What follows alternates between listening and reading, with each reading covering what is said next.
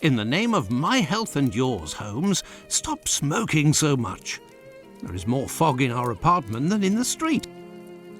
You are right, Watson, but this evening is never ending, and I have nothing to do but make smoke rings. A more amusing pastime would suit better, but my doctor is against it. Perhaps a little tune on the violin. My heart is not in it tonight, Watson. Have you noticed how this cigarette burns? Would you not say it is like a life being consumed? How many lives will end tonight in London? How many crimes will be committed within the life of a single cigarette? Ah, the vanity of existence. It is but complaints and smoke, the meagre panache of its sickly soul. The tobacco is giving you very sombre thoughts. I am certain that this inactivity will not last. Let's retire. You'll be in better humour tomorrow. Reason speaks. Let's to bed.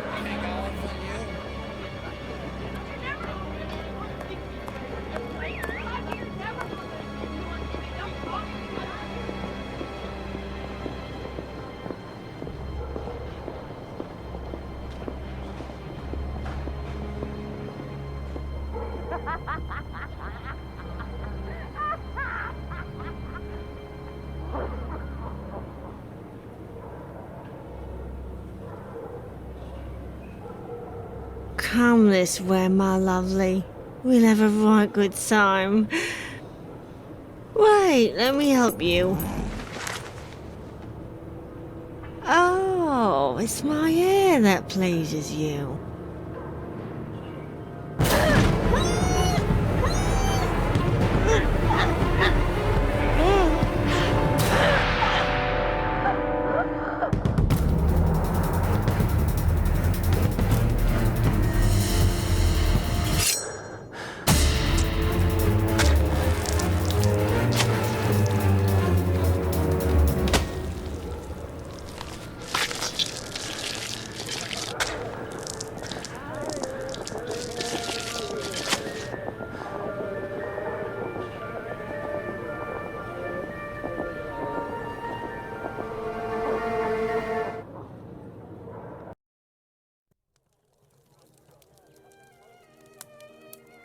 The news is as dark as the sky, Holmes.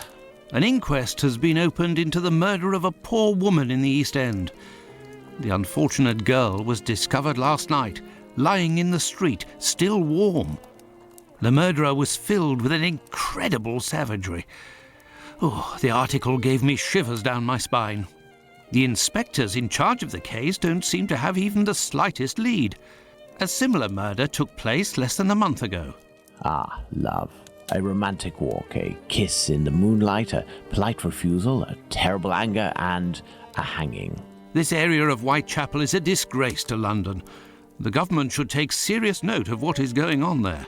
Whitechapel? This woman was found in Whitechapel? Yes, indeed. Bucks Row, to be specific. Then it was not a question of romance, but of commerce. Unless these women actually take pleasure in the vice, the female nature is completely... Holmes, do you hear yourself? A woman is dead under unspeakable circumstances. No less than any other, she was a human and one of Her Majesty's subjects. None of these streetwalkers of which you speak have any other way to survive but by selling their bodies. You know as well as I that our era is not a gentle one, and these women don't have much to look forward to. Some grace, if you would. Do not refuse them your compassion. Do not say another word, my dear Watson. We shall leave immediately for Whitechapel. To the scene of the crime? No, I think it would be better to arrive there a bit later once night has fallen. At the moment, the spot will be overrun by police officers and spectators. It would be impossible to investigate properly. Then where are we going, Holmes? The best thing to do would be to head to the police station and attempt to get a copy of the preliminary reports. But the article in the Star seemed quite complete to me. You must know, Watson, that journalists often draw conclusions from the facts without a proper understanding of how to do this delicate task. We must obtain the reports from the inspector in charge, as well as those from the coroner. Very well, Holmes, but all the same. It seems to me that I have a map of London somewhere, Watson. Can you find it and locate Whitechapel while I get ready? You are too kind, Holmes. Searching through your mess?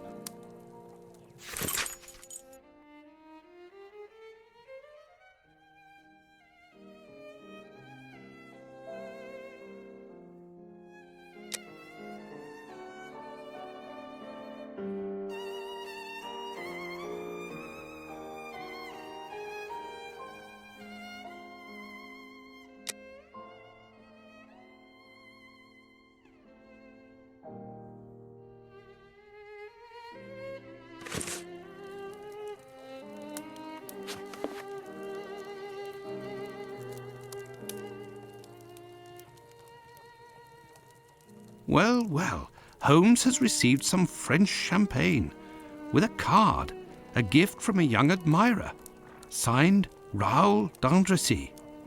Who on earth could that be?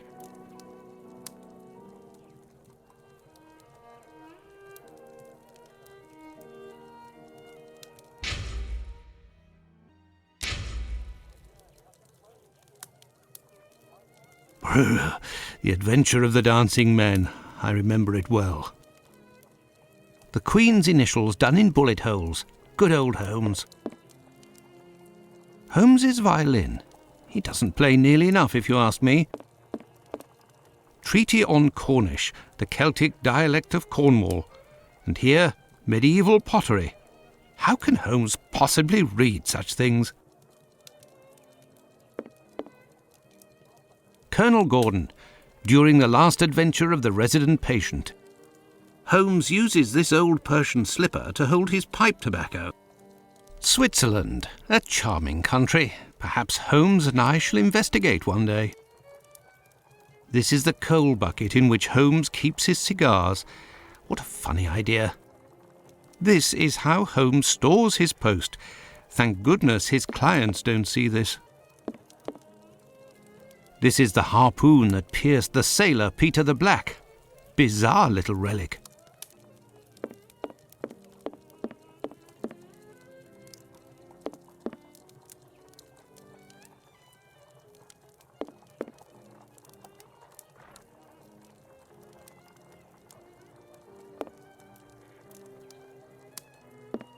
A map of London, at last. Let's see. The district of Whitechapel. I found the map, Holmes, and I was able to locate the Whitechapel police station. Congratulations, Watson. Come, the game is afoot. You can read the article to me on the way.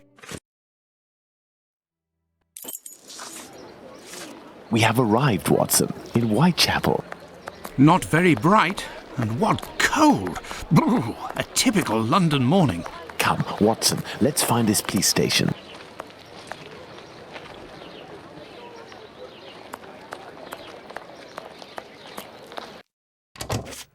Well, this station isn't very well kept, I say. It's a local outpost, Watson. The daily tasks that confront these constables are not the easiest, and they are poorly paid.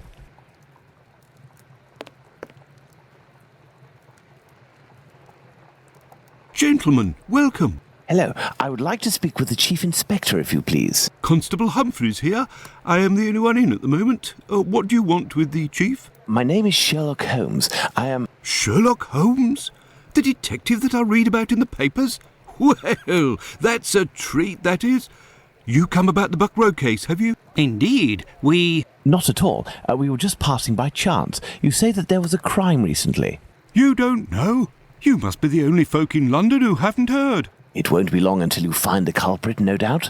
Nothing is less certain. Suspects 0. clues, 0. It's not good for us, especially not in this district. Listen, this isn't what I came here for, but if I can be of service, in a confidential capacity of course, if you can entrust me with a copy of the preliminary reports, I could study them and return later with my conclusions. It's just that these are official documents. I can't take a decision like that without the inspectors. The sooner we know the facts in the file, the sooner we can be of help, my friend. Say, if you are Sherlock Holmes, you can find anything, isn't that true? With your magnifying glass, footprints. My performance is often embellished by my biographer. Ah, good. Good. I will give you the reports, but could you do me a small favour first? During my rounds, I dropped a leather folder containing some papers. Nothing of importance, but it's a big mistake. I would go looking for it myself, but I am stuck here on duty. I must have lost it near the seedy boarding house not far from here. Left when you leave the courtyard and left again in the lane. Perhaps you could go ask around. We shall see what we can do.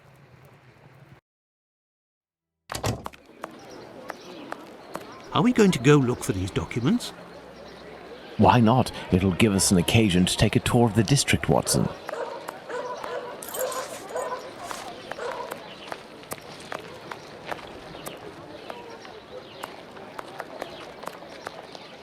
Commercial Street.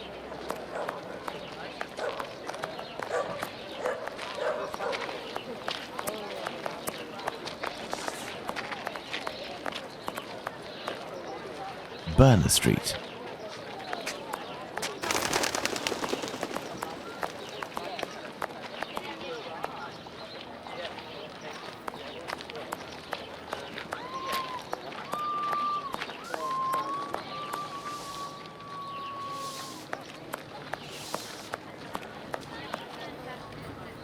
Good day, sir. You wouldn't happen to have seen a leather folder on the ground around here, would you? Good day, gentlemen. Finley, caretaker of this building. Here to serve. And yes, less than an hour ago. But some of the local urchins picked it up and God only knows where it might be now. That's unfortunate. This police bag contained documents that the local police will miss. You're inspectors? Not at all. I am Dr. Watson, and this is Sherlock Holmes, the detective. Sherlock Holmes, the great detective. You must be here about last night's murder. Have you discovered the identity of the poor woman? Indeed, I'd only to read the papers. Mine is dated from this morning, and it does not say who it is. I'm not really engaged in this case, but if I can help the police, I will do so willingly. Oh, to be sure. I've been told that Inspector Aberline is in charge, a very capable man. So, according to you, I have no chance of finding this folder then? Indeed. But I, on the other hand, should be able to find it. Do me a favour in exchange. A vagrant comes almost every night to sleep in one of the nooks not far from my windows. He coughs, howls, sometimes even sings. He's quite hefty and I don't dare approach him. I've lost 3 tenants because of him. If it's you who speaks to the police, they will take this matter more seriously. Tell them about the captain. They'll know who you're talking about. In the meantime, I'll find your police bag.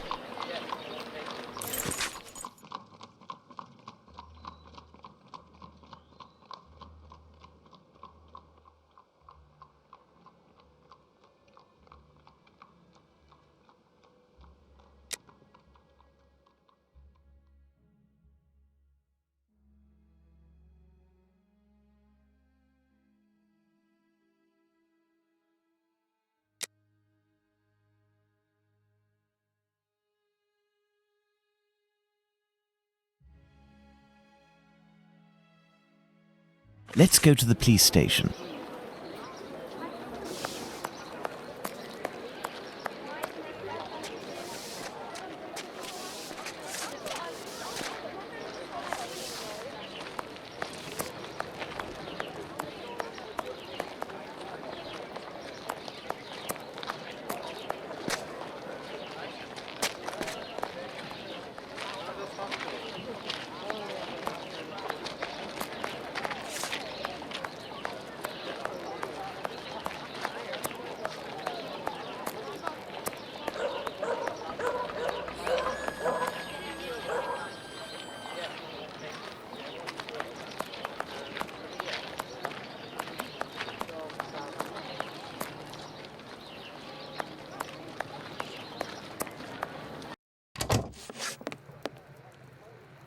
So, gentlemen, have you found my police bag? Not quite yet.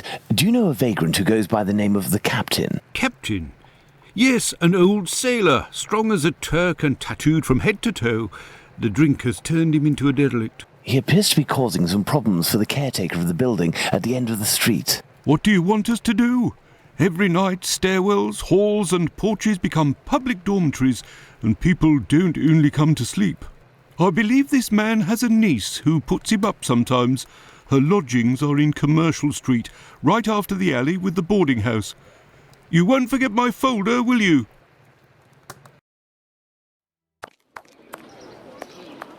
Do you believe this woman will agree to have her uncle stay with her? No idea. Oh well, let's go see her just the same.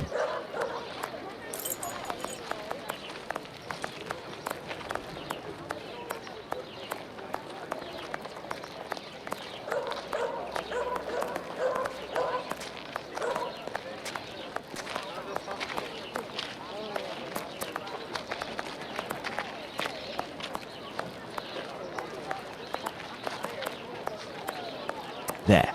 This is where the niece of the captain must live.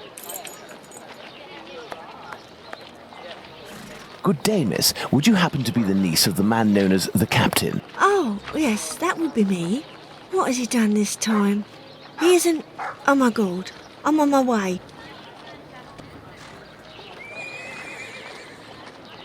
Miss, we have come to ask if you could have your uncle come live with you. He sleeps under the windows of a boarding house, causes the caretaker no end of problems. I know. I've lodged him for a while, and he was the same here. My landlord made me kick him out. I'm ashamed, you know. I never should have, given the state of his health. He coughs day and night. There might be a way to calm his cough. I am a doctor. I could examine him. You went to see a doctor at the clinic. But the medicine costs too much. I can hardly pay my rent. We will see to it. Where might your uncle be found? I don't know. He must be in the vicinity, but I don't know exactly where. We will find him. Holmes, this is serious. Find an alcoholic in Whitechapel? A needle in a haystack would be easier. Come, dear doctor, let's trust to our lucky star. Moreover, we also have our informers, remember? Are you referring to those brats to whom you are always giving charity? Exactly, my secret police. Some of them must surely roam in this area. It suffices to find them.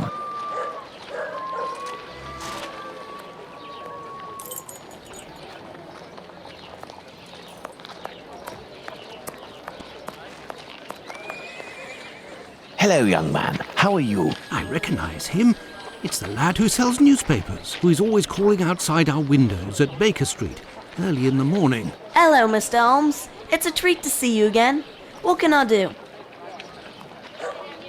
Would you happen to know an old sailor who goes by the name of the Captain? A poor man who hits the bottle a bit hard. Of course, Mr. Holmes. He's there at the end of the street. Round to the left he is. But be careful. He can be a tough customer, that one. Very good, my young man. The doctor will give you a little something. Watson? Huh? I say, Holmes? Is he always such a skinflint with you, Mr. Holmes? Well, thanks to you, Mr. Holmes. Anytime you need me.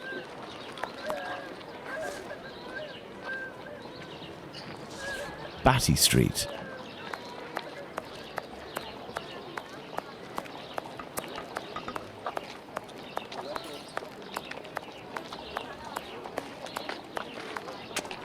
I can hear someone coughing more than is natural, Holmes.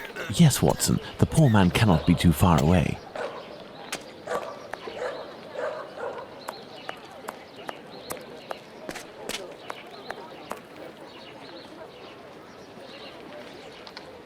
If, in order to listen to us, this man imposes as condition that we find his pet cockroach, there will be another murder in Whitechapel today, Watson. Yours. Ah!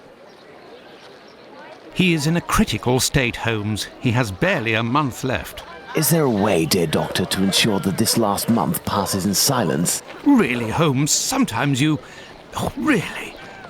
I will make note of some medicine to get immediately that will relieve his pain. Very well. I will locate an apothecary or a clinic.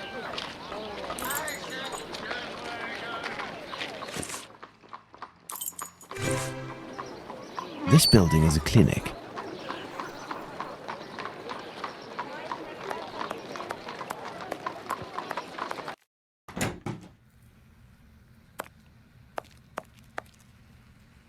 Good day, sir. Dr. Gibbons. You aren't from around these parts? Indeed, Doctor. It is for someone from your neighbourhood that I am here, though. His doctor asked that I acquire some medicine on his behalf. I have the note here. Dr. Watson? Not from round here neither. This medication is quite dear. Certain documents are necessary to obtain them for free. I don't have it. You'll have to accept my spare change. Will it be enough? Enough to relieve your patient for a month. Would you like me to make this prescription available after that time? According to Dr. Watson, that won't be necessary. The possibility of a recovery? A definitive one, yes. There, sir. Thank you. It's rather quiet here. An unusual chain of events. The majority of the people hereabouts went out last night to see the great fire at the warehouse. The patients that I was minding and my staff were no exception. The former were dramatically healed, and the latter ended up sick. And with the murder last night, most of the people who weren't working wandered over to the scene of the crime. Their little aches and pains will wait until tonight or tomorrow. A squalid murder, it would seem. Just like what this area has become. My thanks, Doctor. Not at all.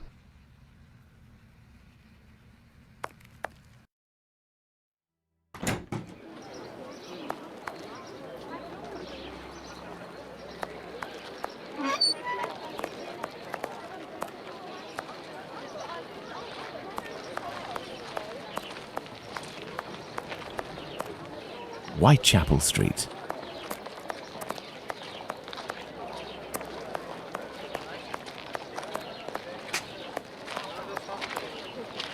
Bucks Row.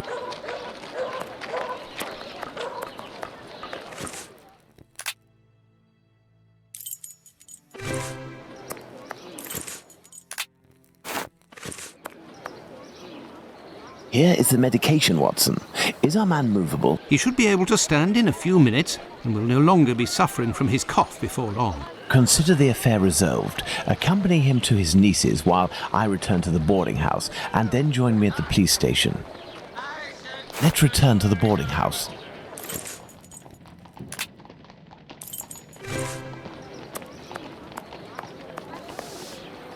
I have good news for you, Mr. Finlay. We have sent a captain to stay with a relative, and he shouldn't bother you for a while. I also have some good news. I have your police bag. Thank you. I bid you good day. Oh, it was nothing. Tell me, one of my wife's friends lost... Another day, Finlay, another day. Let's go to the police station.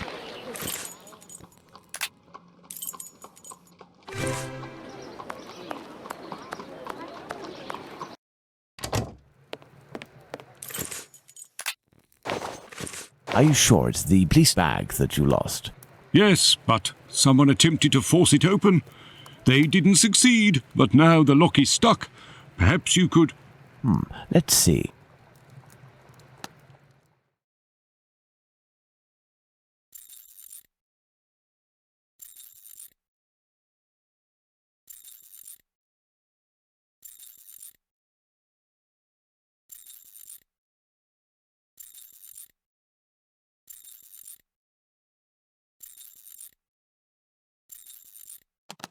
All done. A big thank you, Mr. Holmes. Think nothing of it, my friend.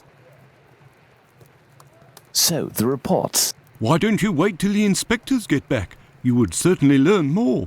If I wanted to meet the inspectors, I would have done so. So, give me the preliminary reports, and above all, do not mention my visit to anyone. Is that clear? Sure, if that's what you want. Here are the reports. Thank you.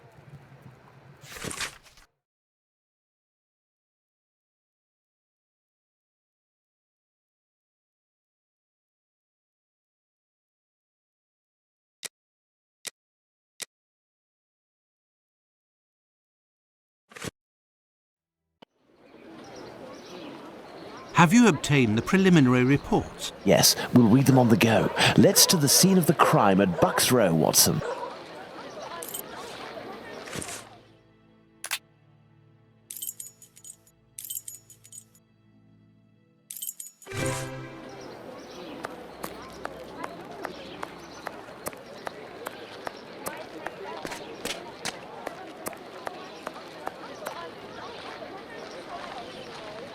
But what are all these people doing here, Holmes? Apparently, they came to see the scene of the crime. What about us? Aren't we going to see it? We will return this evening, Watson. The circumstances should be ideal for carrying out our little experiments. Well, Watson, we are at the scene of the Polly Nichols murder. Imagine the victim lying at the spot where she was found and try to discern all of the clues we can. Watson, you are a writer.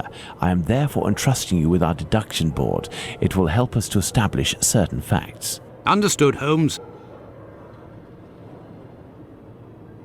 There is only one streetlight lit on this street, Watson, and this spot is particularly poorly lit. This spot is deserted, Holmes. The prostitutes only come here to exercise. No signs of blood. No marks on the ground. The ground is muddy. Let's look at this poor woman more closely. The throat was slit from left to right. There are 2 incisions. There is a bruise at the level of the right maxilla. There is a bruise on the left cheek. The tongue is swollen. A small pool of blood, 6 inches in diameter. The body was lying on its back, legs straight and slightly apart. The skirt had been lifted up to the middle of the body. The left hand was touching the barn door. The body was still warm. Let's reread the preliminary report for the details on the wounds inflicted upon this poor woman. There is a black bonnet near the left hand. Well, Watson, we have found all of the possible clues, I think. We will now attempt to recreate the scene of the murder. Come closer, Watson. I have to make you up. You are joking, Holmes?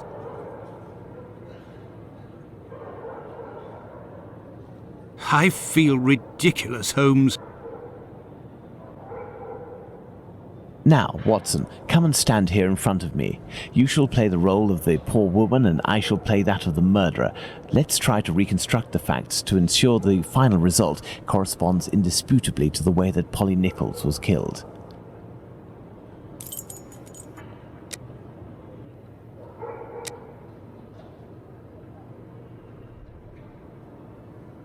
Yes, it's quite possible the events occurred like this.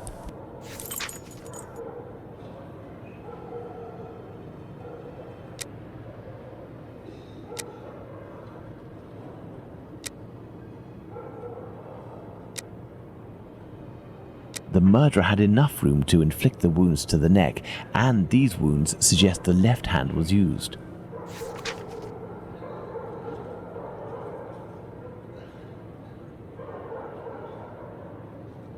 My dear Watson, now that we have found all of our clues, nothing remains but to subject them to our most likely hypotheses in order to deduce the facts.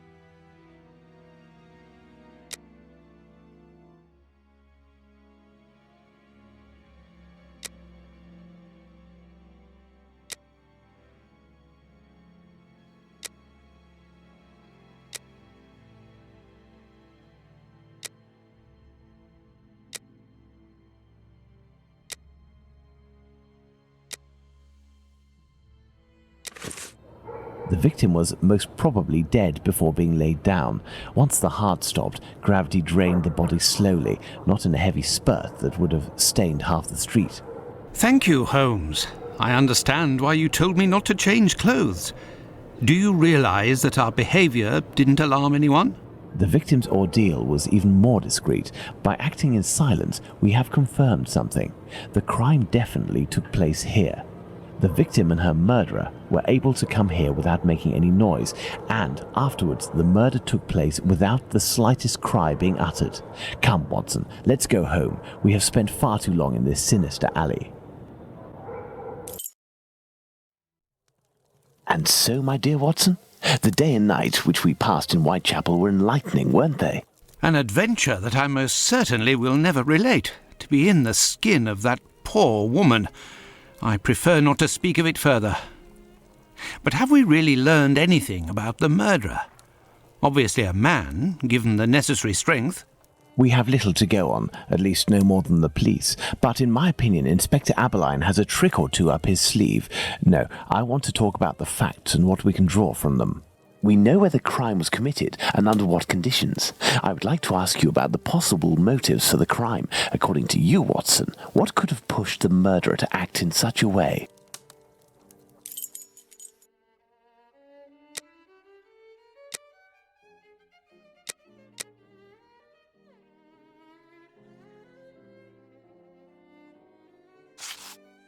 Revenge, Holmes? Revenge could be a possible motive, but with one small reservation.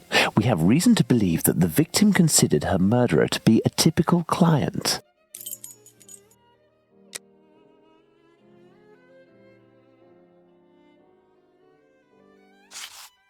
A personal drama? Love can certainly lead to many a drama, but we have to consider the fact that the victim didn't know her attacker. Theft, perhaps? I have a hard time believing that someone would attack poor Polly so fiercely just to rob her of a few coins. Homicidal insanity, Holmes. It is indubitable that the man who did this to Polly Nichols is not of his full senses. Elementary. Very well, Watson. I think that we've exhausted the topic. Take a rest and we'll speak again later. Ah, it would seem that the investigation is advancing, Holmes. Yesterday's Star said that a suspect is in the hands of the police, a man with a rather sinister reputation. I was about to join you in your optimistic outlook until you informed me that the good news came from the press, Watson. But surely they wouldn't invent the fact that the police are holding a suspect, or the acts that are attributed to him. You will have an exact answer to these two questions in less than 50 seconds, Watson. Pardon? Enter, Inspector. Good day. Dear Watson, allow me to introduce Inspector Aberline, Inspector Dr. Watson. Inspector? To what do we owe the honour of your presence, Inspector? I heard that the two of you made your way to Whitechapel a few days ago. Your arrival, you are aware, coincides with a very serious affair which our police service is going to great lengths to solve and which is creating strong tensions in the area. Pardon me, but haven't you arrested someone? A certain Leather Apron? Absolutely not. The man who hides behind this name is indeed being actively searched for by the force. Besides, nothing at the moment suggests that he is the Bucks Row murderer.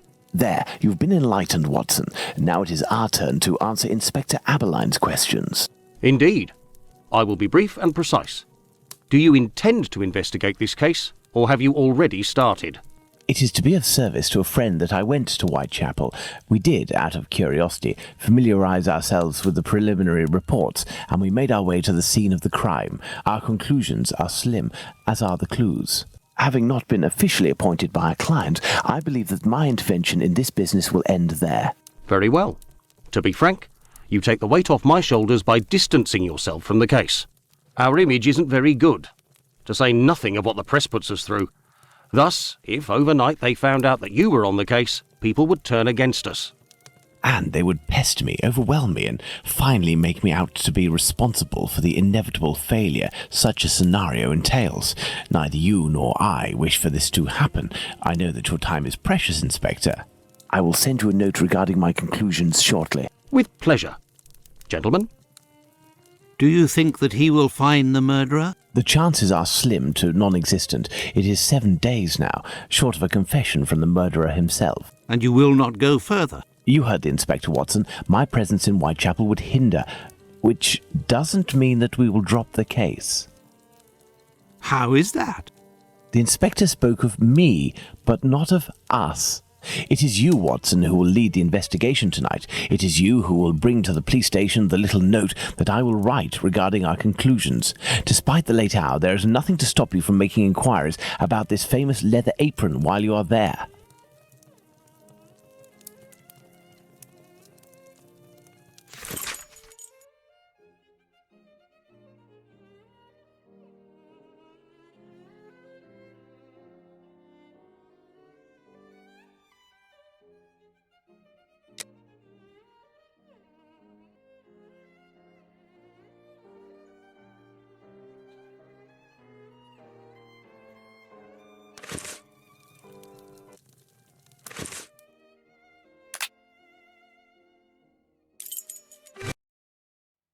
Well, if I follow Holmes's instructions, then to begin my investigation into this leather apron, I must first head to the police station.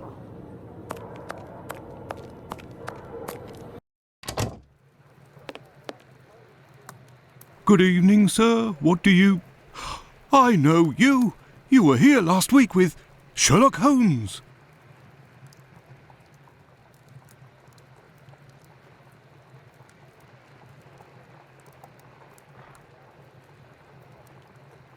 Indeed.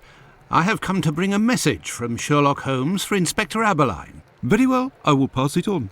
But come to think of it, someone was asking about you recently. Finlay, the caretaker of some shady boarding house nearby. Does that mean anything to you? Ah, perhaps. Actually, I read in the Star that you have arrested a suspect called Leather Apron. You shouldn't believe what you read in that rag, sir. The man is being hunted, but we have yet to get our hands on him, and we aren't close to it either. Why ever not? Bah, he's a specialist in the streetwalker racket. These girls make pitiful witnesses, and we don't inspire confidence. Furthermore, the man seems to be pretty discreet lately. Someone must be helping to hide him. How to get on his trail, then? One of these girls would have to confide in us and give a valid description of the man. Then we'd ask around the journeymen, who use aprons, I imagine. Well, goodbye. I must go to Finley's boarding house.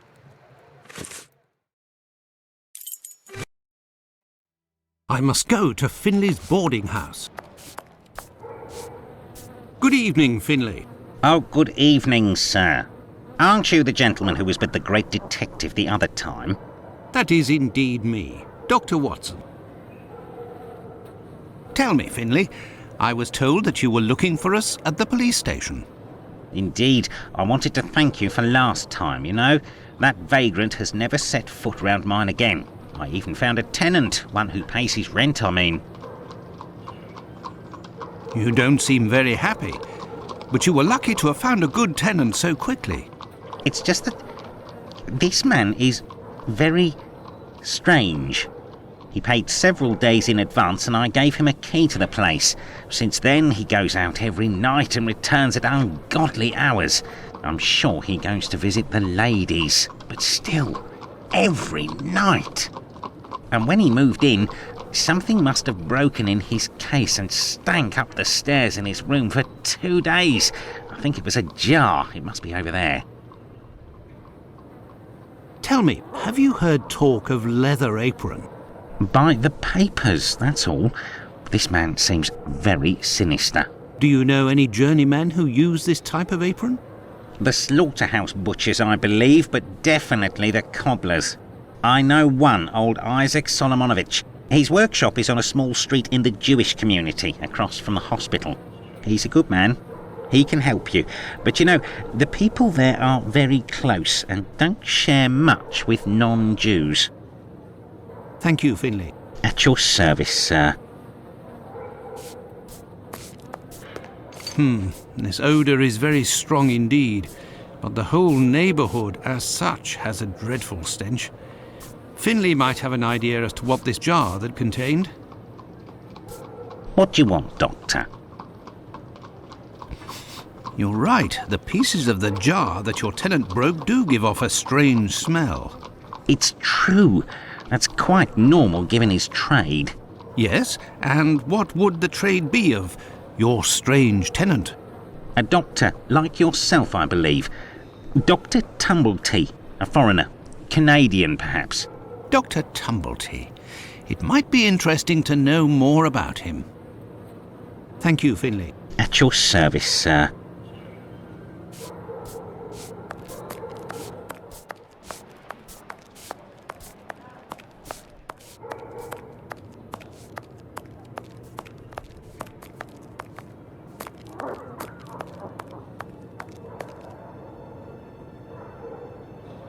Oh, it's you.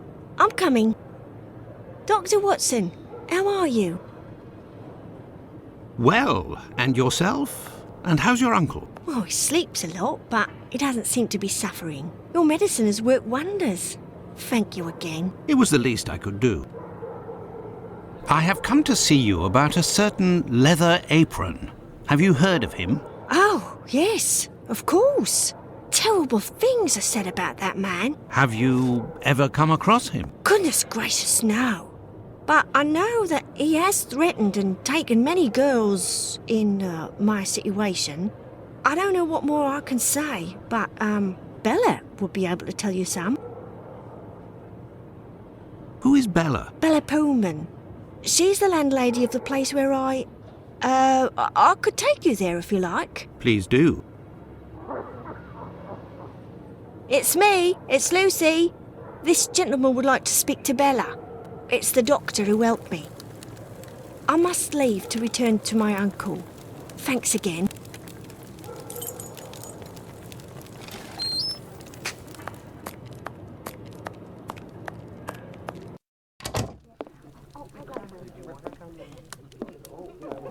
Can I get a refill, please? If you'd be patient, Madam Bella will arrive in a moment.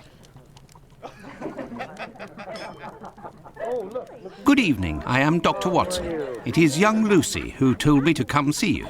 Ah, so you're the Good Samaritan who saved her uncle without asking for anything in return. And now you've come to see me, no doubt, to explain that the poor little thing doesn't belong here and you will see to her future. Well, if you expect me to let her leave with you... It's not that, ma'am. You should know I am a married man. And why should that matter? I believe there has been a misunderstanding. The reason that Lucy sent me here is that you may be able to give me some information about Leather Apron. Are you a doctor or a constable? I am most certainly a doctor, but I am acting in this matter in a private capacity, and I would like to find this man. Well, if you're able to rid us of him, I'll give you a week's worth of free passes. That man is a thorn in our sides. He spies on the girls in the streets and watches them inside the houses, spying through the windows. And as soon as they're finished with a client, he jumps on them without any warning and forces them to give him their money. I've never seen him, but one of my girls was attacked by this man, and she said that he wore a leather apron and carried a knife. And his face, oh, he has a horrible head with rat's eyes and a deformed mouth. She even said that she knew his name, Pizer or Pizer, I think. But I don't know where she can be found. Margie, Nutcracker, the girl I'm talking about, could tell you more, but I had to let her go last week. Why did you let Margie go? The poor girl caught a shameful sickness, and the symptoms have attacked her face, if you know what I mean. So I gave her notice, and a little bit to help her along. I don't know where she is now, but she'll certainly be getting treatment at the clinic if she's still in the neighbourhood. Did you speak to the police? What would they do? Who cares about the girls in the streets? Would you have received a visit from another doctor, a stranger by the name of Tumblety? I'm just like you, Doctor. Sworn to secrecy in my profession. But as I've taken a fancy to you, I can tell you that this name is not unknown to me. And if you do me a little favour, it is possible I might remember something about him. What kind of favour must I do for you? You see that man over there? He's a rich artist, a painter, a regular client round here. Well, yesterday, he came and left his cane in the umbrella stand in the hall before going into one of the rooms. Well, when he returned to this room, the cane had disappeared. It's a cane with a massive silver knob. Must be worth a fortune. He threatened to call the police unless he got free services in my establishment for a year. I'll be forced to accept, unwillingly, of course, given the services that he's demanding, unless the cane is found. Did you question the residents regarding the theft? They didn't see anything, and there's not one of them that would risk stealing from a client here. Who was in the room when your weasel of a client was in the chambers? There were a few that came and went, but Mary could tell you better than I can, 'cause she was the one at the counter yesterday. Thank you, ma'am. No problem, my angel. What happened to this rug? Oh, it's when we got a coal yesterday. I asked the young man to fill the pail. Came back to put it down, but his feet were covered in soot and he made a black print. Madam Bella said it was my fault and I got a shilling's penalty. I also have to clean the print and it's no picnic. He has immense feet, that boy. I heard that there was a theft yesterday. Did you see anything? No, and I was here the whole time. Who delivers the coal? It's never the same person. I'd never seen that lad before. Do you always keep an eye on the coat stand? Oh, yes. Well, when the coal delivery came, a client came out of the chambers and stopped me from seeing the boy who brought the bucket of coal. You don't think he would have taken advantage? Until next time, miss. With pleasure, sir.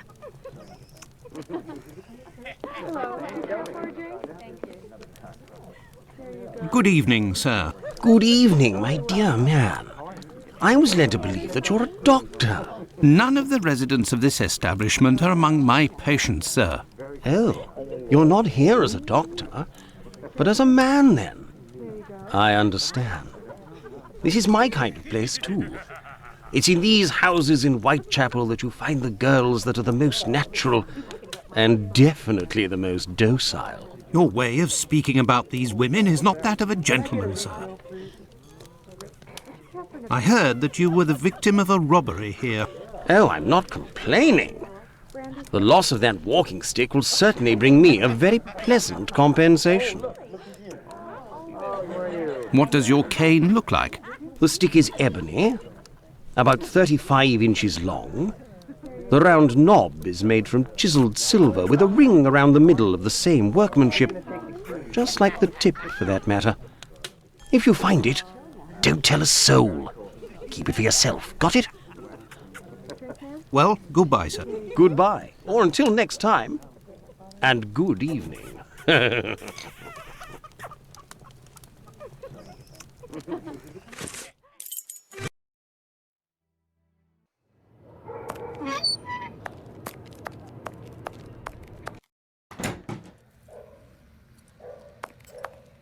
A large black footprint. Good evening, Doctor. My name is Dr. Watson. Pleased to meet you. Good evening. I am Dr. Gibbons. Likewise.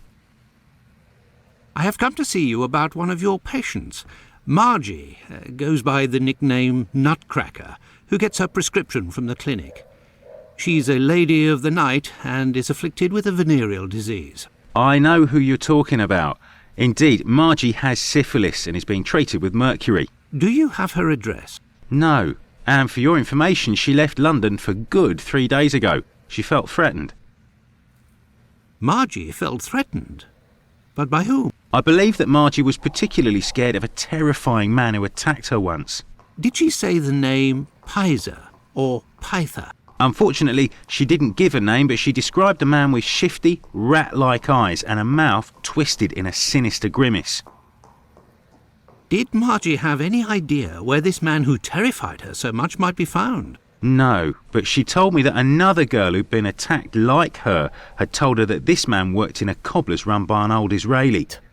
Also, she saw him again last week, the night of the big fire. She told of going to see the fire like most everyone else in the area. While there, she recognised her attacker in the crowds gathered at the warehouses. There was no mistaking a face like that, she said. She kept an eye on the man the whole time the firemen were working in order to avoid him. Pardon me, Doctor, but who made the large black footprints there near the beds? The brother of one of my patients. The poor thing had a leg amputated after colliding with a carriage. We arranged to find her a prosthesis. Prostheses are very expensive. How did this man pay? He told me that one of his uncles gave him a walking stick with a chiselled silver knob. I agreed to accept this knob in exchange for a simple prosthesis with harness. But this object is of great value, and I could finance half a dozen other prostheses by selling it on Petticoat Lane. Doctor, I have reason to believe that the silver knob that you possess is from a cane that was stolen by the man who brought it to you, and I believe I know to whom it belongs. That's what I was worried about. The story of the uncle seemed a little strange. Nevertheless, you must have proof of what you claim. I will show you all of the knobs that we have here. If you find the knob that the young man gave me, I will believe you. So be it, but something is bothering me. I will need a complete cane, not just a knob. Don't worry, dear chap, build one. I can loan you some tools. Make use of the odds and ends in my cupboard. It'll help get rid of it. Well, I shall try. I will have to remember the description that Sickert gave. Goodbye, Dr. Gibbons. Until we meet again, my dear colleague.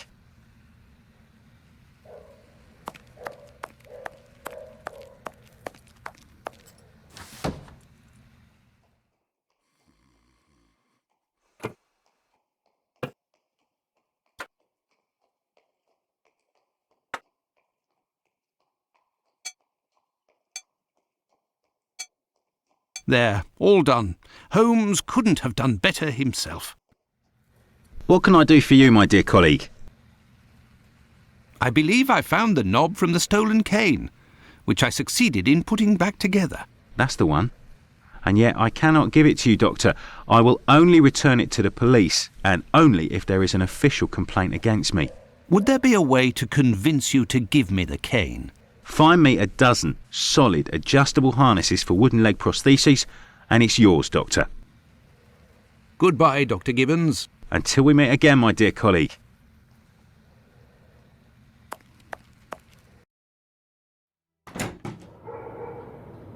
This interview with the doctor revealed an important fact. Leather Apron could not be the Bucks Row murderer. According to Margie, the villain passed most of the night of the crime at the fire. He could not have been at the scene of the murder at the moment it was committed. He is nonetheless a dangerous character.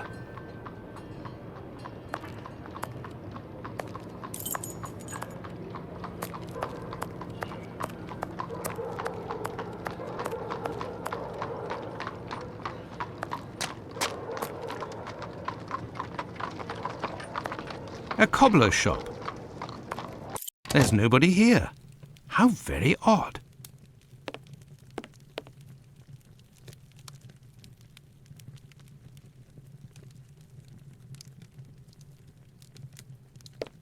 I say, these things look like harnesses.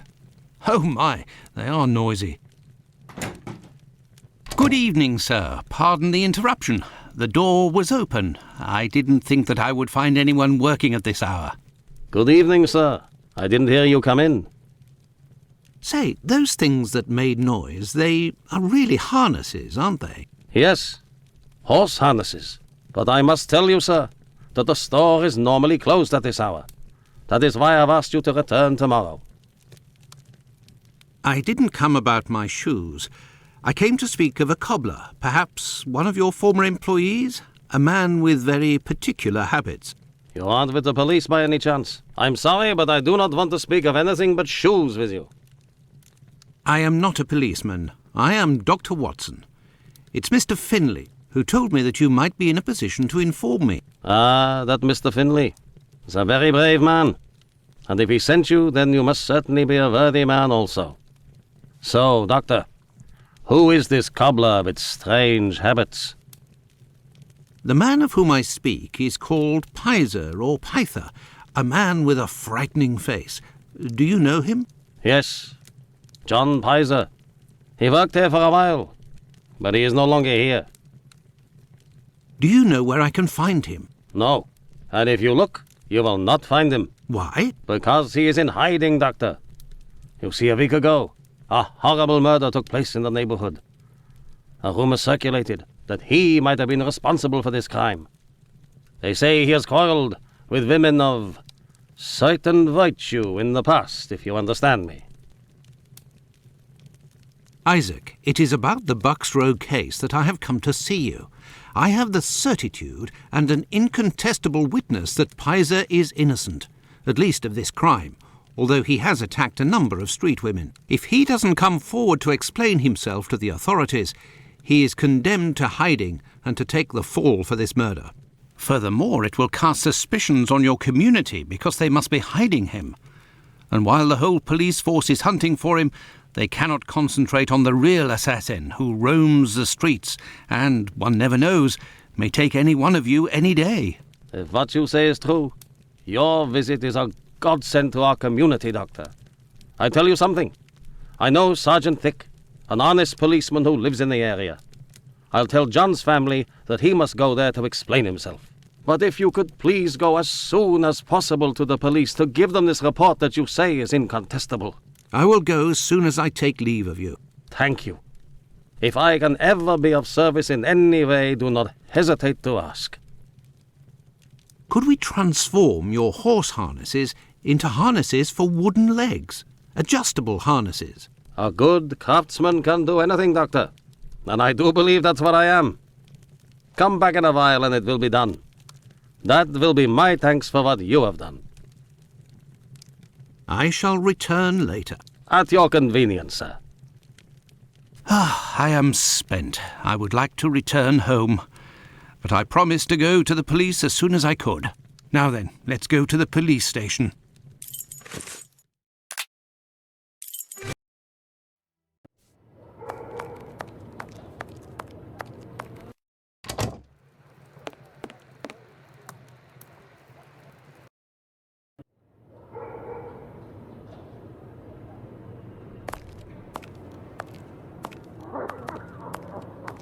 Will you? Yes. Hey, Doctor, you seem tired. Were you wandering the darker parts of Whitechapel all night? You could say that. I have some information on Leatherapron, the man of whom we spoke earlier. Do you know where he is? No, but I can clear him of the Bucks Row crime. A witness proved him totally innocent. Oh, Watson, is it only now, after many hours of walking, that you decide to pass on the important message that Inspector Aberline is waiting for? But, no. But what are you doing here, Holmes? I was worried, Watson, and with good reason it would appear. Go give the message to this policeman and let's go home. Nobody appreciates me hanging around here, you know, and it's freezing cold. Ah, Creddle, none too soon. You will take the testimony of this... No, you continue with your duty shift. I must find Chandler in Ambury Street. He's struck again. Who? The murderer, the Bucks Row assassin. Hanbury Street. Let's go, Watson. We have no time to lose. Hanbury Street. Let's go, Watson. We have no time to lose.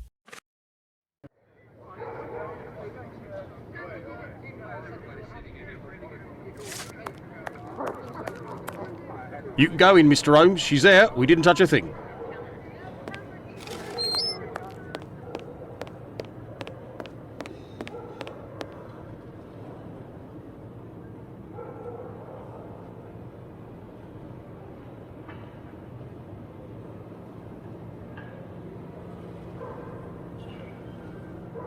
It was very good of PC Chandler to let us pass. He said no one has touched the corpse. It's the perfect opportunity for us to put our skills to the test. Watson, let's not waste it.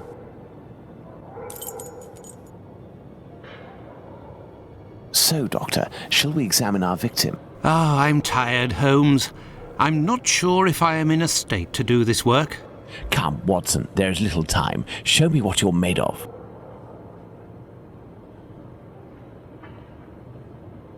Oh my God. Pray, Watson, pull yourself together. Can you establish the time of the crime? The extremities of the corpse are cold and rigor mortis is beginning to set in. I would say that the murder was committed over 2 hours ago, before 4:30 a.m.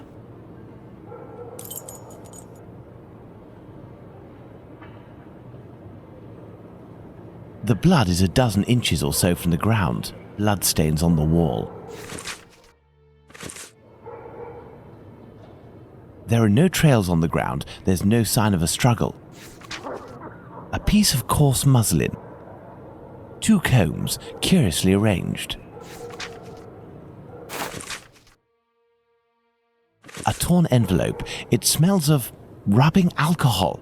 It contains 3 pills. I will take one. 2 should suffice for the police. Now let's look at the stomach, or at least what remains of it. It's dreadful, Holmes. Who could do that to someone? That's what you're here for, Watson. Tell me what this man has done. The stomach has been entirely opened and... oh, my God! A number of organs have been removed. So you're telling me that the organs were removed, Watson. They weren't ripped out. Not at all, Holmes. On the contrary, this is clearly the work of an expert. I couldn't have done any better myself. And the uterus is missing.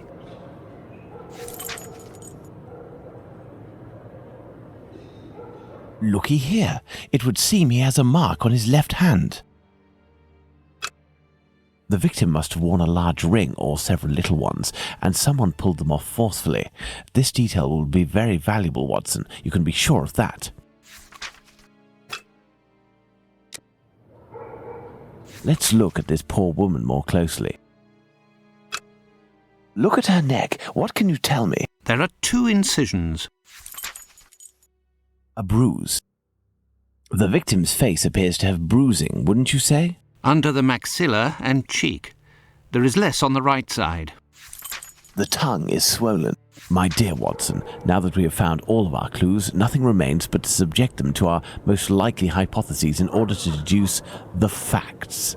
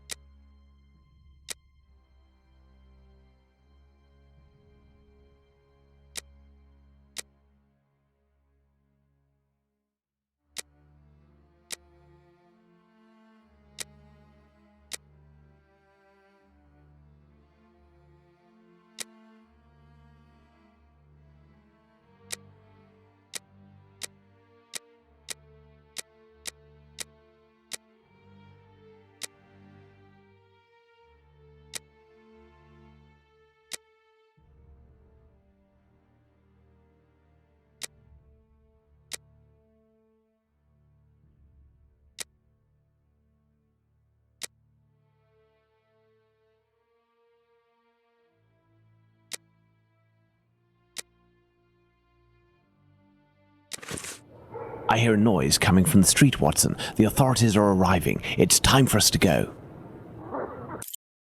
Holmes has been locked away in his room for days, always saying the same things. I'm thinking, Watson. Very good, Watson. As you wish, Watson. But I am thinking too, so much so that I can't sleep. Annie Chapman. Good Lord.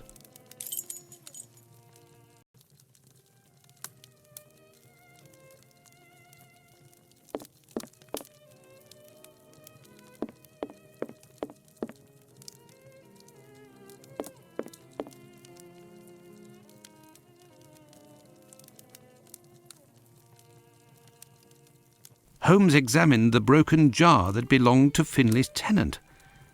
I wonder what this substance is. I don't recognize the odour. Formalin, Watson. This jar contained formalin.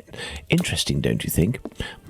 I've been waiting for something for days. Just the tiniest bit of news that would make sense of this whole matter. But there's nothing, neither from the press nor the police. Unless Inspector Aberline is holding on to some information without realizing its importance, which is quite possible. It is time for you to return to the police station in Whitechapel, Watson. And didn't you tell me that you had a matter to take care of it? Take advantage of it to learn more about this pill and its contents. Ah, but Holmes, it's late, and spending another night in this district is hardly my idea of entertainment. I know, Doctor, but we don't have any choice. Time is against us. Take your pistol in case you run into any troublesome characters. Fine, as you wish, Holmes.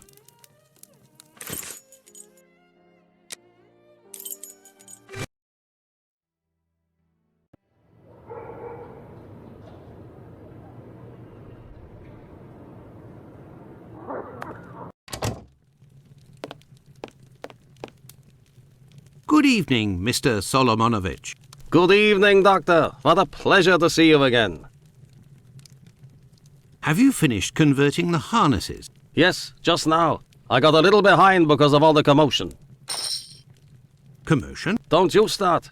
3 days ago, the very afternoon that you passed by, there was a chase throughout the neighborhood. Hundreds of people were chasing one man, claiming he was responsible for the murders these last few days. Schmonz! It was awful. I hope those maniacs didn't catch him. Better the police should.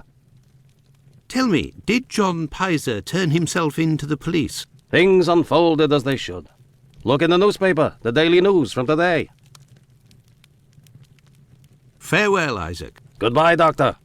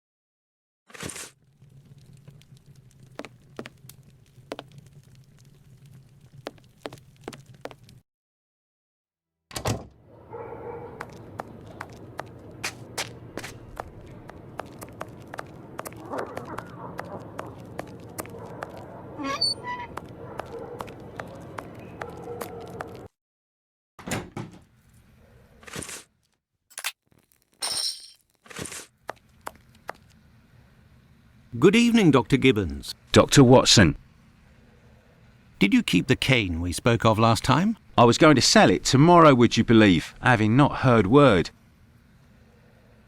Here are your harnesses, Doctor. They are top quality, I'd say. Definitely worth the price of this walking stick. Here, it's yours. Do you have any formalin here? No, definitely not. They have it in university hospitals to conserve anatomical specimens in jars. But in a little clinic like mine, we don't keep anything but bad memories. Well, farewell, Doctor. Goodbye, Dr. Watson. I must go to Miss Bella's. Yes, Doctor? Could you tell me what type of pill this is? Yes, we have those here. It's not really a medication. We give them to patients with chronic respiratory conditions like tuberculosis. Did you have a patient by the name of Annie Chapman, the woman killed 3 days ago? Indeed. She came in the morning of her death. Poor woman. Did you give her these pills? Yes, now that I think of it. She actually came in twice. The first time I gave her an almost empty container without making her pay. She came back during the day and said she dropped the container and stepped on the pills. She wanted to know if I could give her more again without paying. I refused. After she left, a patient who was there told me that he lives at the same place and confided that she had been lying. He saw the pills fall in the tenement's communal kitchen, but the woman immediately wrapped them up in a piece of paper. Where did this paper come from? According to this man, she'd found it near the chimney in the kitchen. Anyone could have thrown that paper there. That envelope can't have anything to do with the murder. Pardon, Doctor? Nothing. I was just talking to myself. Well, farewell, Doctor. Goodbye, Dr. Watson. I must go to Miss Bella's.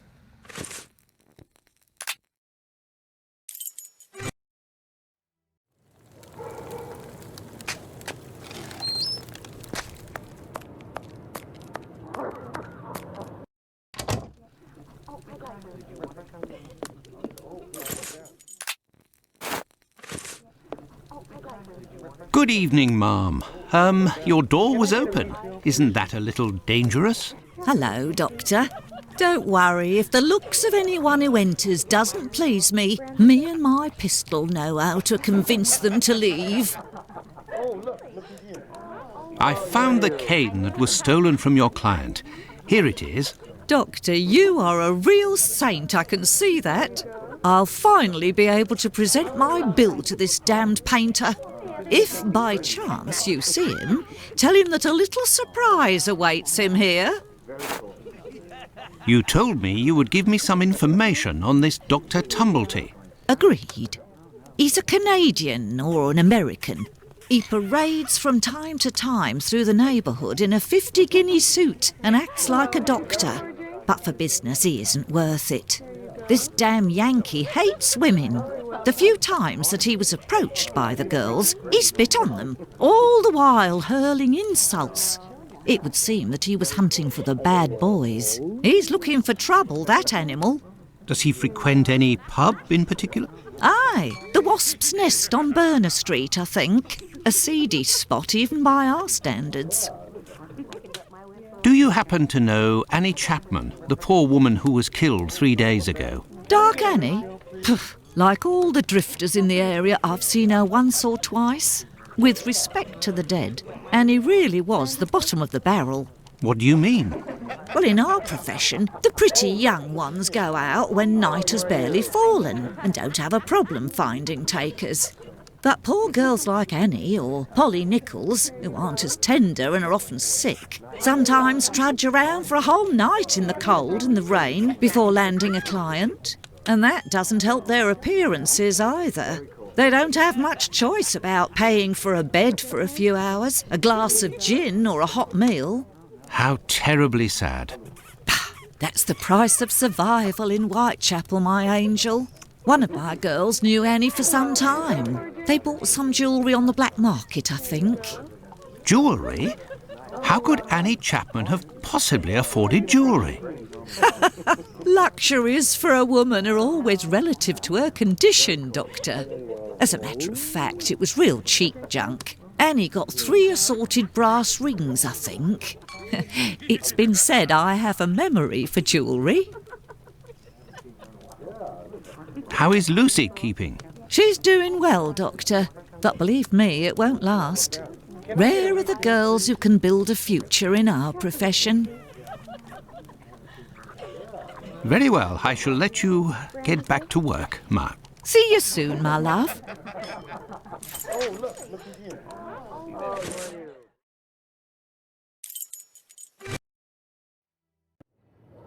The Wasp's Nest. This pub looks even more disreputable than the Golden Lion in Baker Street.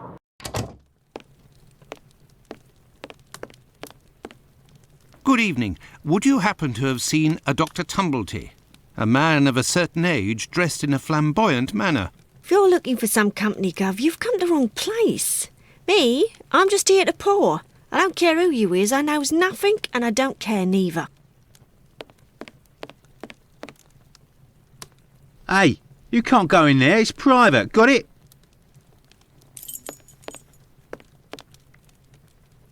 Greetings, my good man. Could I have a pint?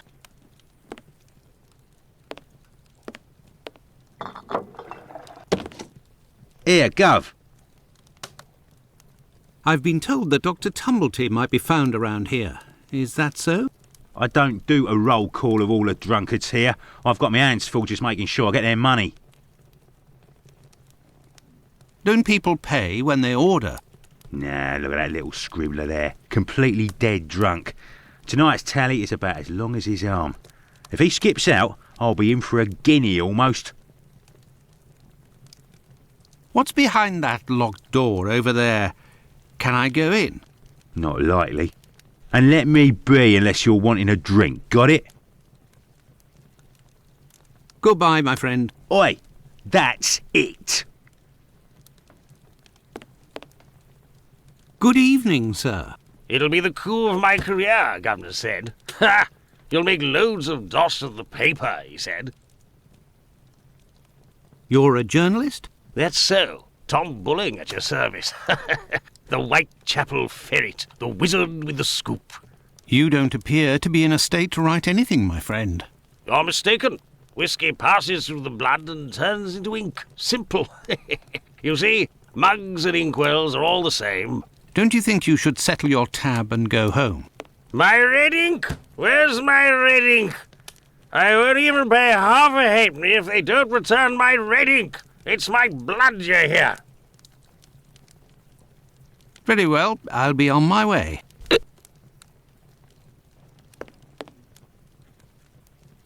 Good evening, sir. Well, I know you. Why, we met at Miss Poolman's the other day. So you've come to slum it in Whitechapel, eh? Do you know Dr. Tumblety, a Canadian or American chap, quite an extravagant dresser, frequents this pub now and then?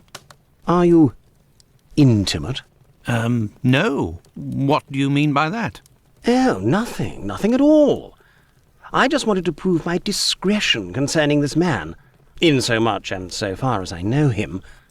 You wouldn't like it if one day the tables were turned and everyone was talking about why you were in the borough. Isn't that so? As it happens, I saw Miss Poolman recently. She told me that she couldn't wait to see you again.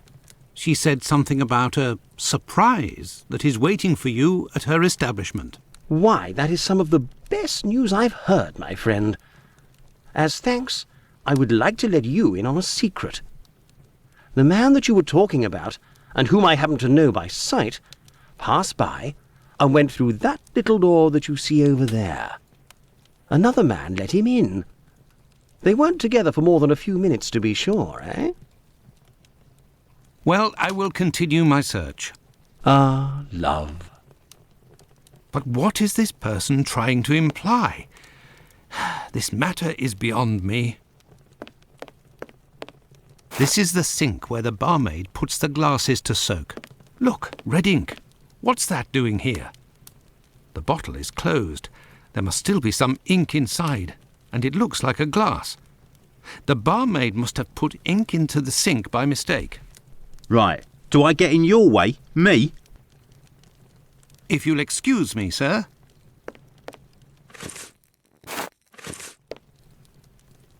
You're the best. The boss told me. My red ink. Where's she be?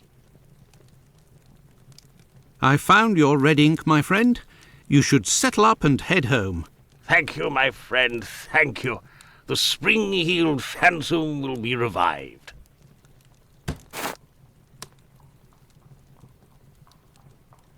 Gov? Here you go. It's on the journalist, my friend. I owe you one. The next one is on me. What'll it be? Nothing, thanks. But I may need your help. Listen, my friend, I would like you to let me in the door over there. You're a bobby. A peeler? Absolutely not, my friend. I am a doctor. Fine. I owe you this at least. There's a bloke behind that door there. No pity Bluto. Let's just say he wants to lay low for a moment. So I don't think he'll be opening the door just now. Unless... Tell him you have word from Squibby. They'll open the door. But who can say what'll happen when the door closes? Goodbye, my friend. Oi! That's it! Let me in. I have news from Squibby. But stay calm. And who are you? Where's Squibby? He's out. To be honest, I don't actually know this Squibby chap. I was actually wondering if you knew Dr. Tumblety, a Canadian or American fellow. He came in... Sure we know him. Excellent. Can you... You know about gas? I'm afraid not. I am a doctor. Then I ain't interested. You can be leaving now. But if I find out who snitched to the peelers, I'll find you. Got it? But I can pay you for... Keep your coins for the paupers, or one of the gas boys who ain't afraid of nothing and knows how to hold his tongue. You bring him to me. I'll meet with you.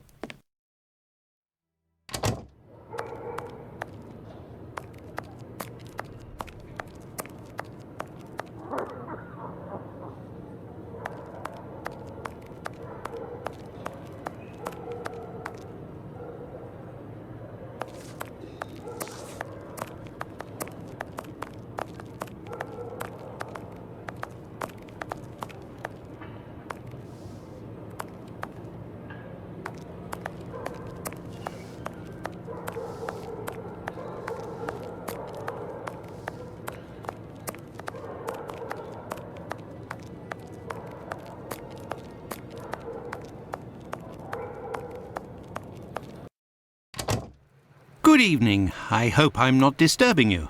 Not at all, Doctor. This man, Mr. Richardson, is a witness to the horrid affair at 29 Hanbury Street, the murder of Annie Chapman. We are discussing the relevance of his testimony.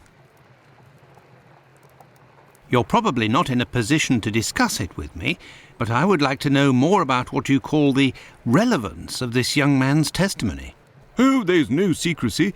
It's simply that the testimony given by Mr. Richardson doesn't match the time of death given by the coroner, Dr. Phillips. What was the time of death, according to him? Before 4:30 in the morning. My conclusions were the same. Were there any other conflicting testimonies? Well, 2 other witnesses summoned at the preliminary inquest gave testimony, but in these cases too, the times don't match. Do you remember what it was they said? I didn't question them myself. A colleague of mine took down their statements on paper, but on deciding they were of little use, he tore them up and threw them in the bin. There's no point in being bogged down with useless paperwork. I will take my leave, Humphreys. Goodbye, Doctor. May I introduce myself? I'm Dr. Watson. I am... You wouldn't be the chap what writes the detective stories in that there paper? Well, yes, indeed, my stories have been published in the Strand. Go blimey, wanna tell me old mum? It would seem your testimony is the subject of some debate. Could you tell me what it was about? They'll be telling I'm a bit befuddled about the times that I told them. But it can't be so. I knows what I sees and what I don't sees that morning. What did you see, or what didn't you see? And at what time, would you say? I'll tell you this for nothing. It's me old mum who lives at the house where the body was found out back in the garden.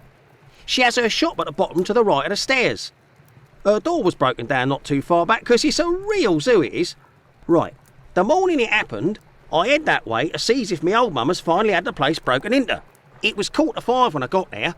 That I'll swear on me dear old mum's life. I had a look round to see if the cellar had been taken. No. I had a little sit down on the stairs by the courtyard because me shoes were causing me no end of pain and I had a cut and all. I didn't see a single thing below the steps, Doctor, not one single thing. If there was some bird all covered in blood, 'Tain't no how I could have missed that, even if it were night time. Right, 5 minutes after getting to number 29, I had to clip off.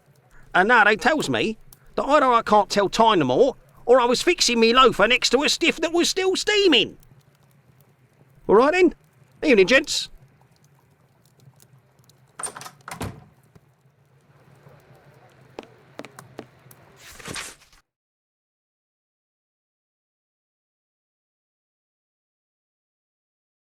An old report on arrests that took place a few years earlier.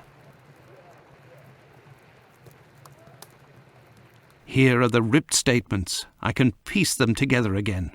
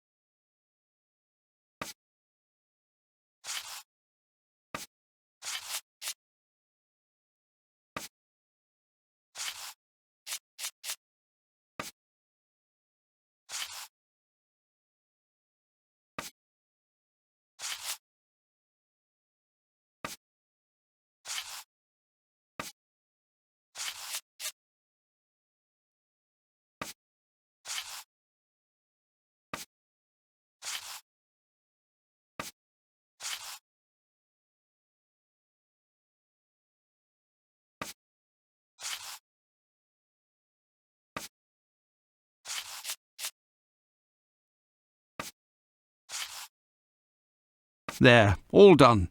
Holmes couldn't have done better himself.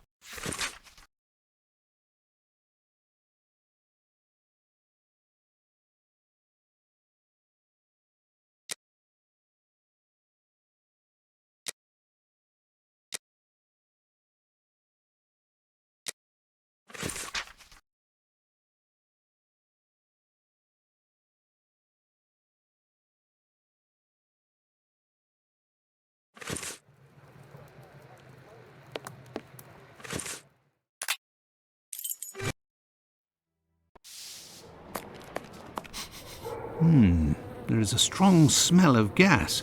It seems to be coming from the abandoned building. Good evening, Finlay. How are you? Oh, good evening, Doctor. So. And you? It smells of gas here. You might say, Doctor.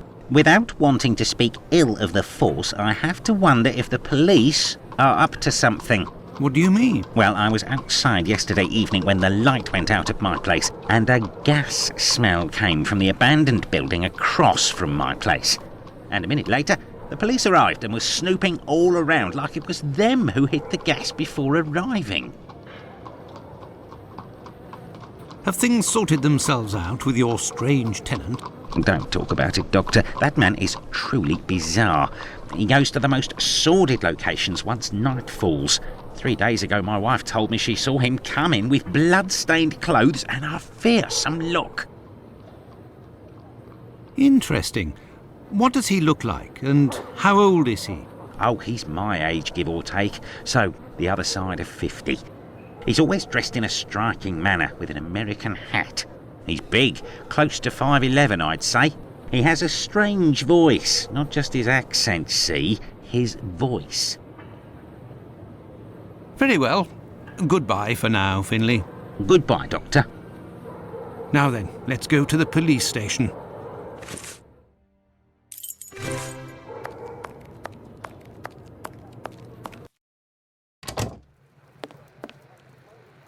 Yes, Doctor? So, how far along are the investigations into these two recent murders? Everyone around here believes both crimes were committed by the same man. But as for the Hanbury Street and Bucks Row crimes, nobody has heard or seen a thing. By the way, have you heard of a Dr. Tumblety? No. Is it important? Yes. Well, no, maybe. Actually, I don't know. I have heard about this man, his frequent nocturnal outings and bizarre behaviour. What does this chap look like, Doctor? And where can we find him? The last I heard was that he was staying at Finley's place, the man who was looking for me a few days ago. It would greatly assist us if you could ask Finley what your strange associate looks like. We could then see if the description matches any witness accounts. Tumblety is a man around 5'11", about 55 years old, extravagantly dressed and with a rather distinctive voice. He boards at Finley's. You should know where that is, as the police were there only yesterday. Their arrival coincided with a strange gas leak. Ah, yes, I know where you mean. Indeed, there was an odd affair with the gas. It was rather unsettling. We were searching for a well-known scoundrel who was ratted out by Squibby, the chap we followed and saved from the pack a few days ago. This thug, No Pity Bluto, must have been in the abandoned building in question. But there was no sign of him when we arrived. Furthermore, an inspector said that, given the smell, the thingamabob that supplies gas to the building was probably damaged. So we took no risks and were called away somewhere else. I will take my leave, Humphreys. Goodbye, Doctor. Well, it would seem that I have all the information I need for my investigation. Anyway, this fellow Bluto at the Wasp's Nest is rather shady and doesn't look like he'll want to cooperate. I'd be better off returning to Baker Street. Holmes will certainly know what to do. And besides, I am worn out. Let's go back to Baker Street. Home, sweet home. There we are, Holmes. I've told you in great detail everything that happened last night. Excellent work, Watson. We shall now be prepared to answer a few questions about the horrible murder in Hanbury Street. Do you think we are now in a position to find out the identity of the murderer of these two women? No, I don't think so. It's outside of our scope and not our responsibility. As much as you've done for Leather Apron and the affair with the pills, our mission is to help the police by ensuring that they don't get caught up following false leads and to point them in the right direction. Let us start from what we know with some certitude. As you have just said, it is almost certain that the same person killed the Bucks Row and Hanbury Street victims. The reason to assume as much are numerous, and I shan't elaborate here. What do these two victims have in common?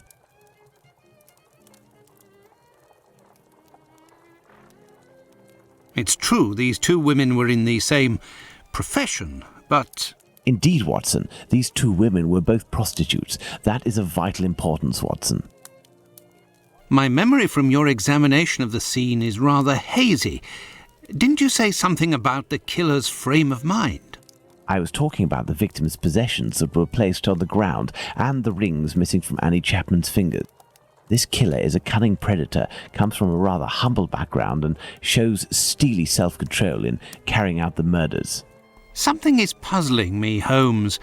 Richardson's testimony contradicts the time of death given by Dr. Phillips, which also matches my own, 4:30 a.m.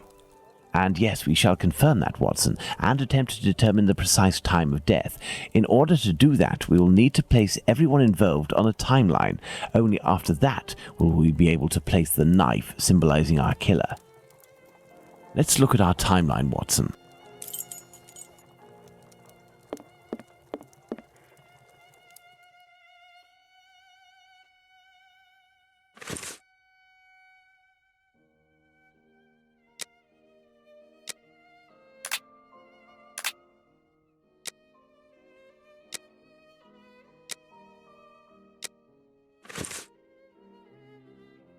Let's put the time of death as assessed by Dr. Phillips on the timeline. The assessment of the time of the murder given by Dr. Phillips and yourself, Watson, 4:30 a.m. Now, let's put the Richardsons' arrival and departure times on the timeline. Now, let's put the Richardsons' arrival and departure times on the timeline. Despite the great respect I have for Dr. Phillips and the value I place on our friendship, my deepest conviction is that both of you are mistaken and that Richardson is in the right and that these two testimonies put down in writing have real worth. But how? Explain yourself, Holmes.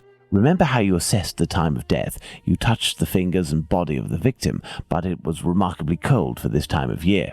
In addition, the corpse had been drained of bodily fluids. Its heat retention was therefore no longer the same as that of an intact corpse. Egad! You're right, Holmes. Oh, I've had some time to research, Watson. Given these facts, my first diagnosis may have been off by half an hour, perhaps even an hour. Thus, we can confirm Richardson's statement and establish that the murder was committed after 4:50 a.m. and not before 4:30 a.m. Our next witness is Albert Kadosh. Albert Kadosh goes down into his garden at approximately 5:20 and on re-entering his home hears voices in number 29's garden. Let's place this symbol that represents Kadosh on the timeline. Kadosh goes back down into his garden approximately 4 minutes after having left it and hears the sound of an impact against the wooden fence. Now, for the most important part, the testimony of Miss Long. She claims to have seen a woman speaking to a man near 29 Hanbury Street sometime around... What time, Watson? Let us assume, therefore, that Miss Long's testimony is, as is most certainly the case, true. She places her meeting with the victim at around 5:30, claiming to have heard a clock chime on the half hour at the moment when she enters the street. Let's place this symbol that represents Kadosh on the timeline. Kadosh leaves the garden, enters his house, then leaves for work, seeing the clock on the Spitalfields church showing 5:32. We left the station at 6 o'clock and it took us 20 minutes to arrive at Hanbury Street. Our arrival at the scene occurred at around 6:20. Given the distance separating the two locations, we can deduce that the corpse wasn't discovered after 6 o'clock and therefore that the murder must have been committed before. Excellent, Watson. All our people are now in place. Yes, but Holmes, Miss Long claims to have seen the victim at around 5:30. But according to Kadosh, someone, most certainly the victim and her murderer, was already in the garden at 5:30. Excellent observation, Watson. It must be noted, however, that these two witnesses, Long and Kadosh, saw the time shown on the clocks in the area, which are often inaccurate and went by their empirical and, in this case, erroneous estimate of how much time had passed. Thus, neither of these two times can be considered reliable. Do you mean to say that these two testimonies might match? Indeed. Let's put Miss Long's meeting with the victim at 2 minutes before 5:30. Let's add Miss Long's meeting with the victim at 2 minutes before 5:30 a.m. Mr. Kadosh claims to have passed by the Spitalfields church at 5:32, which, given the distance from 27 Hanbury Street, would mean he was still at home at 5:31. Let's therefore put the end of his testimony at 5:31. Miss Long heard the man say to the victim, "Will you?" to which the victim responded, "Yes," which would suggest that an agreement was reached and that the transaction was imminent. They then proceeded to enter the garden, which puts the voices heard by Kadosh at 5:29. We had thought that Kadosh had left 27 Hanbury Street at 5:31 after having heard an impact against the fence. Thus, 2 minutes passed between the moment when Kadosh entered the house after having been in the garden the first time and the moment when he returns to go out again and leave for work. How long did he estimate this interval to be? 3 to 4 minutes. In light of all this, Watson, we can finally establish the time of Chapman's murder. Now, place the knife at the exact time. Now then, taking into account that the local clock isn't exact and that a young man was off by a minute or two in his estimations of his comings and goings, we can confirm Miss Long's testimony and place the time of the crime at approximately 5:30. But in that case, Holmes, the man that Miss Long saw is none other than... That's right, Watson. It was the Whitechapel killer. To think that Miss Long and Kadosh were only a few feet away from him. Indeed, Watson, had Miss Long passed just a little closer to the victim and her assassin, or had the young Kadosh popped his head over the fence out of curiosity, the killer would most certainly already be behind bars. That's some stroke of luck he had there. I couldn't agree more, Watson. But his luck didn't end there, given the mutilations inflicted upon this poor woman. What must be considered above all is the killer's obvious wish to remove one and only one specific organ. His surgery pinpointed the exact spot, avoiding superfluous incisions. This suggests the man possesses at least a minimal anatomical knowledge. Are you suggesting a doctor or a butcher? Perhaps, but the possibilities are still too broad to conclude with any certainty. Now for the motive.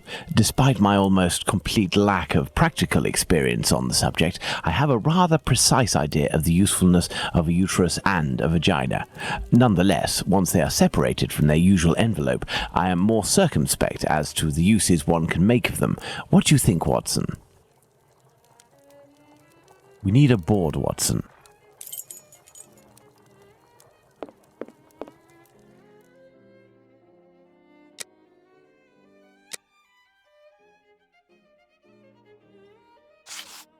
Perhaps it was intended as a study specimen. I have little faith in that theory. Hardly anything was taken from the Bucks Row victim. Black magic? Watson, this line of investigation is far too vague. We don't have a single clue in support of such a motive. We can eliminate this hypothesis. Holmes, what if it was cannibalism? Even if the idea is unbearable, we can't ignore it as a possibility. A desire for some sort of morbid trophy? I'd be inclined to dismiss this motive. If this were the case, why would nothing have been removed from the Bucks Row victim? Elementary. What emerges from these possible motives for having removed the uterus from the second victim is that they implied that the killer could have carried out the same thing on the Bucks Row victim, yet didn't. This brings us to a terrible conclusion. Our killer has evolved in the space of only a few days, and if that's the case, had he already struck before the first murder to which we attribute him? And if the killer strikes again, what atrocity awaits his next victim? We have to stop him, Holmes. We shall do our best. This recent business of jars filled with formalin and of the American doctor might be a lead. Watson, inquire among medical circles to ascertain if there is a black market for human organs. The chances are slim, but this must be pursued. Very well. What about you, Holmes? I will send word to Inspector Aberline regarding our recent conclusions. I should also like to become a gas man and pay a visit to Bluto at the Wasp's Nest. Understood, Holmes. I think one of my old university colleagues who works at the London hospital will be able to help me. I shall write him a note at once. He should be able to see me during the day. Afterwards, shall we meet here? Yes, Watson. See you later, and good luck. I must get to the London hospital, where my old university colleague works. To the London hospital, quick! My colleague agreed to meet me here in one of the London hospital rooms reserved for students.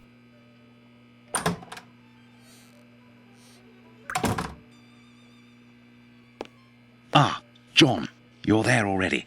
Punctual as always. Tell me, you don't seem to be in good shape. Is it possible that your recent marriage is making you this morose? Ah, you know me well, Andrew. No, it's a strange and terrible affair that concerns me. Have you read my note? Yes, I admit that I was surprised. It just so happens that I, too, was asking questions about our morgue. What do you think? Have you heard of any organ trafficking within? No, John. No doubt there exists some exchange between colleagues. Not quite legal, of course, but nothing that can qualify as trafficking. Since the Anatomy Act of 1832, which permitted the use of unclaimed corpses for science, the black market trade was definitely halted. There are sufficient subjects available for all practitioners and students. Of this I can confirm. Well, organ trafficking as a lucrative trade is out of the question. Then what is troubling you with the morgue? You are talking about trafficking organs, but I suspect there is trade in whole bodies. What do you mean to say? Whole bodies are disappearing? Well, it's confidential, but I know of your discretion and your friendship with the famous Sherlock Holmes. I can tell you that a few corpses have recently disappeared from the hospital morgue. Cadavers that were intended for dissection. That is to say, not claimed. Poor, unknown people. If a single corpse had disappeared, it might have been a bad joke. There are many students who pass through here. It's even a meeting spot. For the majority, they are here to work. A few come here in secret to practice. It also happens that instruments or organs go missing. Nothing alarming, but so many corpses. It's very troubling. But the hospital doctors aren't doing anything? No. That is to say, they would prefer not to call the police at this point. An investigation would no doubt result in the suspension of authorizations for the use of unclaimed corpses. Do you think that you could intercede on our behalf with Sherlock Holmes to clear up this situation? Which corpses are missing? I don't know exactly, but I can make an exact list if you would like to wait here for a few minutes. Feel free to look around the room while you wait. It'll bring back memories. Thank you, Andrew.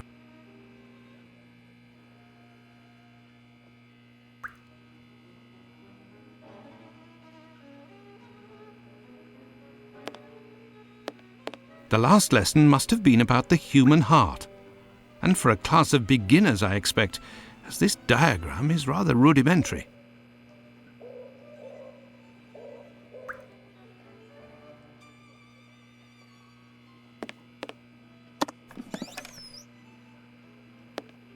This surgical instrument resembles a screwdriver. How amusing. It might come in handy. I will return it later.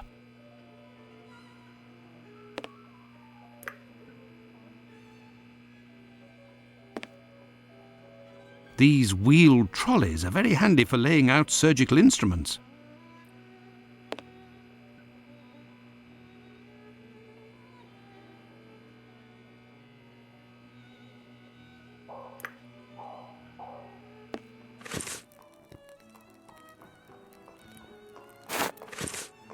A message.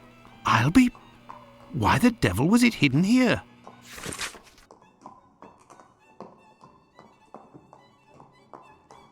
An old prescription. Poor child, so young, yet terminally ill. Strange, someone scrawled something.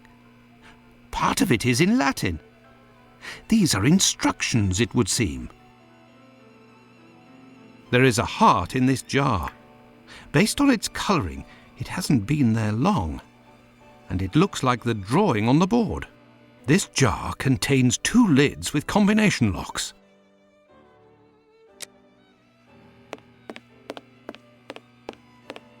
An encyclopedia of anatomy. A page on the human heart is dog-eared. Let's see. There is a heart in this jar. Based on its colour, this jar contains 2 lids with combination locks.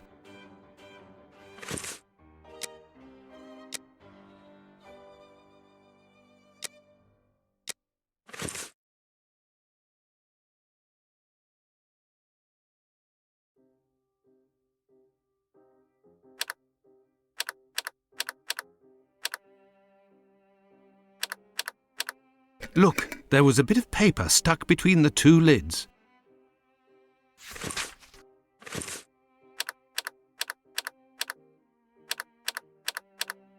Incredible! Someone has hidden a magnet in this heart. But to what end?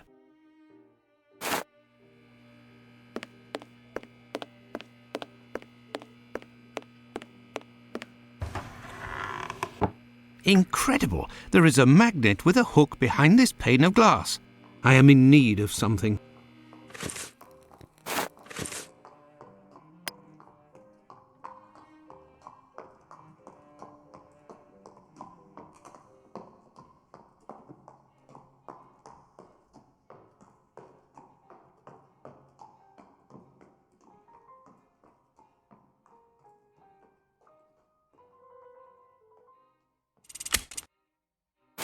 There, all done. Holmes couldn't have done better himself. A hole. I can make out something inside, but how to get it out? I will need a hook. I found it. A coded message. I do believe I will need Holmes. Here is the list, John. The missing corpses are those of a woman, 40 years old, beginning of August, another, 55 years old, 2 weeks ago, and recently, a young woman. These corpses had nothing in common except that they didn't have any apparent lesions. All of this is very troubling. Well, I think that I have all of the information possible, and I promise that I will do what I can to clear up this business. I must leave you, my friend, and... In the name of our friendship, Please, don't go so stare. To be sure. Thanks again, Andrew. it is I who must thank you, John. Don't forget to keep me up to date and say hello to your charming wife for me. Count on me, Andrew.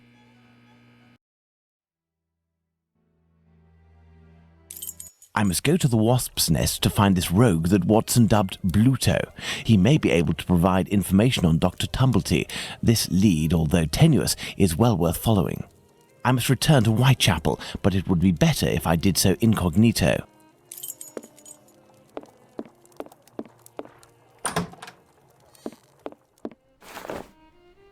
This should do the trick.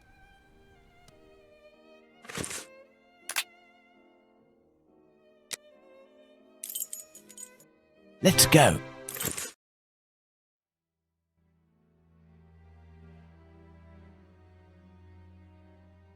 Let's go to the wasp's nest.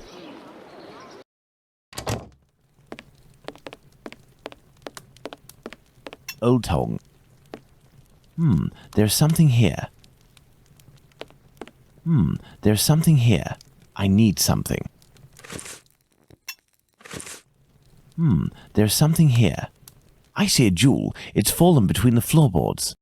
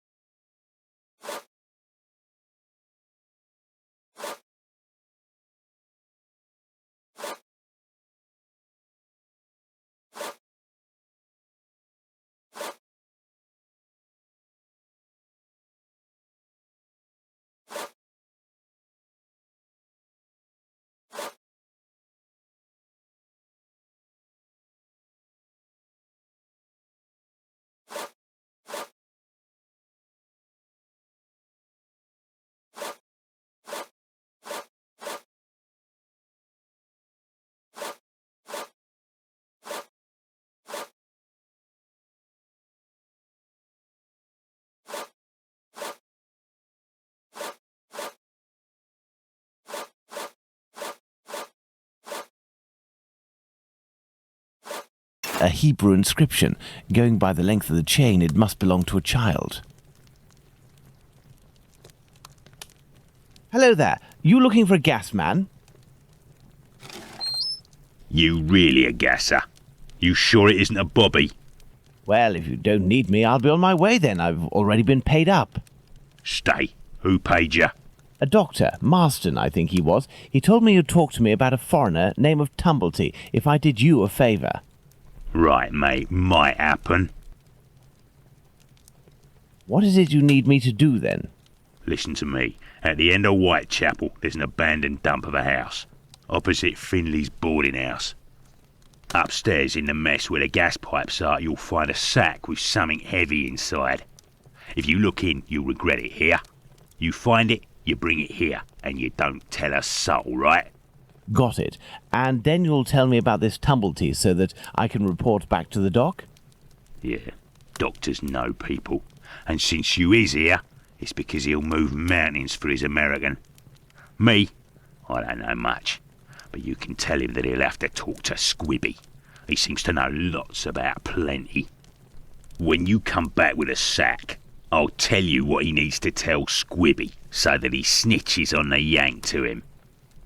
Believe me, mate, it's as explosive as 10 miles worth of gas in your damn pipes. Right then, I'm off. Go. Give me some air. I could arrange for the police to come down here and arrest this thug, but he seems pretty tough and would probably be a lot less cooperative than if I play along. It's best I handle this myself, including meeting the mysterious Squibby.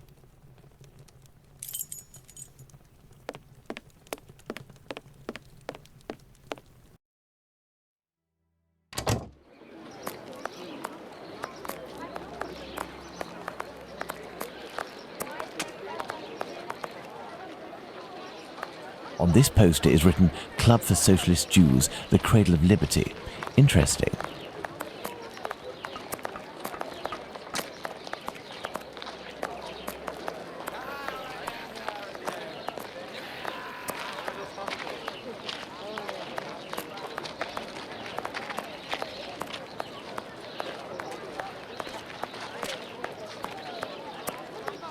It's the abandoned house that Bluto pointed out to me. He must have set up his hideout there. There's a strange smell coming from this old building. Good day, Finley. Good day, sir. Have we met before? It's me, Sherlock Holmes, but I don't want it to be known that I'm here. Can I count on you? Certainly, Mr. Holmes. I shall be as silent as the grave. Your tenant, Dr. Tumblety, is he here? I don't think so, but go and find out. It would seem you've been having some gas problems. Don't talk to me about it. The problem is from the abandoned house not far from here, but nobody has come to take care of it. Perhaps I could go and take a look. Do you have a ladder? No, but I think in the pile of wood under the stairs there is one in pieces. And if you also need something from the scrap heap, some old tools or who knows what, feel free to take it, Mr. Holmes, but leave the dishes in good condition. Thank you, and goodbye. Goodbye, Mr. Holmes.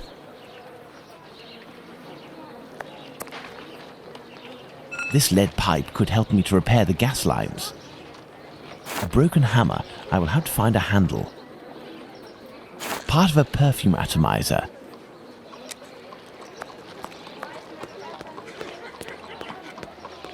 Closed. Closed.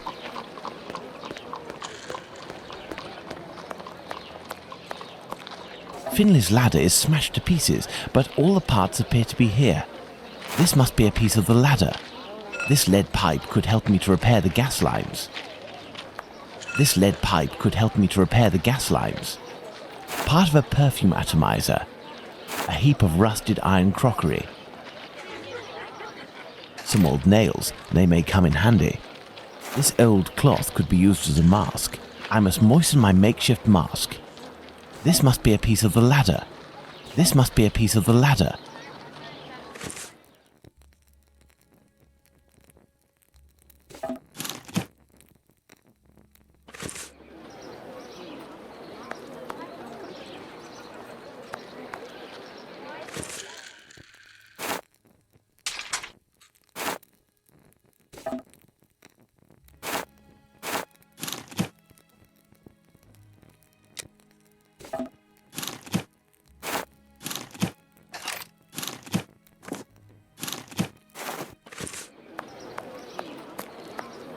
There, this damp cloth will do for a mask.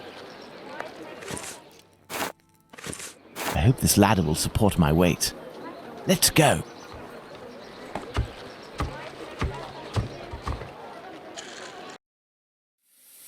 My cloth mask won't make much difference, but I'll be able to inspect the room for a few seconds. The leak must have been sudden. Even the animals didn't have time to escape. A small torch, a useful tool for opening safes, I would assume, but the gas bottle is empty. I need something. This iron bar will help me.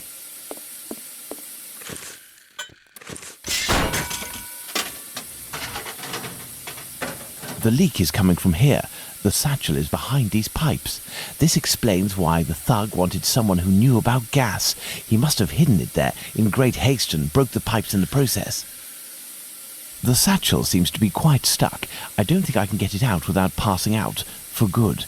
I need a more suitable mask. The kind used by tanners would do nicely.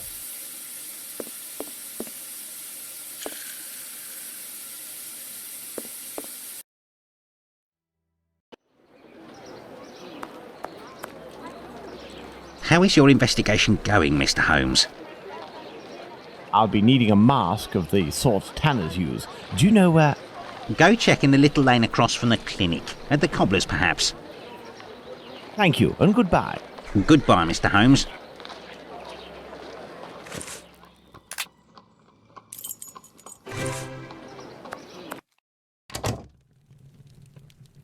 How do, sir? Hello. I'm sorry to say, but I'm closing. This man seems wary. I must find a way to win his confidence.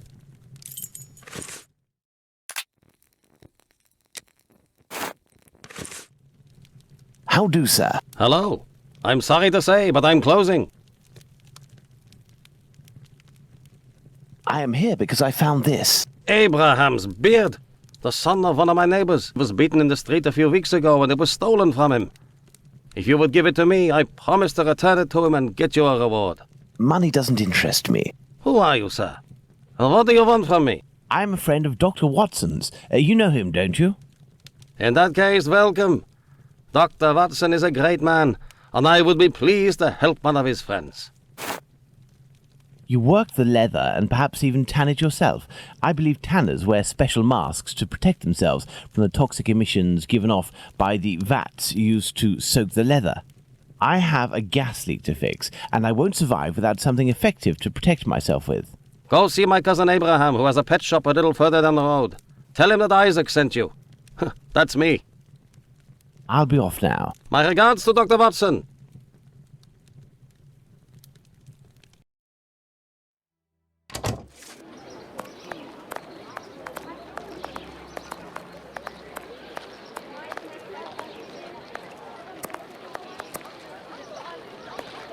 This is a pet shop. This is a pet shop.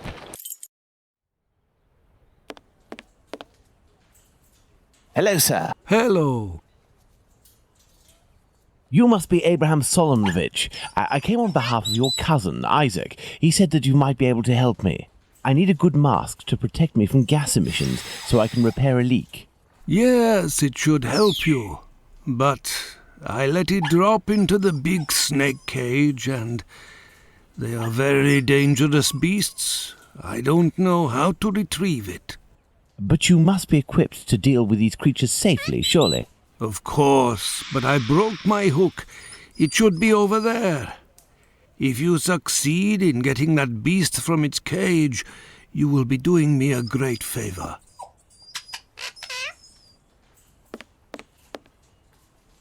I have the broken hook. I can repair it, but I'll need some materials. Perhaps I'll find some material at Isaac's that will be of use.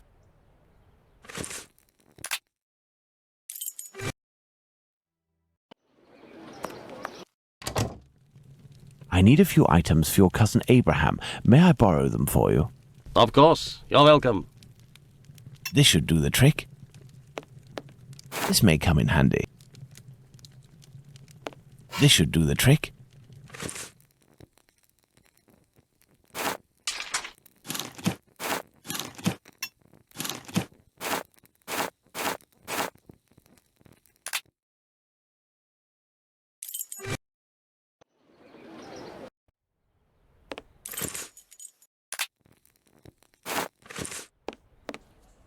This cage must do to hold the snake.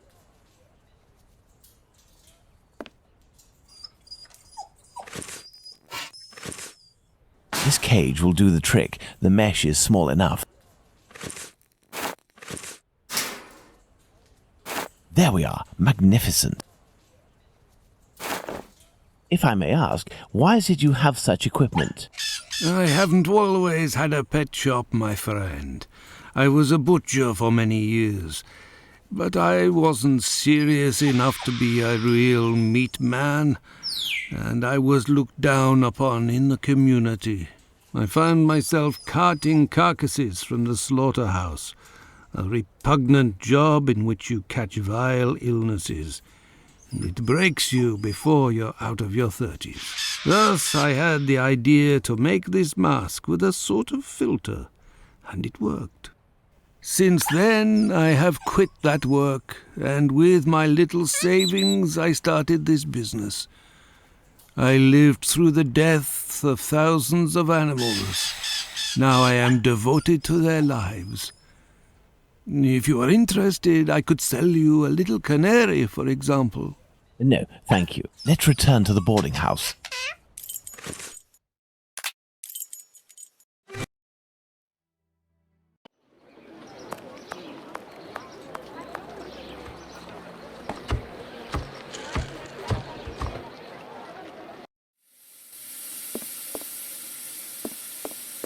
The satchel, rather heavy and firmly wedged. Dislodging it will take a concerted effort and is better done in a safe environment. I must repair this leak before I can get the satchel out.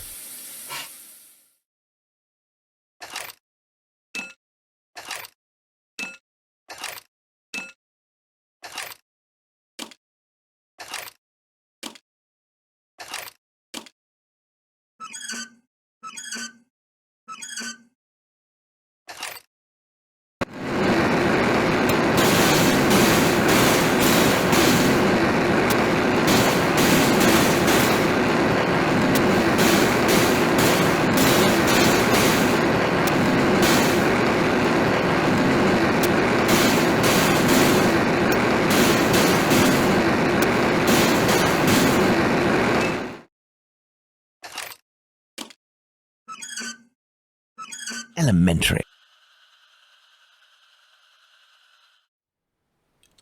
This much talked about satchel is very heavy and seems to contain metal dishes. I told Bluto that I wouldn't look inside, but I've little need to. It's quite obvious that it's full of silverware. Full of crockery, the satchel makes the same noise and weighs about the same as if it were filled with silverware. There is still gas in here. Looking at the state of this cat, it won't survive much longer if it stays here. Let's go to the wasp's nest. Let's go to the wasp's nest.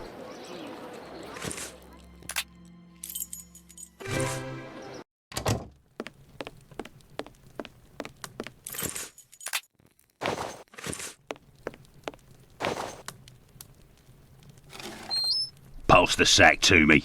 Did you look in? I give you my word, but it won't belong to you until you tell me where Squibby is. Fine. The poor idiot was taken by the peelers the other day.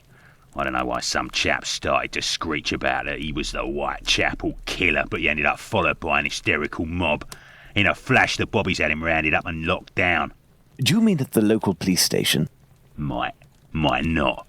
But if you or the doc talk to him, tell him that about the kayak business. I'll forget our score if he rats on the yank. He'll know. Now, hand over the bag. I say, that's all a little bit wishy-washy. I'm not sure it's worth the satchel. Hey, don't shake it like that, moron.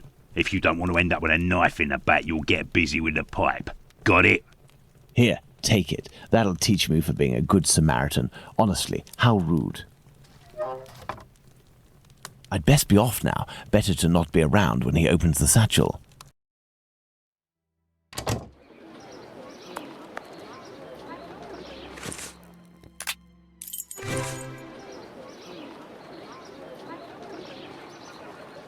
Hey, look! It's Mr. Detective. It's... Shh, I'm undercover on a special mission. Don't blow my cover. Aye, aye, Captain. We won't let it slip. Now, what are you doing in this area at such an hour? You're far from home, aren't you? We've come to give Pounce a hand. About his cat, you know. Downstairs round is a nasty old lady Big Danny lives. She threatens to kill Pounce's cat, 'cause she's allergic. or so she says, and it makes her cough and vomit just by seeing one. Allergic. Oh, that's it. She stoned Pounce and his cat yesterday, and the poor thing took off and hasn't been seen again. We've been looking for it, but nothing. Does that cat there belong to Pounce? Bert! That's my Bertie! Be careful, he is injured. Let's take him to the pet shop. We might be able to take care of him. Let's go to the pet shop, children. If you all go in at once, you will scare the animals. Pounce, come with me. Everyone else, stay here.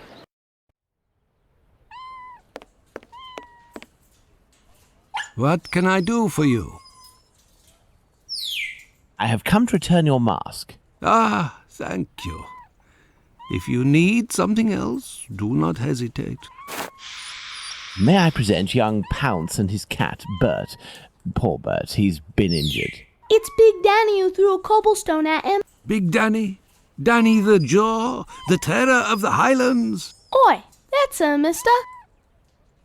You know this lady? Lady is not the appropriate word. Fury, more likely. Danny is a night worker. Before that, she performed in a circus where she fought against men for a penny a round. It was said that she never lost a fight. Is there anything you can do for poor Bert? I don't know. This cat seems to be in a sorry state. I have a book on cats over there. Can you find it while I look at its wound? Yes.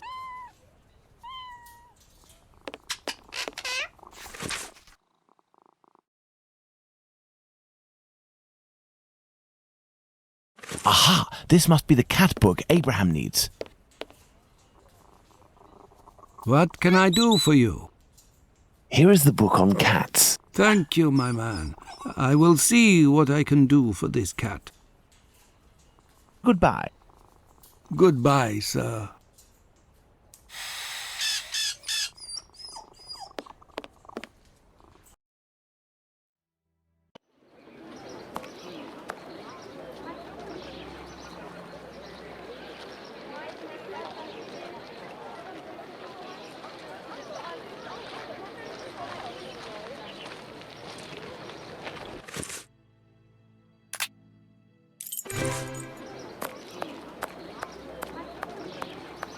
I can't just waltz into the police station to ask if they've got Squibby locked up. I'll have to come up with a ploy to find out if he's actually there. Then I'll need to get the policeman to leave for just a few minutes so I can talk to the prisoner. So, you little jackanapes, you want to ride on the big whirly? Another day, perhaps, Mum. As a matter of fact, I would like to know if a chap I know called Squibby happens to be in this police station, and how many policemen are inside. Information? Yes, but time is money for me, you know. Here are a few guineas. So, Squibby. I'll tell you everything that I know, my ducky. Nothing. Ha! I know nothing about whether Squibby is there, and I don't give a damn. The bobbies don't whisper sweet nothings to me, like the girls in the nice places. And now get lost before I get all worked up. Hey, if you have something to offer to a lady, I could tell you a little bit more, maybe. I'll be back. You do that. The girls from the nice houses. That monster. Oh. Danny must have been referring to establishments like Miss Bella's that Watson told me about. Fine, I have to go to the brothel.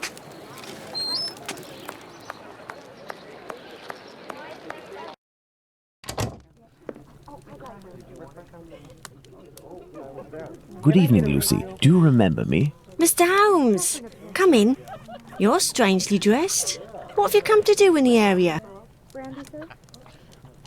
I've come to ask if any of your colleagues, or perhaps even yourself, associate with any of the policemen from the local station. Certain girls go with police officers, it's true, but Bella would be able to tell you more than me. Very well, I'll be on my way.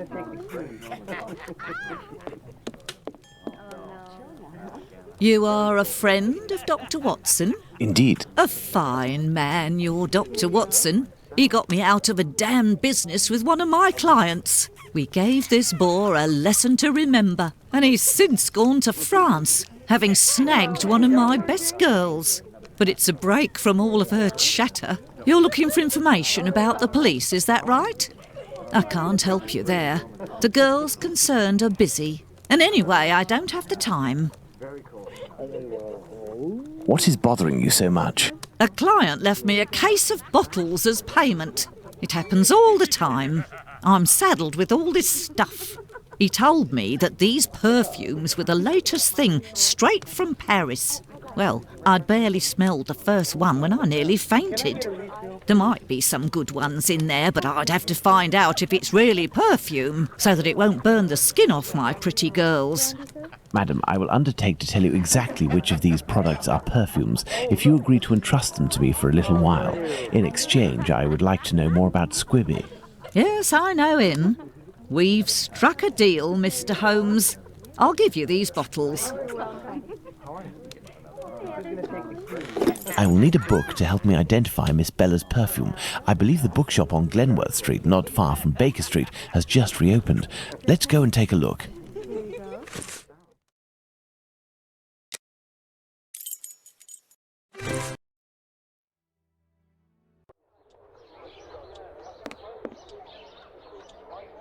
Hello, sir. Hello. Are you the new bookseller in the neighbourhood? Yes, my name is Barnes. You're one of my first visitors. Welcome. What are you looking for? I'm looking for work that can help me identify perfumes, a book that deals with vegetation and its possible uses in the domain, for example. I would recommend the Encyclopedia Spartica about vegetation. It consists of a reference on the matter. This book is the most complete that there is. Fine, I will take it. But it's just that, I have no idea where it is. Would you believe that my predecessor classified works by their acquisition date? Nowadays we advocate a thematic classification. However, I am getting down to the task. You aren't looking for anything concerning the history of the scripts. I'm fascinated by the subject, and I already have numerous books on the topic. It is no doubt very interesting, but I need this book Spartica without further delay. Fine, fine. I will try to find the acquisition date of this encyclopedia, Mr. Holmes, Sherlock Holmes. Ah, fantastic. You are the man for the job. Perhaps you could try to find the missing dates. That will buy you some time. There are some dates missing? Yes. I forgot to mention that detail. The dates were written on cardstock attached to the columns, and there was one date per section. As one goes along, you will see there is no specific order, and certain are missing. I remade the labels, but I don't know where to put them. They're there on the counter. Are there any other details to know? The proprietor inscribed a date every 2 years since his arrival in 1864, up until now, that is 1888. He left a note regarding his method of shelving, but I didn't understand a word. I do believe, in fact, that he was a bit mad. Well, I will see.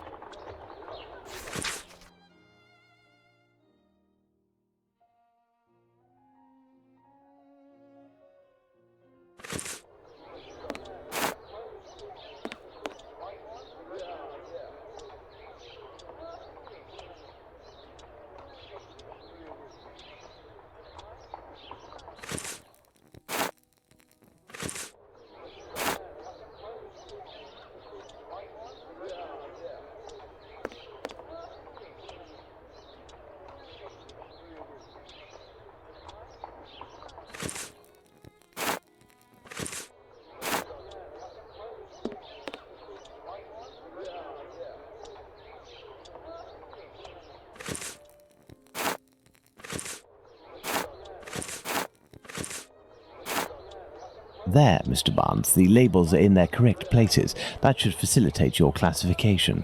Have you found my book? Yes, what luck it was to meet you. It was acquired in 1882. I will look for it. Thank you very much. I would suggest that you organize your books quickly. I am in the habit of visiting my local bookstore at least once a week. You are right, Mr. Holmes.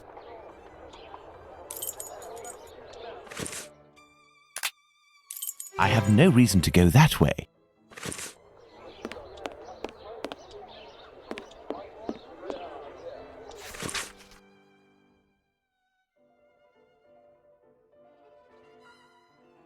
This encyclopedia on plants and spices is just what I need to analyze these so-called perfumes. Let's return to Baker Street. I will need my work table.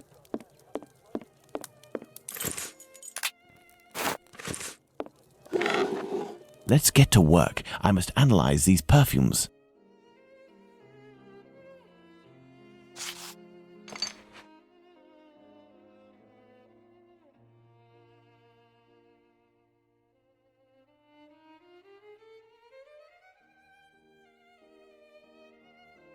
These shapes represent the smells at my disposal.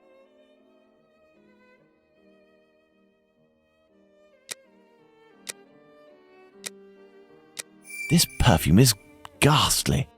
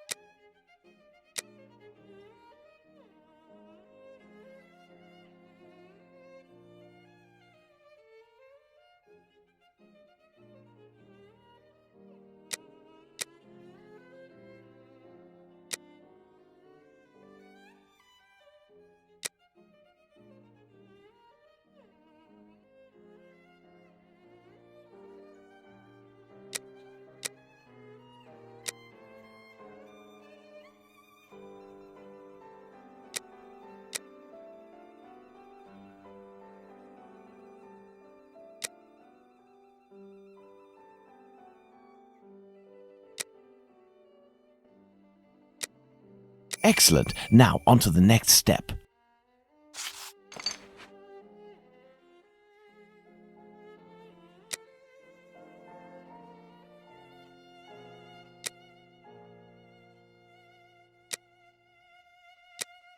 Elementary.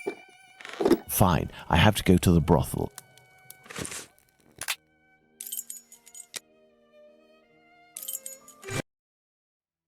Fine, I have to go to the brothel.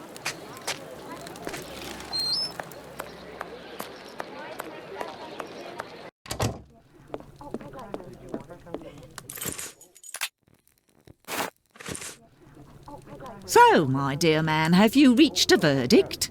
I have distinguished the good perfumes from the bad, but even the good ones are nothing more than common sense for adolescents. Who cares? It'll freshen up a few of my girls. Wait, there's a perfume here called Valerian. What is it? It's not really a perfume, technically speaking, unless you like cats. It's more of a kind of medicine. It smells strange. I don't really like it. Here, I can give it to you. And I have some information. Squibby is most assuredly locked up at the police station hereabouts. It would also seem that he's the one who doesn't want to come out. Do you know someone by the name of Danny? Danny? Big Danny, Nutcracker? The one who hates cats? That's the one. You're interested in that kind of bird? Be like dipping your biscuit in a pig's trough. She's dangerous, a real cyclone. So beware. And her appearance. She claims to adore perfumes. She'd need this whole box to smell sweet. I doubt it'll take much to make Danny cooperate, perhaps by offering her a little gift. Let's go to the police station.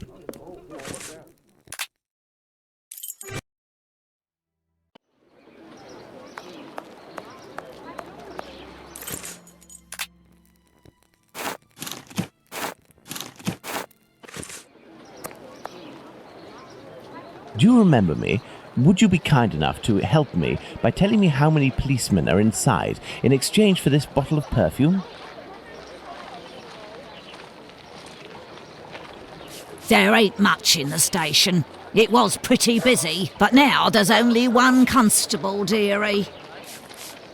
There we are. Now Danny has been sprayed with valerian, a scent that's irresistible to cats. I must create a diversion in the street to make the policemen come out, but I need some cats. Lots of cats. To the pet shop. I must go to the pet shop.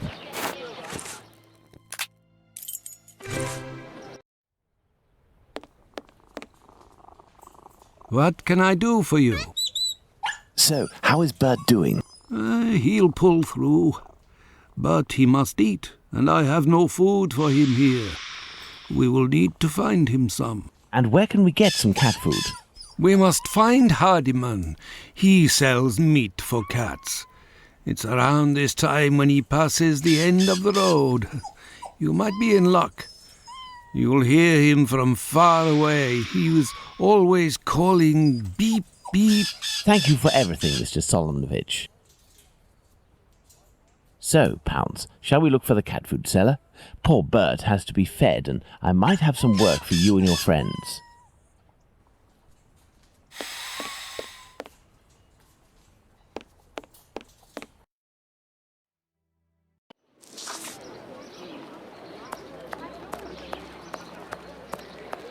Beep beep.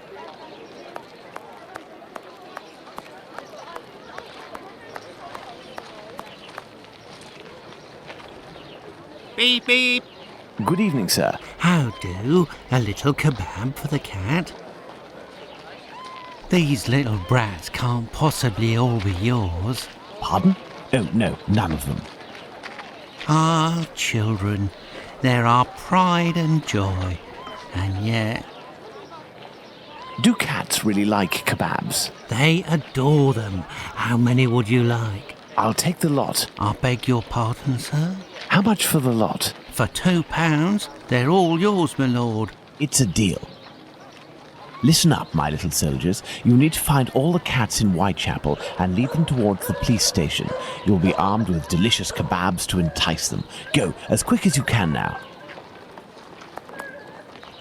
If my calculations are correct, the cats will be seduced by Danny's odour and will throw themselves on her. That should cause enough of a commotion to get the policeman to come out onto the street.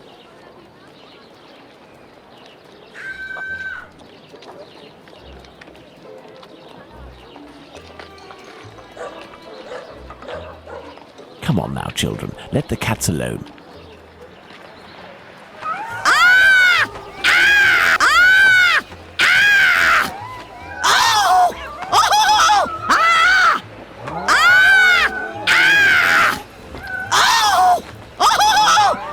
What's all this racket?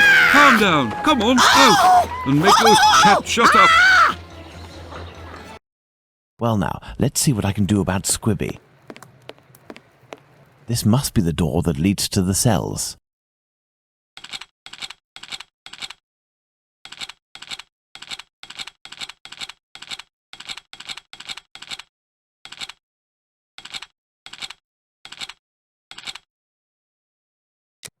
This must be the door that leads to the cells.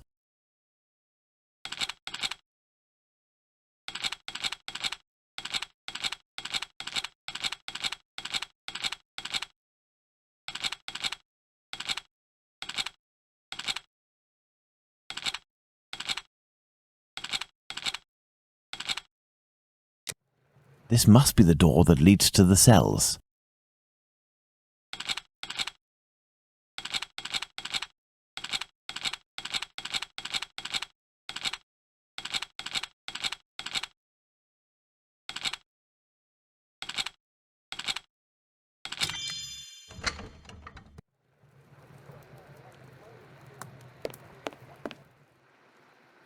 And who are you?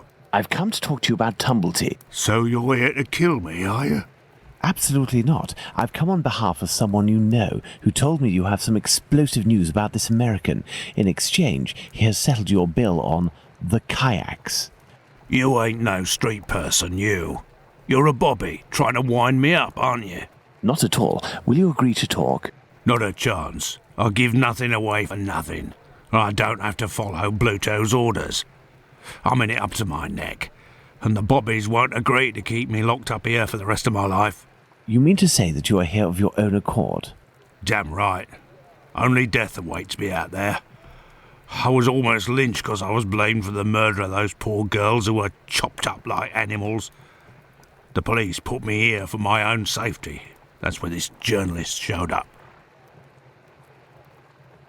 A journalist? I socked him once for disrespecting me down at the pub. He said I'd pay for it one day, and that day came. He said he was going to squeal to the papers about me. With my description and my tattoos and all, I was arrested at the same time the police said they'd caught the Whitechapel killer. While waiting to write the article, he started the rumour. Now the streets ain't safe for me no more. I understand. Listen, if I find this journalist and make him promise to not write a word about you, and if I also agree to pay for you to get out of London, will you tell me everything you know about Tumblety? You sure know how to speak to ruffians, don't you? You got yourself a deal. What's the name of this journalist? Bulling. Tom Bulling. Tom Bulling? That name sounds familiar. That wouldn't be the journalist that Watson met at the Wasp's Nest. Huh? Ah, no, nothing. I was just thinking aloud. Well, I'll be going, Squibby. You're right. It ain't healthy here. I shall leave Bluto's treasure at the station. The police will know what to do with it.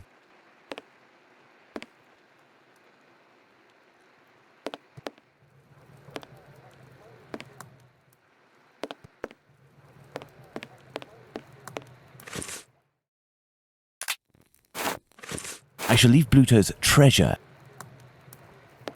Hey, but what are you up to here, you?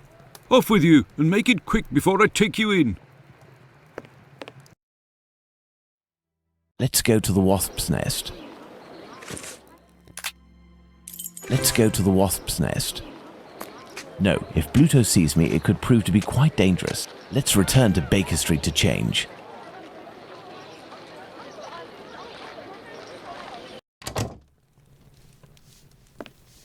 Good evening. There'll be a nice tip in it for you if you can tell me if you recently saw a journalist here. Yes, sir. A damn nuisance, that man. And a real cad.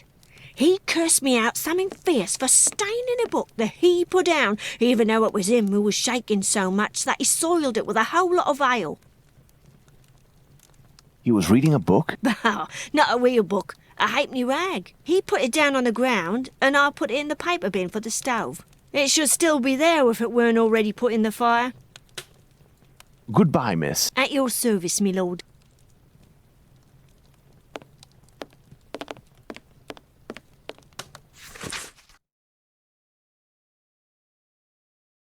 Spring-heeled Jack, a fantastical character that terrorizes the population of London.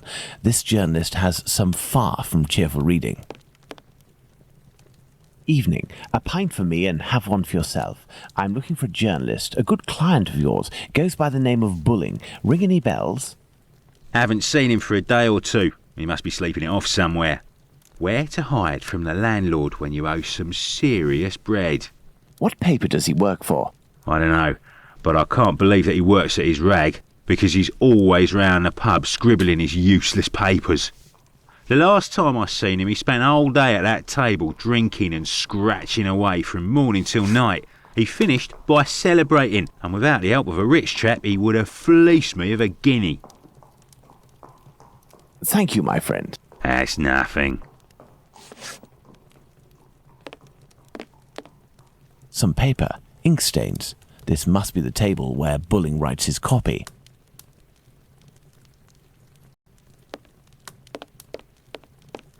Let's return to Baker Street. Tom Bulling isn't here, but the Baker Street irregulars should be able to track him down. Perhaps Watson will have something to tell me in the morning.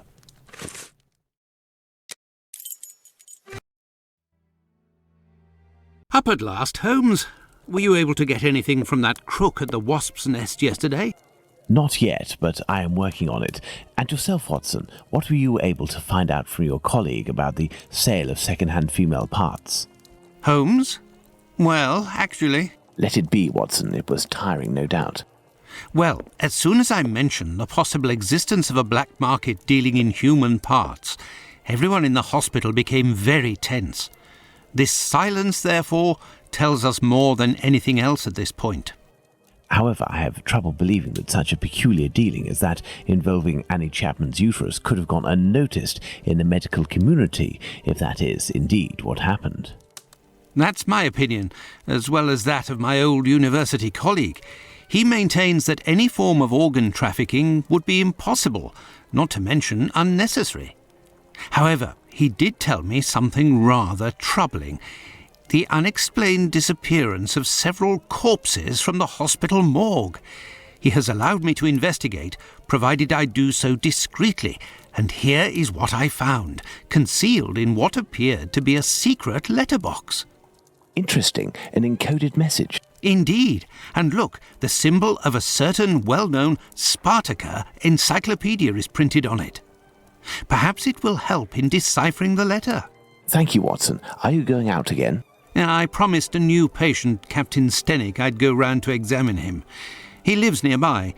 I may be back before you've had a chance to decipher this mysterious message.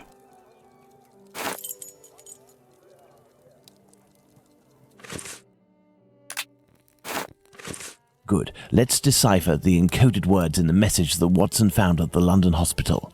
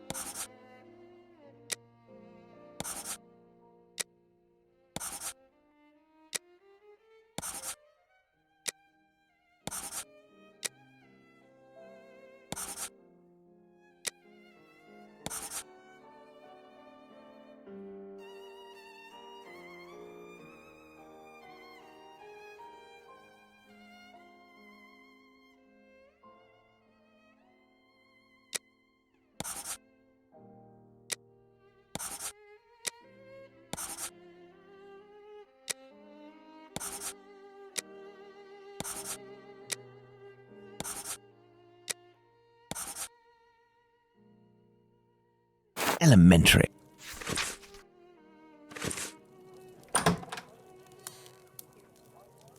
My dear Watson, I congratulate you on your investigation. This letter seems to well and truly confirm the organised trafficking of bodies in London.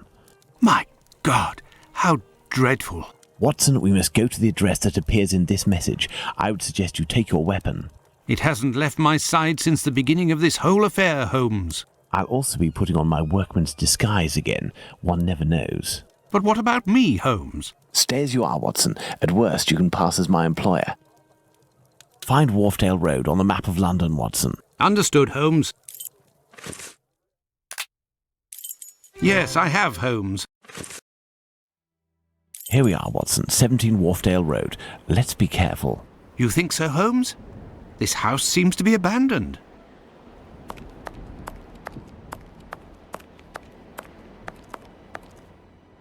Closed. This lock is solid, but very old. I should be able to force it. Given the layer of dust accumulated in the square, this door must rarely open.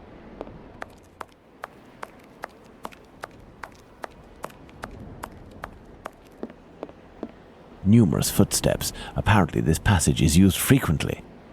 This door was recently reinforced. Impossible to open it.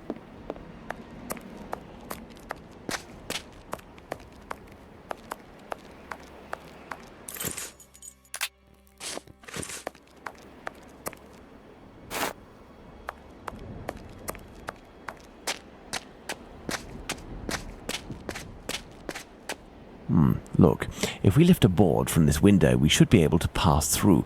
But first we have to get ourselves up there. You are joking, Holmes? This trolley seems to be in good condition, apart from the broken wheel, of course. A tarred cover. There, this piece of tarpaulin is very thin, but solid enough for our purposes. But what the devil are you doing, Holmes?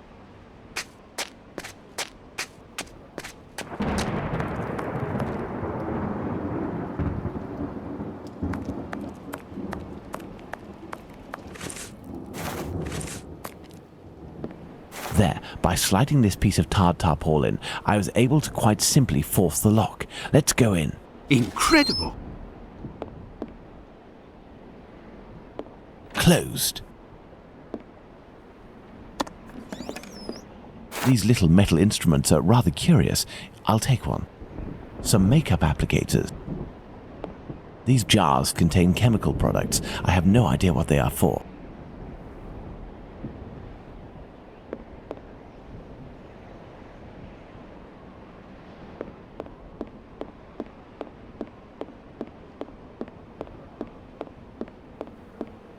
This door was recently reinforced. Impossible to open it.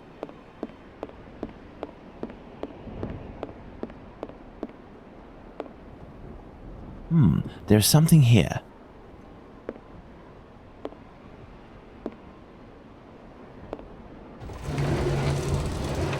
A trapdoor. We must find a way to get down through it, Watson. Incredible!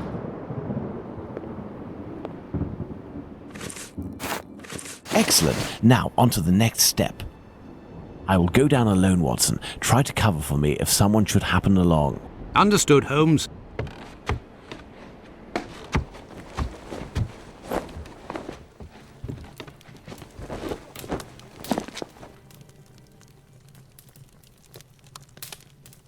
Rings, wedding rings, gold teeth.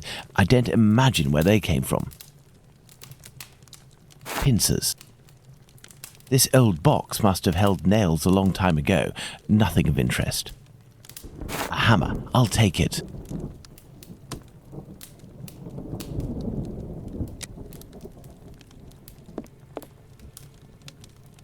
Clothing that appears to be destined to be incinerated.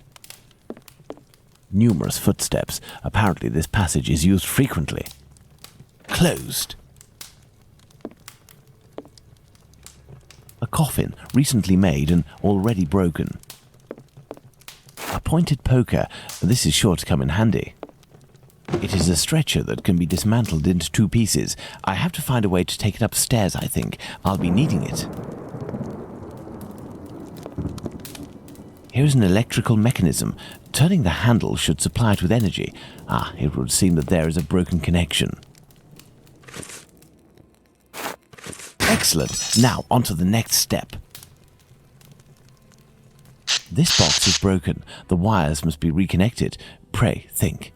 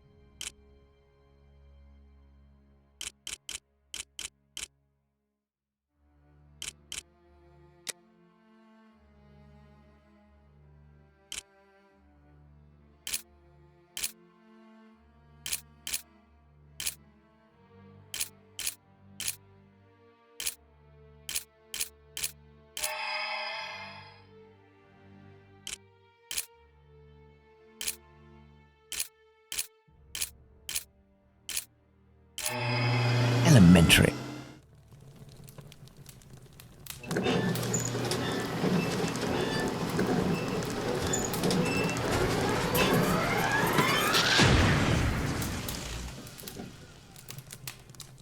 That's good, Holmes.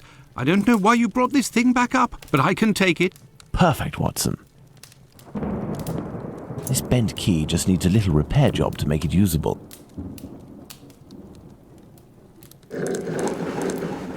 This may come in handy.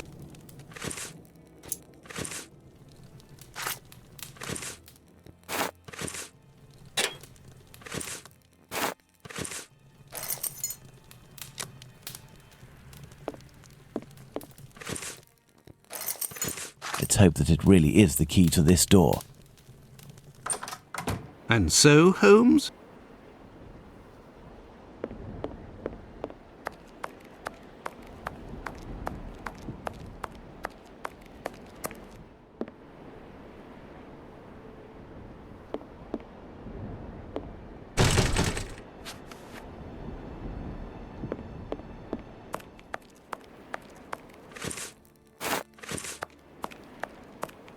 This little instrument will serve perfectly as a pin punch. But what the devil are you doing, Holmes?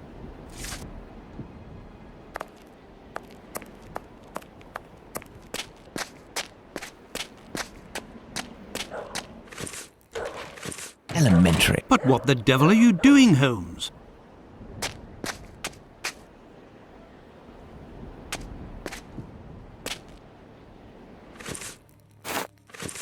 Let's hurry, Holmes. This neighbourhood makes me ill at ease. This stone was blocking the wheel. This stone was blocking the wheel.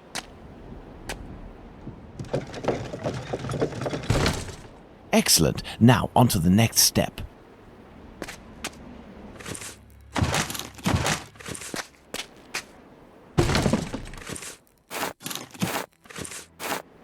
I hope this ladder will support my weight.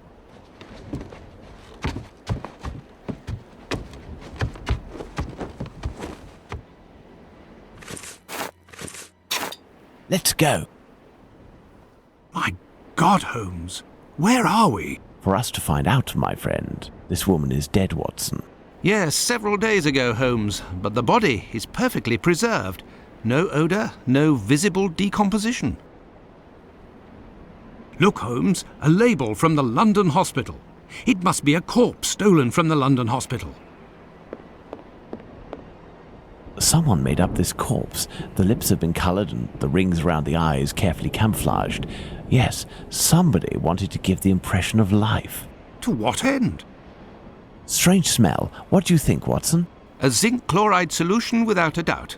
A product generally injected into cadavers to help preserve them. This may come in handy. These clothes are new, just like the deceased's dress. I imagine her clothes were changed. Look at this photo. It is inscribed Ethel Broomstreet, 1851 to 1878. This young woman who died 10 years ago looks like the one stretched out on this table. Watson, this corpse was embalmed and made up and dressed to look like a woman who had died 10 years earlier.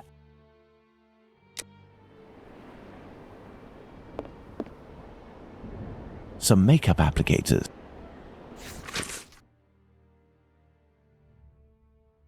This old photo shows a young man dressed after the fashion of an employee in front of a shop. This cheap jewel must be an accessory of some sort. Glass eyes in all shapes and all colours.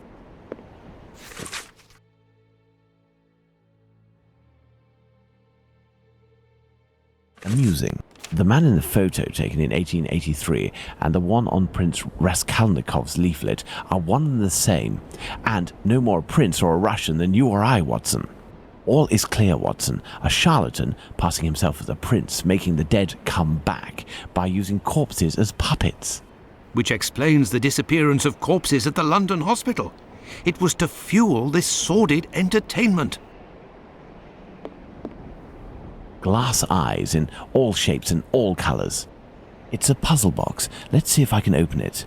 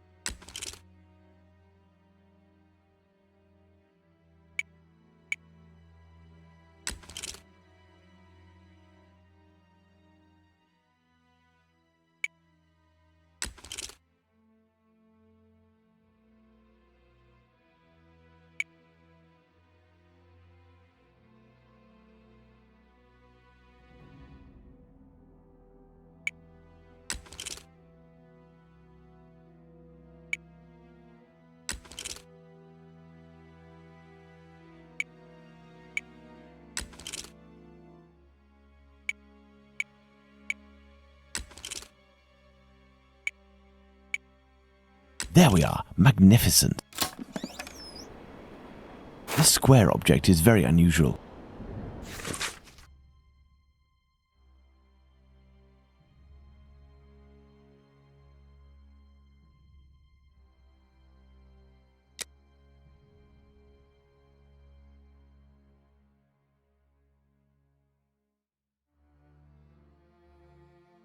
This letter speaks of a sign of recognition. Interesting.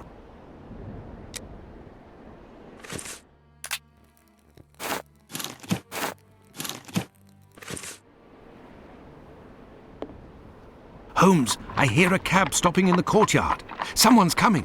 It is probably the dealers, Watson, but instead of running, what if we were to meet them, if we managed to win their trust? You are joking, Holmes?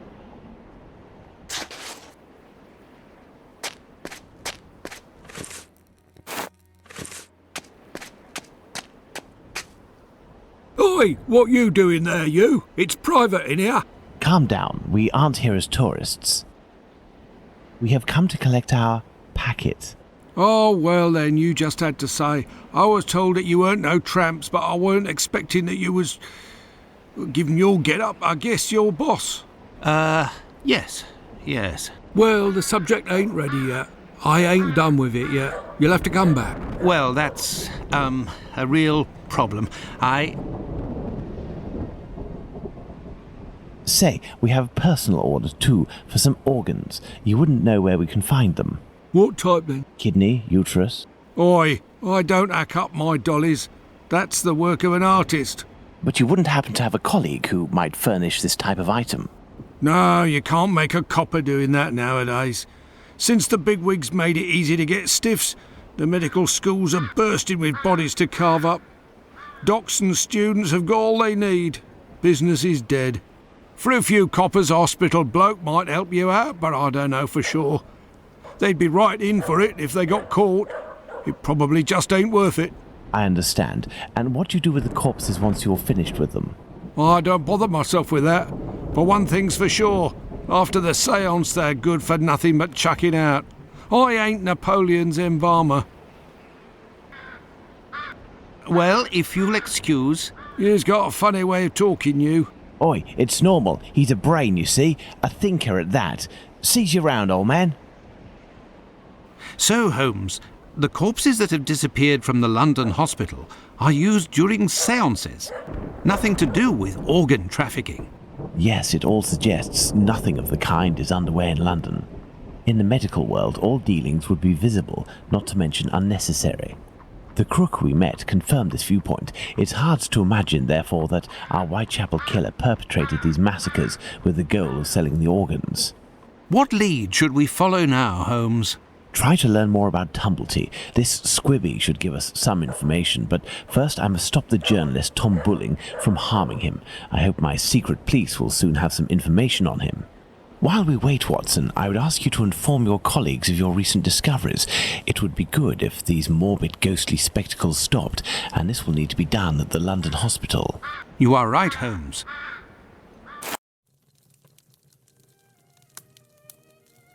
Another false lead followed by the police, Holmes? Yesterday's Times says that a John Fitzgerald, who had claimed responsibility for the murder of Annie Chapman, has finally been released. He was, it says, lying. That's of little importance, Watson. It's incredible. It's been more than 3 weeks since the murderer struck, and the tension is as strong as ever. The press won't stop talking about him, and people are still full of fear. Perhaps the killer got what he wanted, people talking about him, and has chosen to stop committing crimes. What do you think, Holmes? I doubt it, Watson. Everything leads me to believe that he is in hiding and waiting for the right moment. The area is packed with police, and that would obviously hamper his work. You think he will start again, Holmes? I have every reason to believe nothing will stop him short of his arrest or his death. Sadly, our investigation has reached a dead end, and I fear that we'll need another victim to get back on track. Yes, how awful. And what of the case of the burnt mat? Have you resolved that? Oh, that's a matter of little interest, and resolving will be of no benefit, above all to Miss Fleming. Ha! I hear the footsteps of my faithful Wiggins on the stairs. The game is afoot again, Watson. Mr. Holmes, the scribbler resurfaced. At last word, Pounce saw him racing to Central News Agency where he works. Excellent, Wiggins. And still nothing on the doctor? Sorry, Mr. Holmes. He's one sleek yank, but we'll find him. Good work. Here's something for you. I must leave you, Watson. If I can get my hands on this bulling, I will have much more interesting news on the bothersome Tumblety. I have only to change. If you can, Watson, I entreat you to stay here and await my word. We may not be more than two when the time to act comes. You can count on me, Holmes.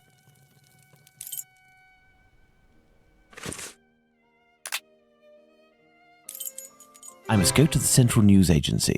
I am at the press agency where bulling works.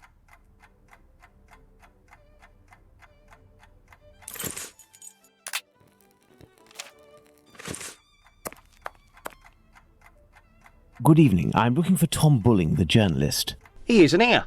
He must be sleeping off somewhere. He gave me a tip. He wanted to save a scope for me. He always gets a good dirt, and yet when he comes in here, it's just to warm his behind. Look, he pulled his desk over the stove.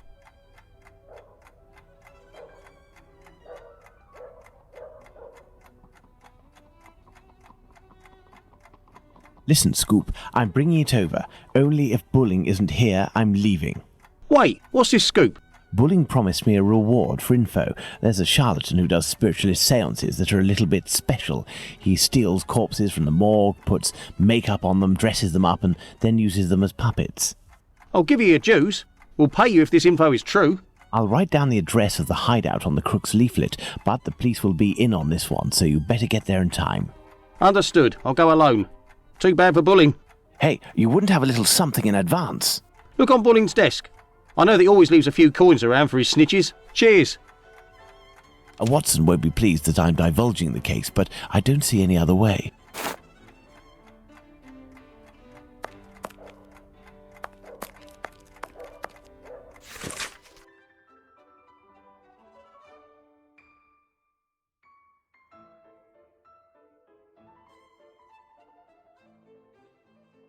Bulling's boss, Mr. Moore, seems to be protecting the journalist.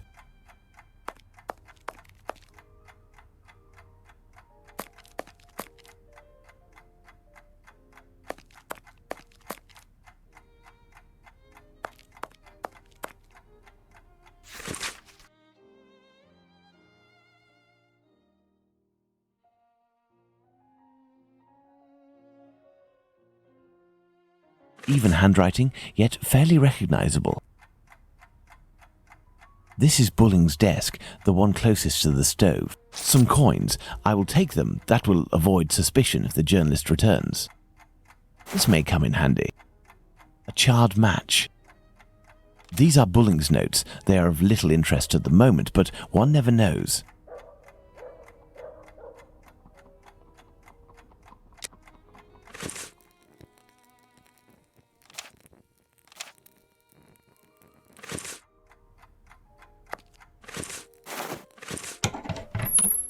A torn piece of blotting paper.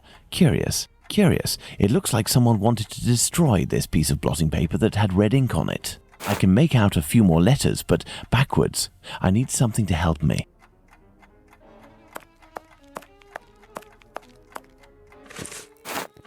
By putting this piece of blotting paper in front of the mirror, I can read what is written.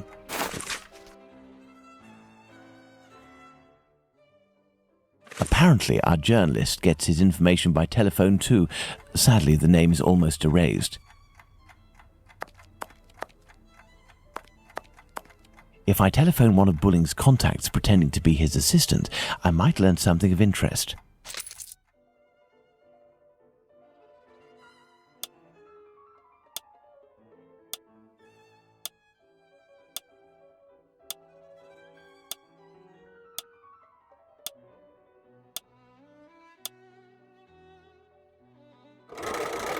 Walesby 1875, an ingenious way to save his contact. Central, Walesby 1875, if you will. Thank you, I will wait. Walesby, I am listening. Hello, my dear man. I'm calling on behalf of Tom Bulling. Bulling? So you know where this hypocrite, this liar, this... Not at all. He is currently unobtainable. In the meantime, he has left me with a note asking me to pursue his work, and he told me that you were aware... That's just great. I dropped everything off at his agency, but he didn't even bother to do the same for me. Tell me he at least gave you the information that I was asking in return. I am ready, sir. I'm listening. Do the police have a suspect for the bizarre theft of cigarettes and carrots that took place at the Commercial Street Market?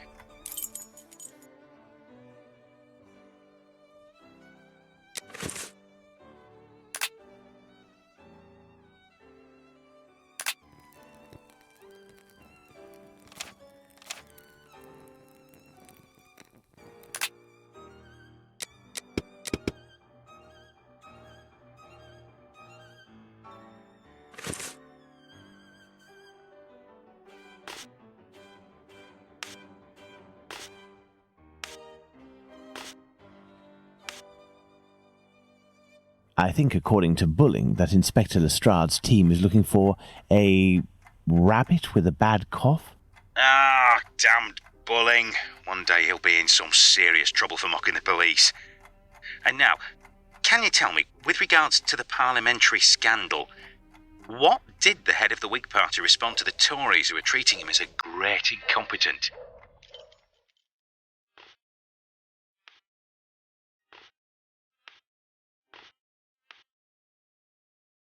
According to Bulling, the head of the Whigs said, "Vote for me, I will be your best representative." Good. That'll make for a good paper.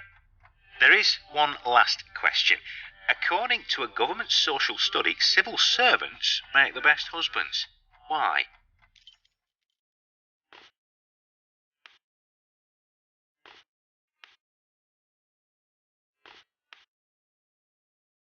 I believe I can confirm that it is because civil servants aren't tired and have already read the paper when they come home from work.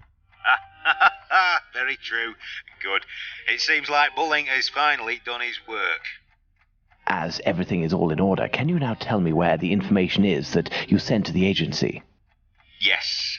There is a large brown envelope near the dispatch cabinet. It's in there that we exchange our tips with Bulling.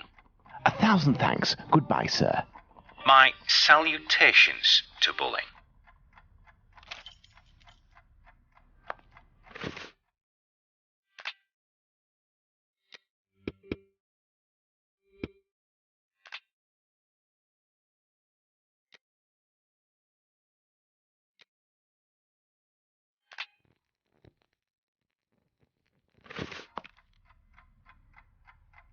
There are several documents in this file. Let's see.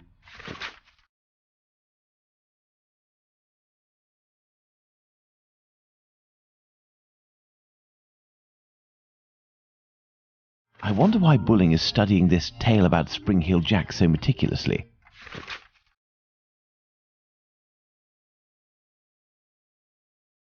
What does that mean?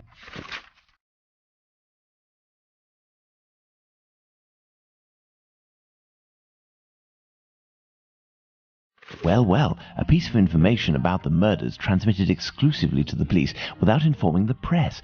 That has piqued my curiosity. Perhaps I should go to the police station to get more information.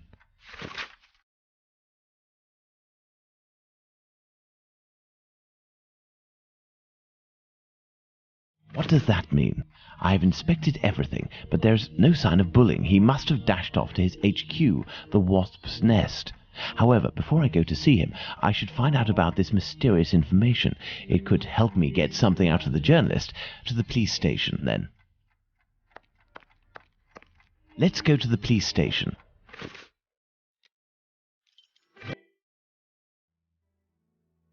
Let's go to the police station.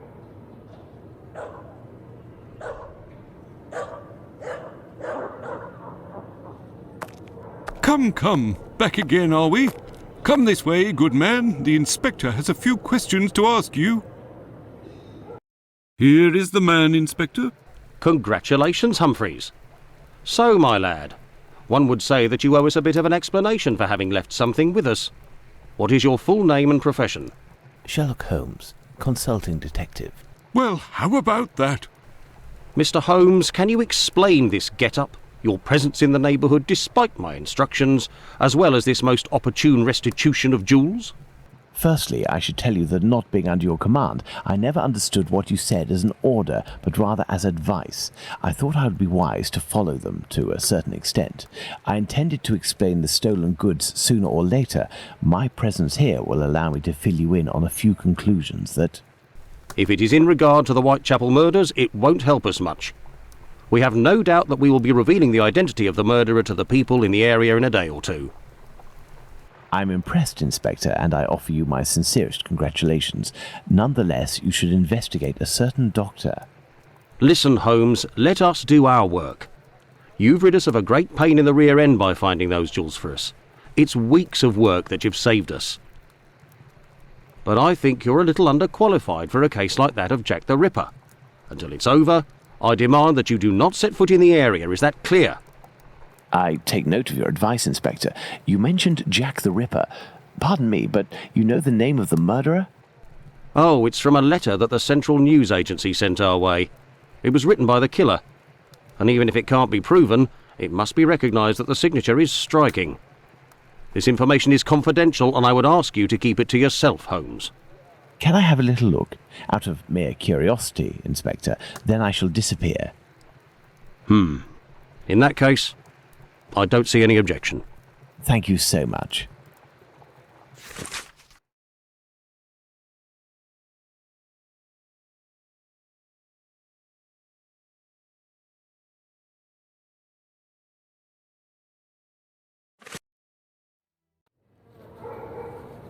Me? Not up to discovering who Jack the Ripper is? Well, we'll soon find out, won't we, Inspector Aberline? I know who wrote the Dear Boss letter signed Jack the Ripper that Inspector Aberline gave me, and, above all, I now know why. This Tom Bulling was inspired by this fantastical character to build a myth out of the Whitechapel killer. Perhaps he would be receptive if I shared my discovery about him and prevent him from accusing Squibbie. I must find him at once. My best bet would be to try my luck at the pub.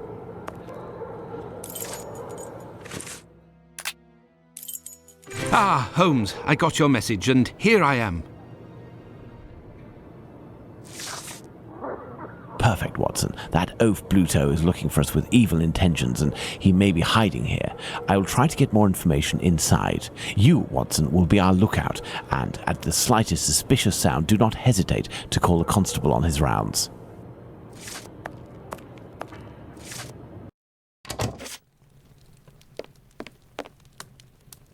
Good evening, Mr. Bulling. We know each other? No. However, I have some information that may be of interest to you. Talk, my friend. A pint for you if what you say is worth something.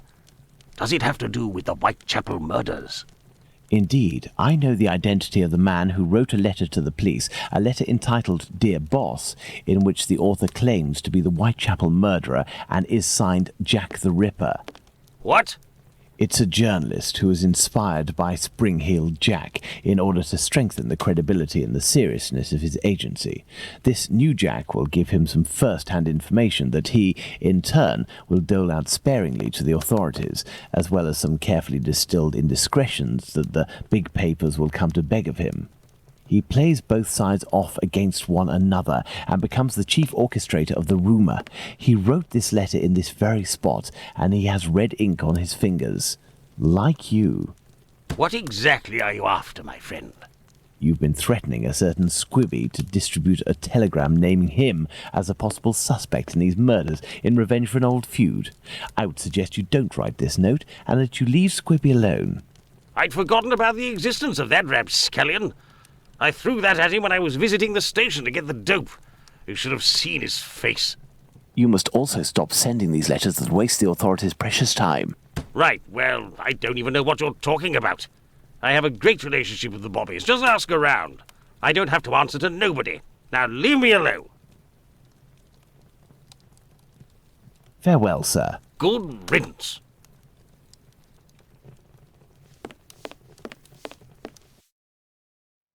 Let's hurry to the police station, Watson. We are close to our goal. Squibbie will be able to reveal what he knows about Tumblety.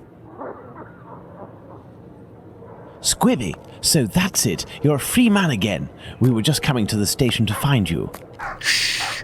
Yeah, the Bobbies agreed to let me go, and I came to see Bluto before ferreting you out. So, you've seen the newspaper man? Yes, he is in the pub and everything is taken care of, but I'm waiting to hear what you have to say about Dr. Tumblety. Okay, but we have to be quick.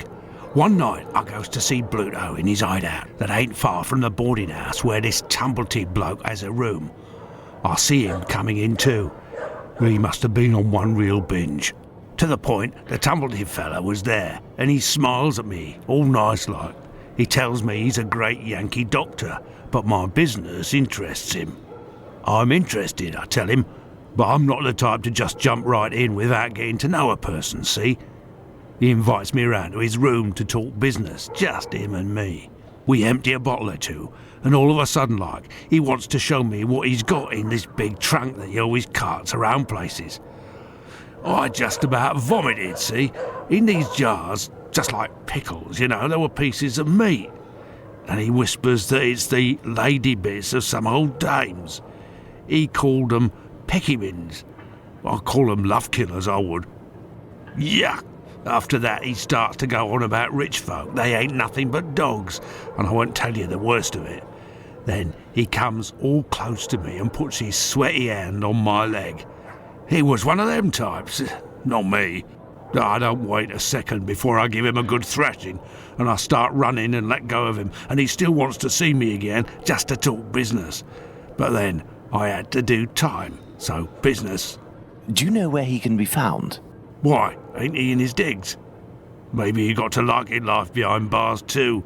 I heard that in some jobs there's a way to. Thank you for your information, and we'll meet again, my friend. Here is the sum I promised to get you out of London. Ciao, fella. I've just got a little score to settle with Bluto, and I'm heading for the country.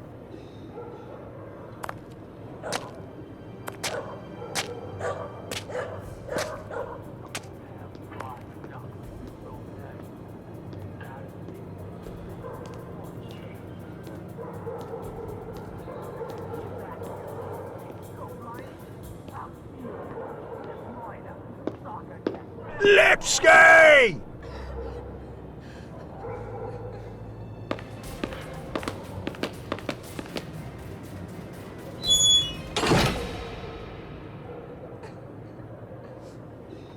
My dear Watson, we must strike while the iron is hot. We have avoided meeting Dr. Tumbleton until now. The time has come to do so. Do you have an opinion, Holmes? We must assure ourselves that the factor collector of female organs and a murderer who removes said organs are resident in the same area at the same time is nothing more than coincidence. I thought that you wouldn't bring me back your keys. Oh, it's you, Mr. Holmes. Good evening, Dr. Watson. Indeed, it is I again. One of your tenants left without returning his keys? Yes, it's Dr. Tumblety whom we spoke about. Shortly after your last visit here, some constables came and asked me a few questions regarding him. Barely had they left than the doctor came barreling around a street corner and rushed up into his room upstairs. A little while afterwards, while I was tidying, I heard a thud in his room and a rush down the stairs. He left with most of his bags, but without returning his keys. You can go up and see if you wish. The door is still open.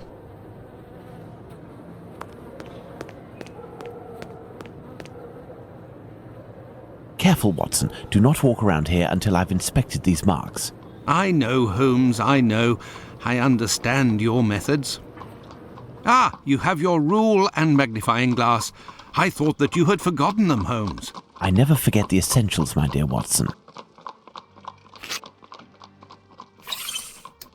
Size 13.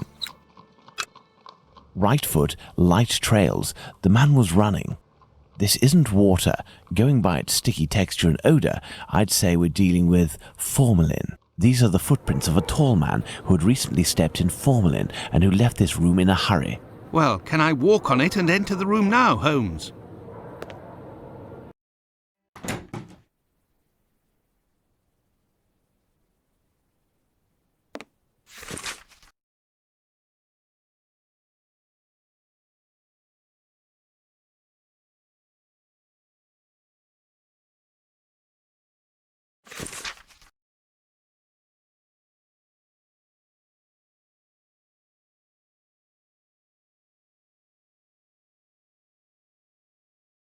This Dr. Tumblety seems to be attracted to men more than women, that much is clear. So, the doctor has a handgun, and he would use it to restrain young men, perhaps.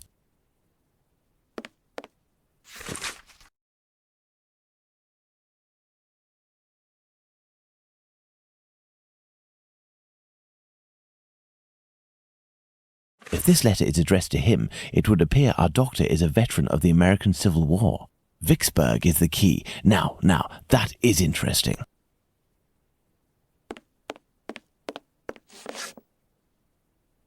Going by its size, this enormous trunk must be a wardrobe. These brackets are rather unusual. What do you think, Watson? Let's see, Holmes.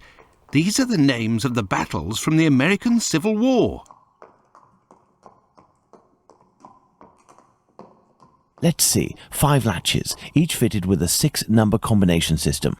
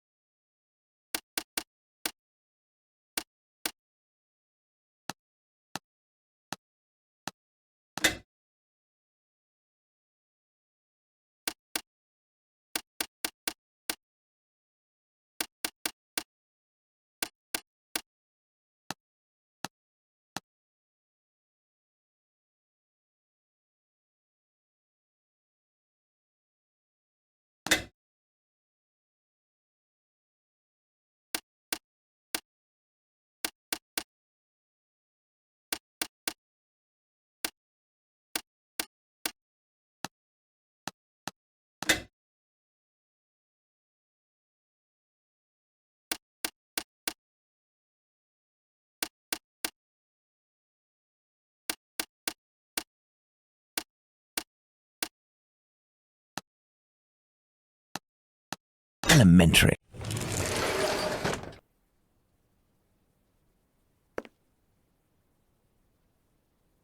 This is dreadful, Holmes. This trunk contains 4 jars in which organs are floating. Watson, can you tell me at a glance what these organs are? I would say that they are parts of female reproductive organs. Are these specimens fresh? No, and I am quite certain of it. From the colour and appearance, I'd say these organs have been in these jars for several months, if not years. Let's go to Baker Street. Is there someone here? Yes.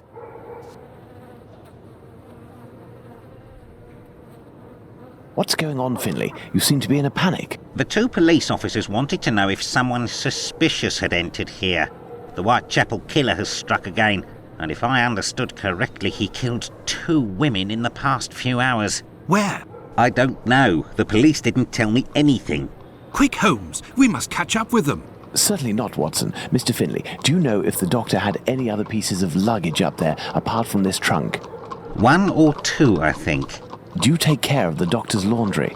My wife does laundry for the tenants once a week. The sheets likewise. Would you be kind enough to let us know as soon as possible if the doctor shows up again? Certainly.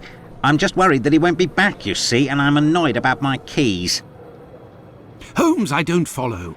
The Whitechapel killer is, at this very moment, very close by, and we are just staying put, twiddling our thumbs.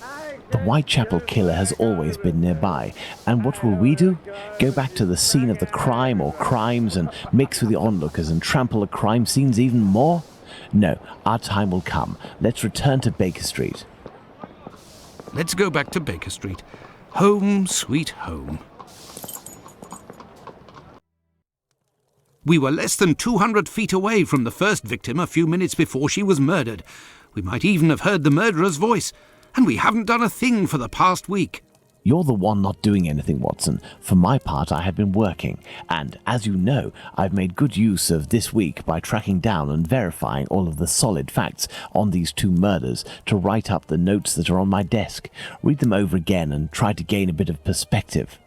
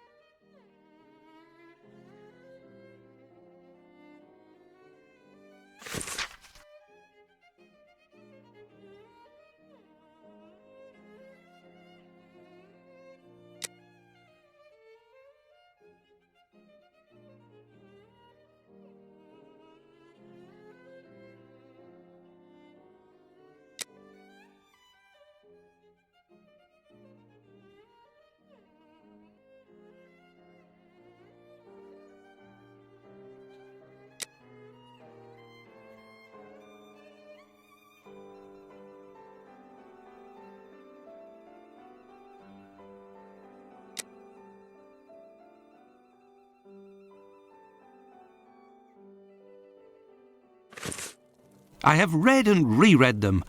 But give me something to do then. A task where I can get stuck in, because...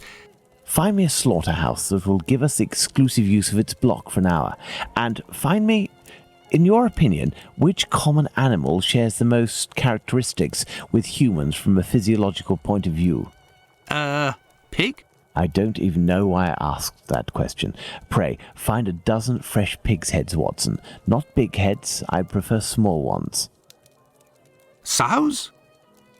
That's it, Watson. As soon as you have done that, let me know. I request that you search in Whitechapel. Who knows, perhaps you will learn something about where Dr. Tumblety may be hiding. There is also no shortage of slaughterhouses and pig's heads in those parts.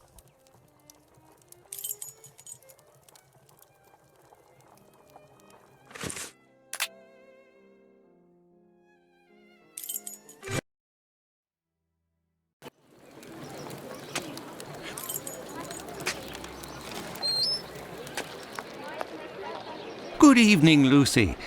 But is something wrong? Good evening, Dr. Watson. Yes, it's my uncle.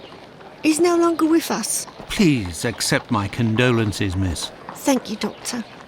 But why are you here? Can I help you? My request may sound rather strange, but do you know if there is a butcher's or slaughterhouse in the area where pigs are killed? Yes, Fletcher's the man.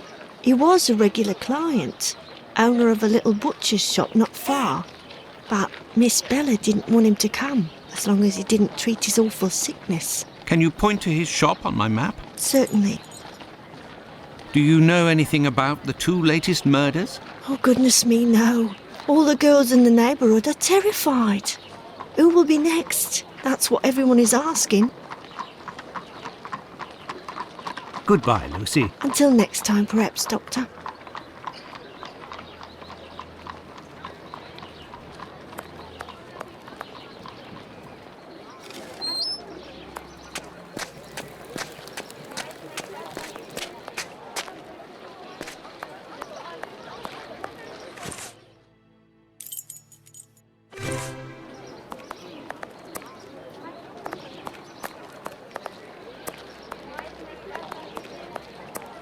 Ah, there's Fletcher's butcher shop. Closed due to illness. If the proprietor is ill, the butcher's block is probably not being used. Perhaps I can use it. Now, where could a sick butcher have got to?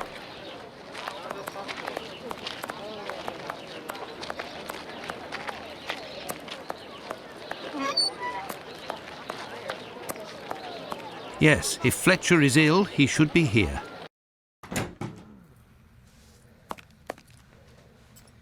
Good evening, Dr. Watson. Good evening, Dr. Gibbons. I have come to see you because I was wondering if, by any chance, you happen to have a patient by the name of Fletcher, a butcher who would have relinquished his shop due to illness. An illness caught during nocturnal encounters, if you catch my drift. Fletcher is one of the regulars at the clinic. Mercury treatment against syphilis. A night with Venus, a lifetime with Mercury. He left London a fortnight ago for the fresh country air. Why is he of interest to you? Oh, no reason. I'm more interested in using his shop, only for an hour or so. Would he have left his keys with family in the area? He has none left, but he must have left Hardiman, the cat's meat seller, to oversee his shop. They're in business. They're good friends. Do you know where he can be found? No, but wander around the neighbourhood and listen for his beeps. He often passes in front of the clinic. Besides,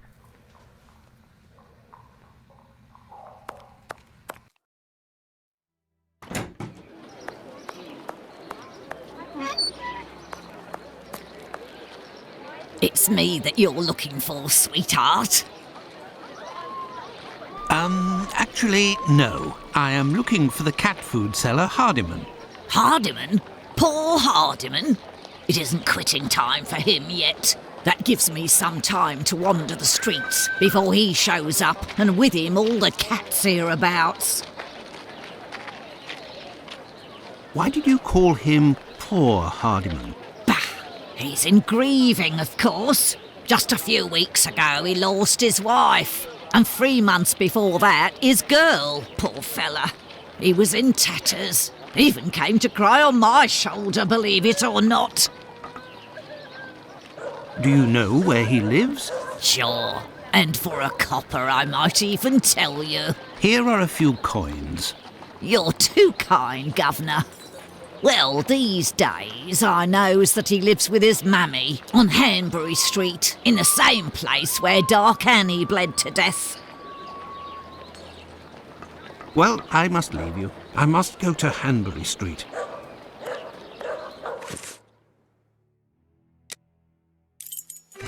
This is the building in which poor Annie Chapman was killed. Beep beep.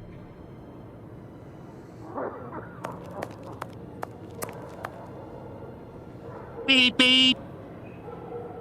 Hello, are you Mr. Hardiman? That's me. I am Dr. Watson.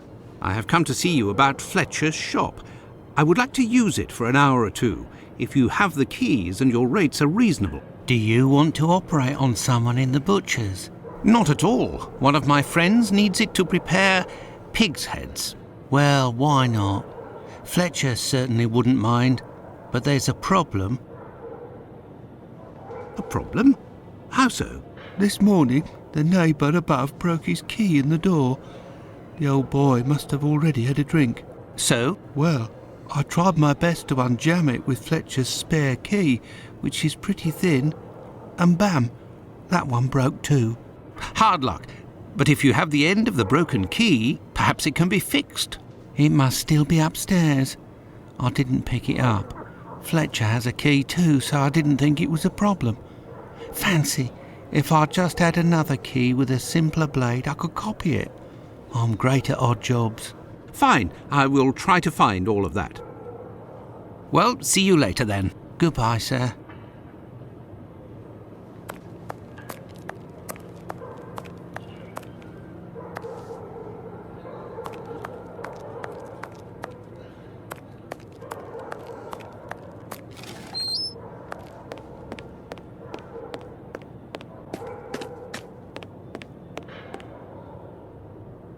Oh, no. But what a... how dreadful. My word. These are innards. Kebabs, the same as Hardiman's. So he prepares his meat here. This bag contains butcher's equipment. Where can I find a key with a simpler blade? On a worthless door, perhaps.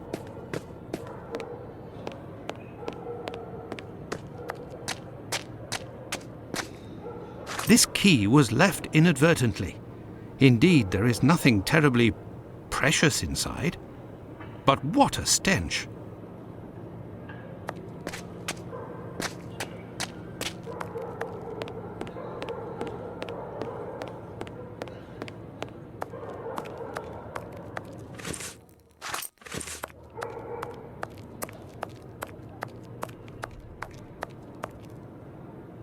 Have you found everything I need to remake the key?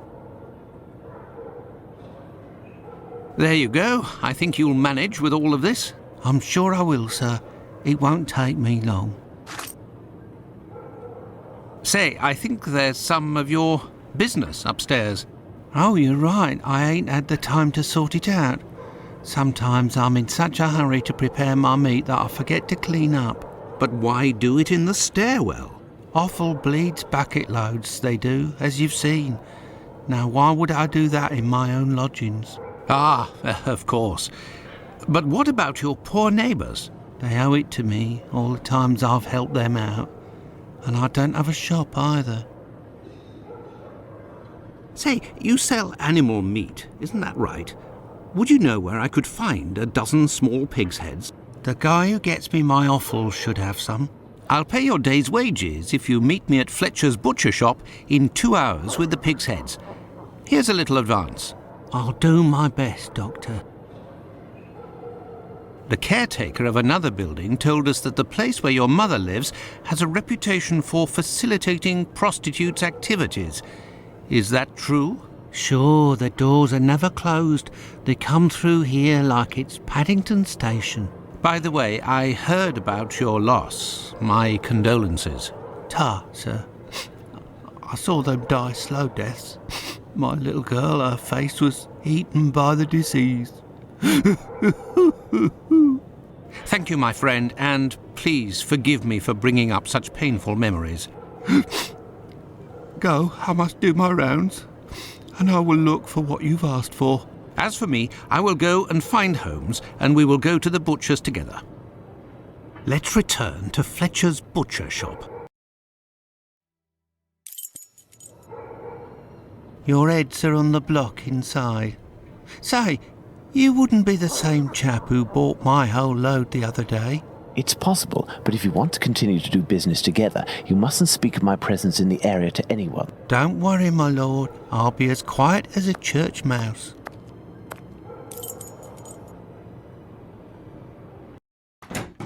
Holmes, will you explain the reason and rhyme behind this masquerade? Elementary. We shall conduct an experiment that will allow us to answer a simple question. Does the type of weapon used by the killer correspond to a specific profession? And here are our sow's heads. Congratulations, Watson. You're welcome, Holmes, but what do you really want to do? Take up a collection? There is nothing further to find in this room, Watson. However, I need some knives. Our only hope is behind this door. There is nothing further to find in... I need something.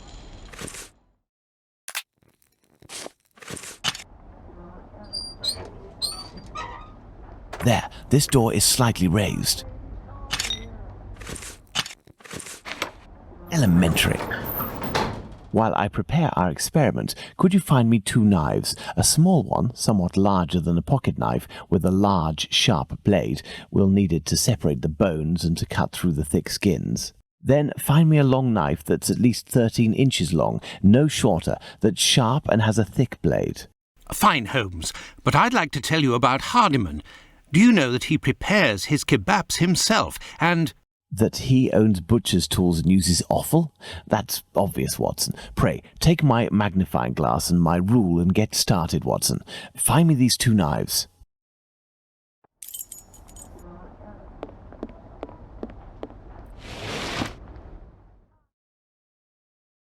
With the rule, I must find a large knife.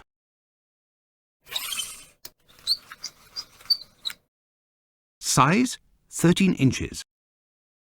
Thanks to the magnifying glass, I can find a small knife that matches Holmes's description. Fragments of cartilage.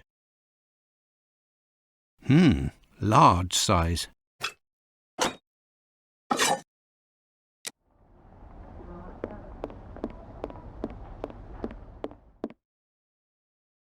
Here are the knives you asked for. Be careful, they're awfully sharp. Holmes, I must say that this experiment is making me rather uneasy, comparing animal heads to these poor women. You're right, Watson, but this somewhat shocking experiment may help to end this massacre and save other victims, you can be sure of that. Look, these pigs' heads are still bloody, which will suit our experiment perfectly. I have a pocket knife and a scalpel with me. With the 2 knives you just brought me, we have a similar array of weapons as those probably used by the killer. We saw 3 types of throat wounds on the deceased attributed to this man, those intended to slit the throat, those intended to decapitate, and the more superficial yet mortal wound that led to the death of the unfortunate victim in Dutfield's yard, Miss Stride. With the help of these 4 knives, we are going to try to recreate these wounds on the pigs' heads and see what we can establish about the weapon or weapons used. We may also be able to rule out Miss Stride as a victim of the killer of the other 3.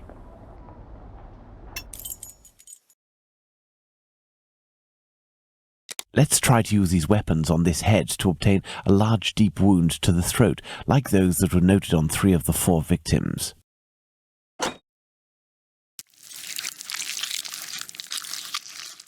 This little knife is very sharp and has a very wide blade. This pocket knife is very sharp, but its blade is too thin. The wound is too shallow. Look, Watson, this knife easily penetrates the flesh. Elementary. Let's try to decapitate our victim with these tools, knowing that the killer didn't quite manage to do it. Charming.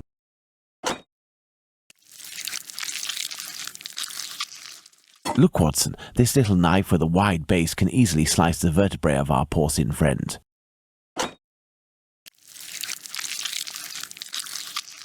The blade of this pocket knife is too thin to reach the vertebrae. With a scalpel, the wound is too shallow.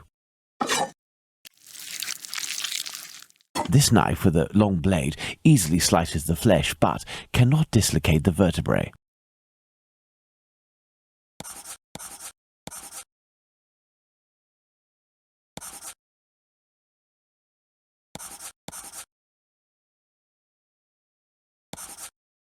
Elementary. Let's see if these knives can inflict a mortal wound in a situation where a single quick blow is given. The scenario in question is that of Dutfield's yard. Look, Watson, the blade sinks easily into the flesh. In using the cutting edge of this pocket knife's blade, I can scrape the skin. This particularly sharp blade can make a deep gash with one quick slice. It cuts through the flesh easily as the blade is so sharp. Elementary.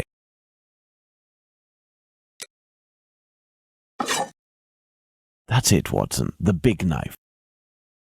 With respect to the opinion of the medical examiners who noted that a butcher's knife with a long blade would have caused the eviscerations on some of the victims, we can assume, Watson, that he only used this type of weapon as it is capable of inflicting all of the wounds displayed. Furthermore, the Dutfield's Yard murder remains attributable, for the moment, to the Whitechapel killer, if we are able to explain why the murderer used his knife in a different manner. Why not go there now? We will try to reenact the killer's actions that night. Our first objective will be to clarify, one way or another, the statements of Constable Smith as well as this Hungarian by the name of Schwartz. We must also try to find out more about the International Working Men's Educational Club, underneath which the murder took place, perhaps at the Wasp's Nest.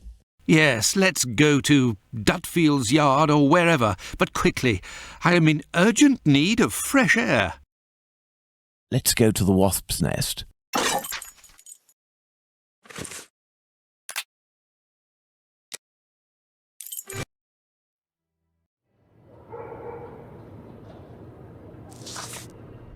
Don't forget that Bluto may still be hiding here. I will try to find out more inside. You, Watson, must intercept the policeman on his rounds. Given the hour and a bit of luck, it will be Smith. Try to get some information from him. Understood, Holmes.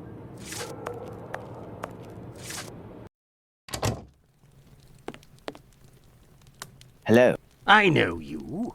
You're Squibby's guardian angel.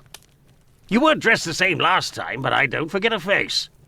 No hard feelings, eh? Join me in a glass? Your Jack the Ripper is on everyone's lips and written in all of the papers. You must be awfully proud of yourself. You have skill, that's for certain. It's a shame you use it to mask rather than discover the truth. You better believe that I'm going to find out who it is. I got a hold of old Schwartz's interpreter. You know, the Hungarian who saw Liz Stride get it. Doesn't speak a word of English. And when he went round to the station, another Jew went along to interpret. I found that bloke, and he repeated everything that had been said at the station. It won't be long before I find these fellows. Why do you say these fellows? Were there several of them? Do you not read the papers, or what? Well, given the rubbish that you read sometimes. Let me explain. At 12:45 a.m., Schwartz goes down Burner Street towards Fairclough, on the side of the road where the Workers' Club is. A bit further from there, just near Dutfield Yard's wooden doors, a chap and a lady are arguing. The Star said that the bloke wanted to push the girl into Dutfield's Yard, but the translator told me that Schwartz saw him pulling her towards the road. She doesn't want to follow. He grabs her by the shoulders and throws her to the ground. She falls a bit, but not too loudly. Old Schwartz is scared, crosses to the other side, but continues in the same direction. The bloke with the girl notices him and yells, "Lipsky!" At the same time, another bloke at the corner of Fairclough and Burner who was lighting his pipe gets in on the action. He starts coming towards Schwartz in a menacing way, and Schwartz takes to his heels, doesn't see anything else. Once he finds out that a woman got herself killed, he went to testify and identified Longley's stride as the woman he saw getting thrown about. So there were definitely two blokes, mate.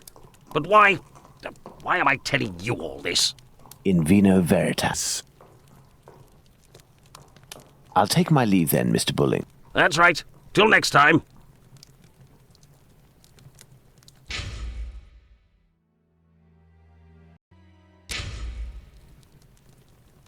A draft, my good man.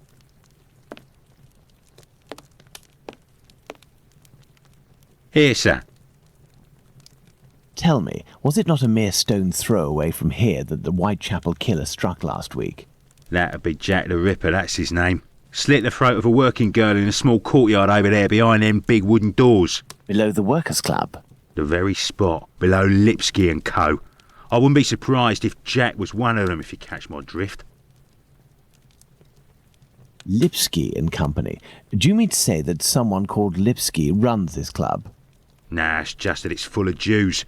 In Whitechapel, we call them all Lipskys, like that Lipsky who killed that girl in Batty Street last year. Oh, really? Last year, a Jew named Israel Lipsky killed a lass who was 6 months pregnant by making her drink acid. One trial and one protest by rabbis later, and he was hanging. By those who don't much like him, the Jews are called Lipskys. Is the term Lipskys used to refer to the Jews in the area, and is this club frequented by Jews? You got it. Socialist Jews even. They spend their evenings hollering, singing. I've seen them spitting on the bosses. And you know the victim? No more her than any other.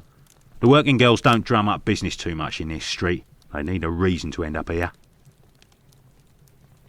Very well. Goodbye. Cheers. First and foremost, I must find P.C. Smith. Good evening, Constable. Good evening, sir. I am Dr. Watson. Would you happen to be P.C. Smith, the man who patrols this beat? That's me. And you work with the famous Sherlock Holmes, don't you? What can I do for you? I believe you were on duty the night when the murder took place here. You would certainly be able to confirm a few details, such as the time of death that the medical examiner gave. It's just that I wasn't there when the body was discovered. I don't think I can help you. But I was told that you had seen the victim that very night. Indeed, but it was before the murder. I saw her, not far from here. She was talking to a man. It was around 12:30 or 12:35 a.m. What did this man look like? I only saw him from behind, really. He was wearing a short black outfit, a small felt hat like a cap in a dark colour, and a white collar. He seemed to be a respectable type. He was carrying a packet in his hand, wrapped in newspaper, about 18 inches long and about 6 inches wide. His outfit reminds me of someone that I know. Was he a large man, on the older side? I don't think so, no. Even though I only saw him from behind, I would say that he was barely 30 years old, or even less. Say 28, or even less. 26 years old, and 5 foot 8 inches tall at the very most. He had a small dark brown moustache and an olive complexion, I would say, but once again, I only caught a brief glimpse of his face in three-quarter profile. Nobody else saw this man? I discussed this previously with Mr. Eagle, the president of the Workers' Club. That night he returned around 12:40 a.m. to the club. He used the passage through Dutfield's yard to get into the club because the main door was locked. He can attest that he didn't see anyone else in the passage at that time, but wasn't really paying attention to who else might have been in Burner Street itself. He was listening to the song coming from the club. In short, no one else saw him. Well, thank you for having satisfied my curiosity, my friend. A fine evening to you, Doctor.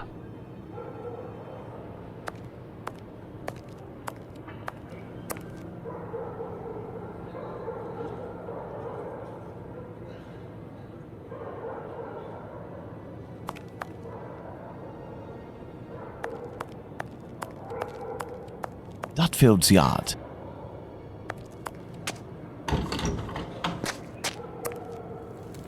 Your interrogation of P.C. Smith has proven to be very shrewd and of great interest. Thanks to the information I've managed to gather and that you were able to read in my notes in Baker Street, Watson, we can recreate what happened that fateful night at this location, Dutfield's Yards to be precise, the site of Liz Stride's murder.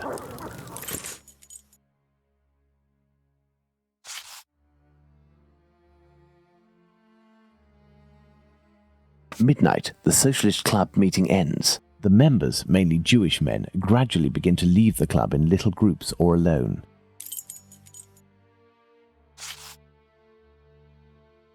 At 12:20 a.m., the American leaves the Socialists Club for some fresh air.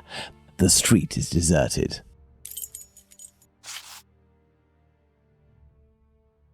12:30 to 12:35 a.m., Smith notices Liz Stride talking to the man with the package. 12:40 a.m., Eagle, the president of the club, enters the workers' club via the passageway through Dutfield's Yard. He passed through Dutfield's Yard. If Liz Stride had already been killed, he would have had to walk over her. The murder, therefore, had not yet happened. 12:43 a.m., Israel Swartz passes by Dutfield's Yard and witnesses the attack on Liz Stride.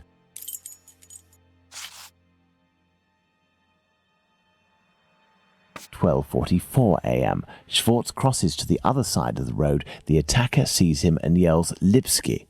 The attacker must have shouted to his accomplice at the end of the road, "Lipsky," indicating at Schwartz using his head in an attempt to scare off this undesirable. 12:45 a.m., Schwartz runs away, followed for a short distance by this man.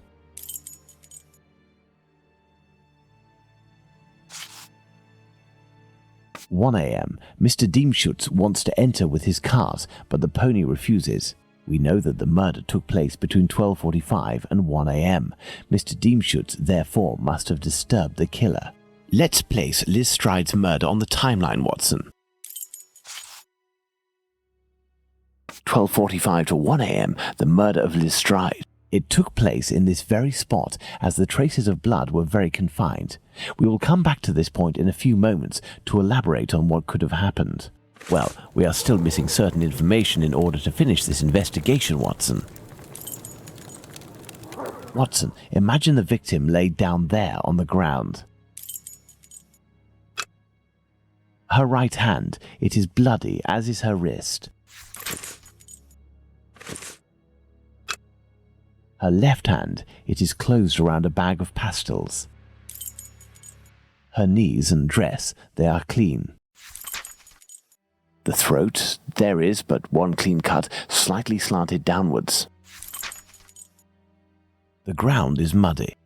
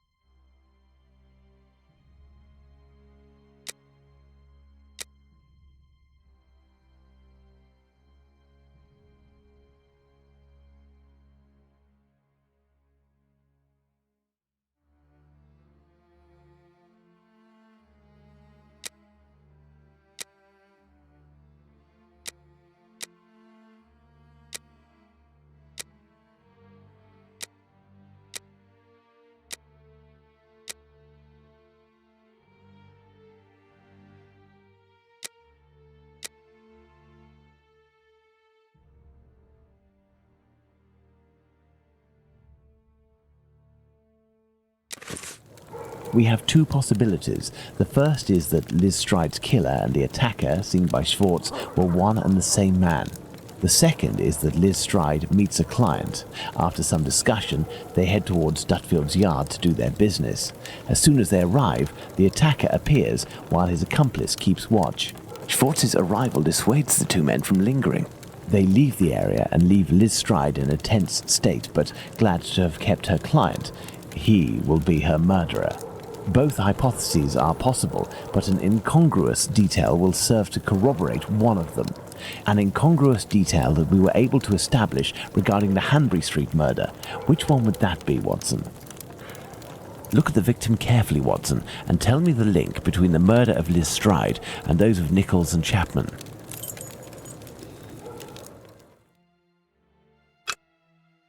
The bag of pastels, Holmes. The bag of pastels. Indeed, Watson. If this woman had to defend herself against an attacker, why would she have held onto this bag in her hand? It didn't fall because this woman's hand tensed at the moment when she fell to the ground. Therefore, Watson, we know the killer distracted his victim's attention by making them take something out of their pockets. Why didn't he slit her throat like the others? He must have feared a struggle with this strong-willed woman. Why didn't he eviscerate her? Because Louis Diemschutz arrived. Do you think the Whitechapel killer is behind this murder, Holmes? Yes, and now this murder has been linked to its rightful perpetrator, it will take on deeper meaning when we have examined the facts from that night. Let's go to Mitre Square, where Catherine Eddowes was killed. And make haste, Watson, as we have another murder to commit in 40 minutes. Here we are, Watson, Mitre Square. It took us a mere 20 minutes to get here. If the killer left Dutfield's yard around 1 o'clock, as we assume, he would have arrived here at around 1:20 a.m. We know that Catherine Eddowes' body was discovered at 1:44 a.m. Catherine was released from prison around 1 o'clock, but we have no information as to what she could have been doing until her death. This place has 3 possible ways out. Let's see where they lead. As a precaution, I brought an old map of the area with me. It will help us get our bearings. Let's hurry, Holmes. This neighbourhood makes me ill at ease.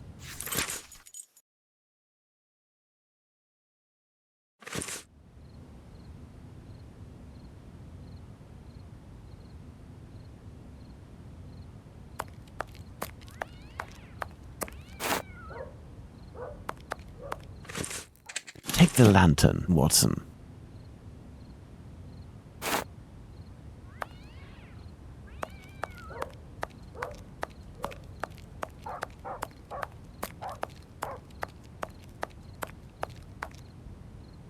Church Passage. It must be opposite the Imperial Club at 16 to 17 Duke Street. Let's go to the end of this lane, Watson.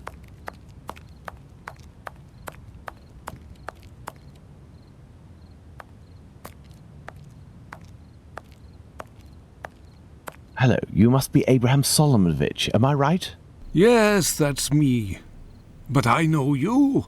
You brought a lad to my place to take care of a cat, and I loaned you my mask.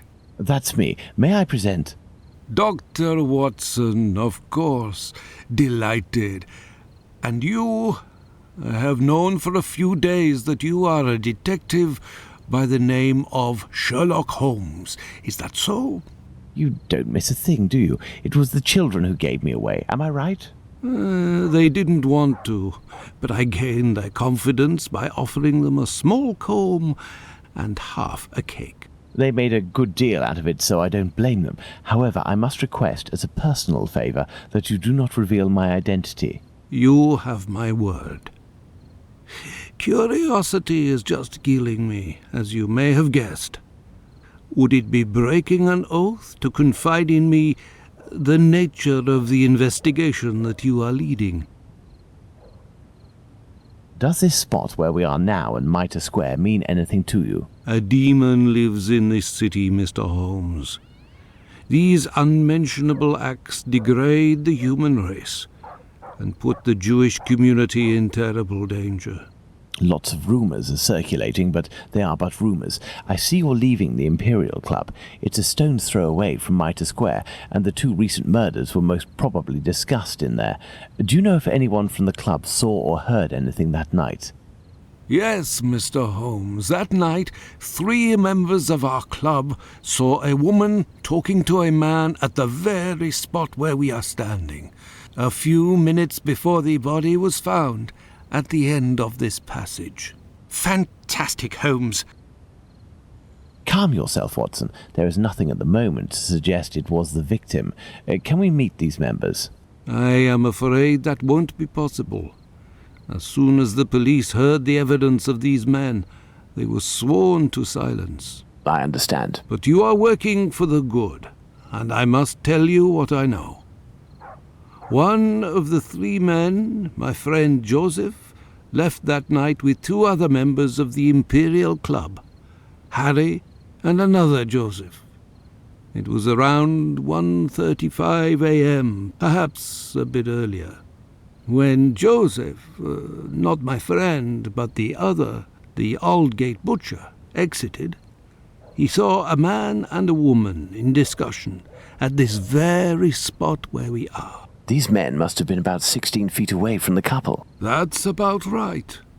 So Joseph, the butcher, said to the other 2, while pointing at the couple, "Look, I don't like going home alone when I see this kind of people here." My friend Joseph looked at them without noticing anything strange and didn't understand what he meant. They had the look of 2 rather unkempt people, but no more than that. After the murder, did these 3 men tell the police what they had seen? Not quite. Harry stated that he hadn't seen the couple. As for Joseph, the butcher, even though he was the one who commented on them and pointed them out, said that he couldn't remember anything except that the man was about 3 inches taller than the woman, who was 5 feet tall, no more. My friend Joseph, on the other hand, did his best to cooperate with the police. And what did your friend Joseph say? What did this man and woman look like? The man must have been 30 years old, about 5 foot 7 inches, light complexion, and a fair moustache. He wore a loose, dark jacket, a grey cap, and a red scarf around his neck. But he said that he only saw him for a brief instant, and it would be impossible to recognize him. And the woman? He only saw her from behind. She had her hand on the man's stomach and seemed to be pushing him. He said that he remembered that she was small, was wearing a black jacket and a black bonnet. After his testimony, the police took him to see the clothing of the deceased, and Joseph said that they looked identical to those of the woman he had seen. Like I already said, he only glanced at the 2, as he was headed with the others in the direction of Aldgate. One final question. The Imperial Club is a Jewish club, isn't that correct? Indeed. Thank you for your help, Mr. Solomonovich. Bah, it was nothing. We must at all cost prevent this demon from striking again, and the police seem to have some difficulty in doing that. I wish you the best of luck, Mr. Holmes. This building is the Great Synagogue of London.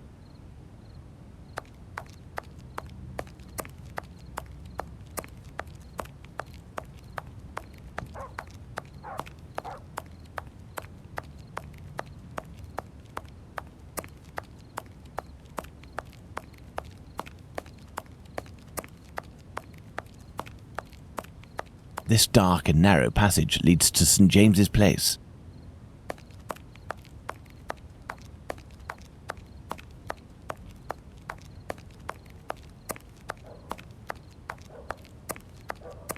This is Mitre Street, from where Watkins, the constable who found the body, came. Well, let's find the spot where Edow's body was discovered. Watson, we are now in the exact spot where poor Eddowes tragically ended her days. This spot is very dark, Holmes. That is probably why our murderer chose it.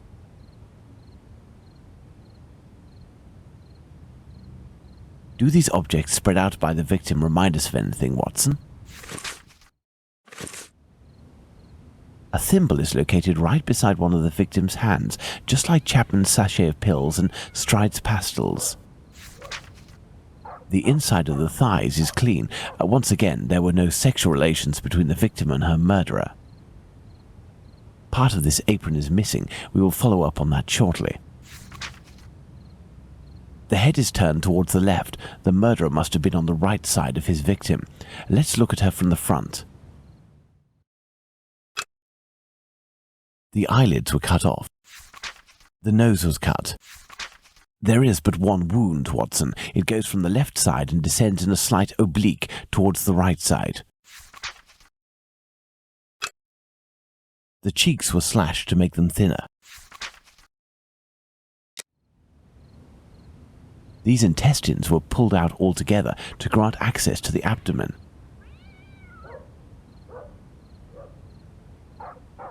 The main incision goes from the sternum all the way down to the groin. The murderer opened this abdomen as if it were an animal carcass. A kidney was removed. The uterus was removed. My goodness, Holmes, it was a slaughter. Understand, Watson, that our killer had neither the time nor the conditions to bother with the niceties. He had no more than 7 or 8 minutes at most to kill the woman, open her up, and all the while in total darkness. Holmes, it's a woman, a poor victim you're talking about. Consider all the time this man lost and the risks that he actually took by cutting the victim's face and the lower abdomen in around 20 precise spots, especially the lungs and the liver. These attacks, which I considered gratuitous, are in fact nothing of the sort and have as much sense as the removal of the organs. Watson, we must now consult our timeline. We began in Dutfield's yard, but this time we will try to recreate the actions of certain people, in this case, those of the 2 policemen. –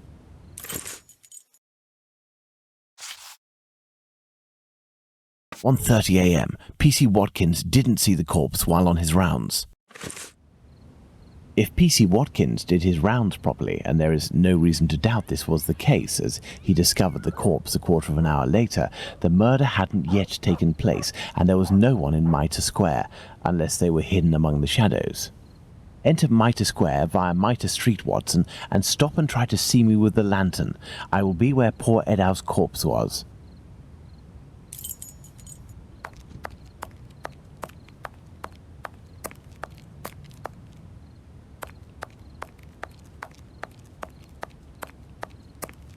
Enter Mitre Square.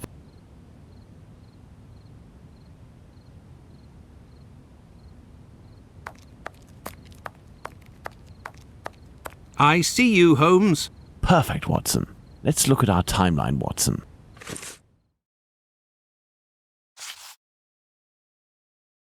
Very good, Watson.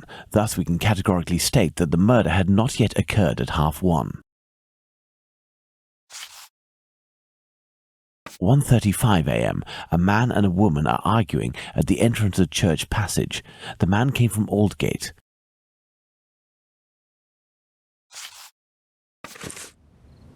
1:42 a.m. P.C. Harvey arrives in Mitre Square. It should be noted, Watson, that the constable didn't enter Mitre Square. He could not have seen the corpse lying on the ground. But would he have been able to see a man sitting or standing? Go to the Church Passage entrance, then come back and try to see me while holding your lantern. I will stay at the spot where the victim was discovered.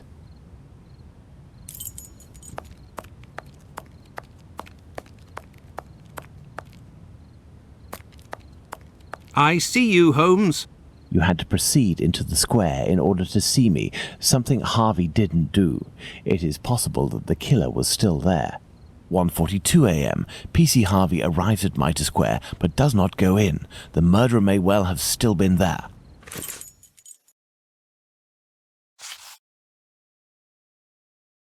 (1:44 a.m. The body is discovered. Let's put the murder of poor Eddowes on the timeline, Watson. 1:35 and 1:42 a.m. The murder would appear to have taken place between these times, that is to say, within 7 minutes. Agreed, Holmes. But does this really prove that our killer had the time to perpetrate these two murders? Let's look at our timeline, Watson.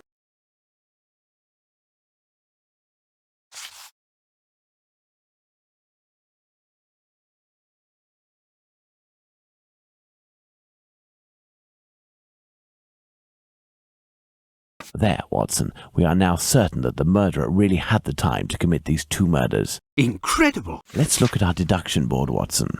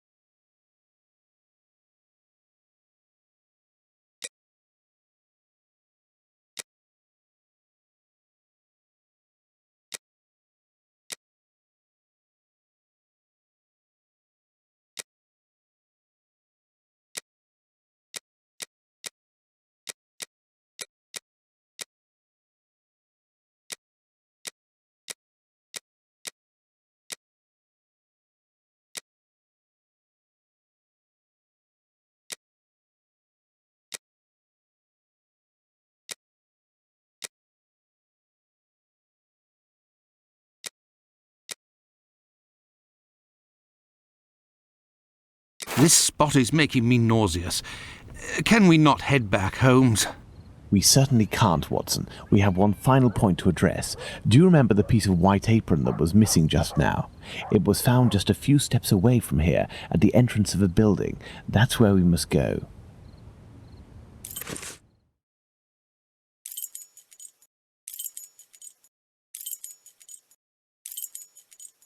Let's go!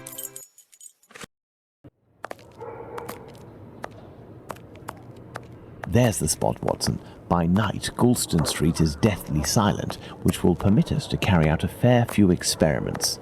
Let's find the entrance where the piece of the victim's apron and the mysterious chalk message were found.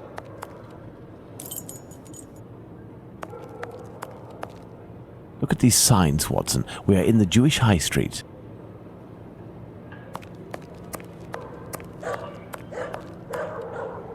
There's the spot where the apron and the message were found by P.C. Long.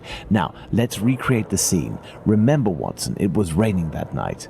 Find me something with which to mimic raindrops hitting this wall while I write something with my chalk. The Jews are not the men that will be blamed for nothing. But what does it mean?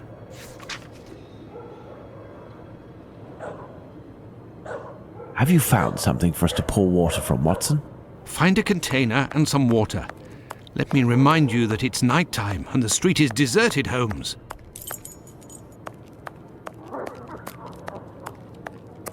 That may come in handy. Who knows? That may come in handy. Who knows? An old wooden pole.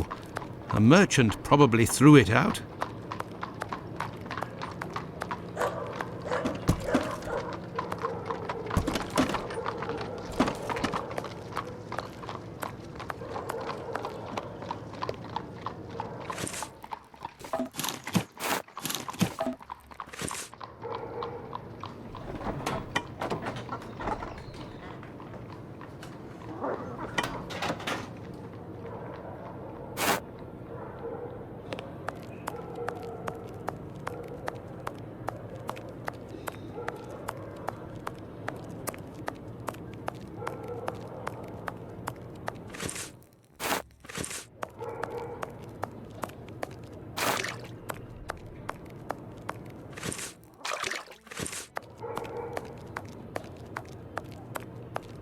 Yes, I have, Holmes.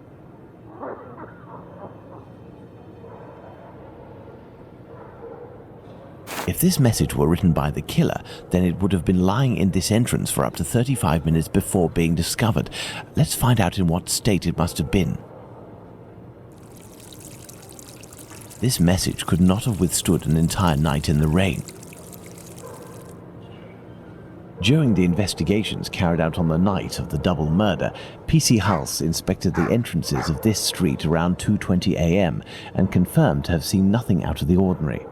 At 2:55 a.m., 35 minutes later, PC Long found Catherine Edow's piece of apron and the message in chalk. This message would not have withstood a whole night in the rain, as had I continued to water it for a little longer, I would certainly have erased it. It was written, therefore, at the moment when the piece of apron was dumped. This substantiates PC Hulse's statement, which stated he had seen neither of these during his rounds. After its discovery, it was guarded and protected from the rain, which was subsiding, which explains why it was still legible when it was erased at 5:30.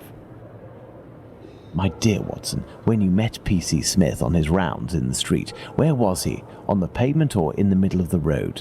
In the middle of the road, Holmes, without a shadow of a doubt. Good. You will go down the street with your lantern as if you were a policeman on patrol, using Smith's position as a guide. As soon as you see the entrance where I used the watering can, tell me if you see anything.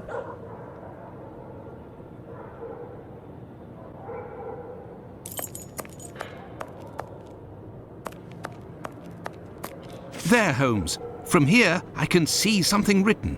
Can you read it? No. Do you see the white rag, Watson? I see something on the ground, but I'm not sure if it's what you were talking about.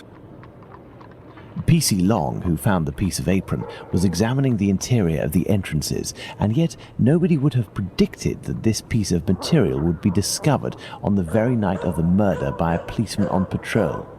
What are you trying to get at, Holmes? Let's look at this message on the wall, Watson. The Jews are not the men that will be blamed for nothing. In other words, the Jews were possibly blamed for nothing, but that will no longer be the case. Reading this message naturally begs one question. What would that be, Watson? Why? Indeed, Watson, why? For what reason would one have the right to blame the Jews in the future? Remember, Lestrade was killed near a club for socialist Jews, Edow's not far from a synagogue and the Imperial Club, and finally, this piece of apron dropped here. This building is occupied by Jewish families.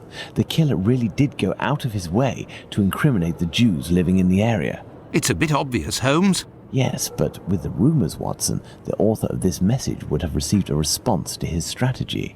You are right, Holmes. So perhaps it's a good thing this message was erased. Whoever took the decision to do this is a man of great wisdom and courage. Let's return to Baker Street, Watson. I have some pipes to smoke to help me think more clearly. Let's go back to Baker Street. Home, sweet home.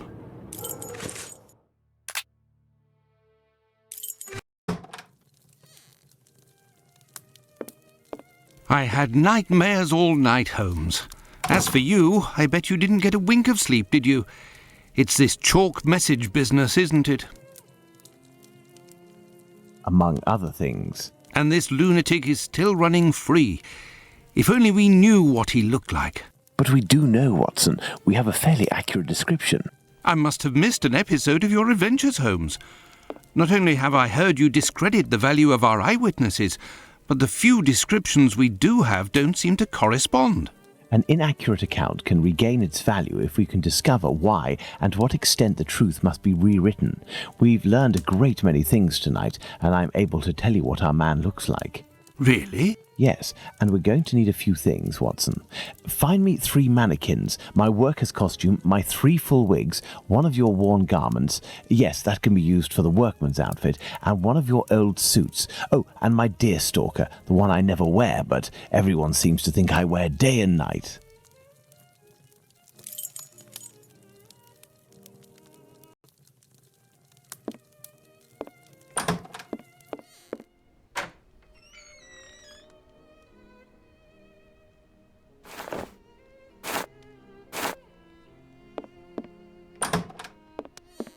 We shall place our mannequins here, Watson.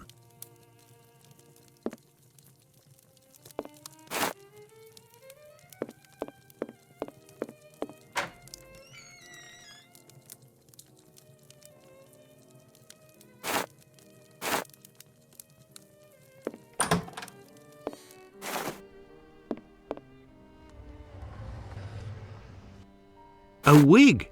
This will come in handy.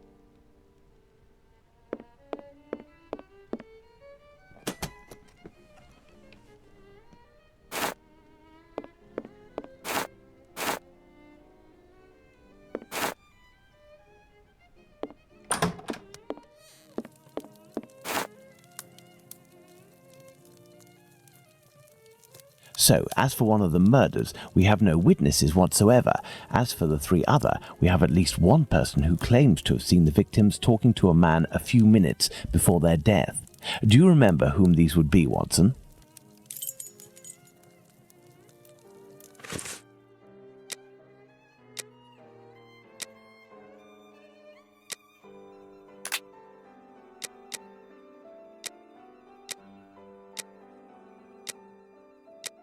Bravo, Watson. There are our three witnesses.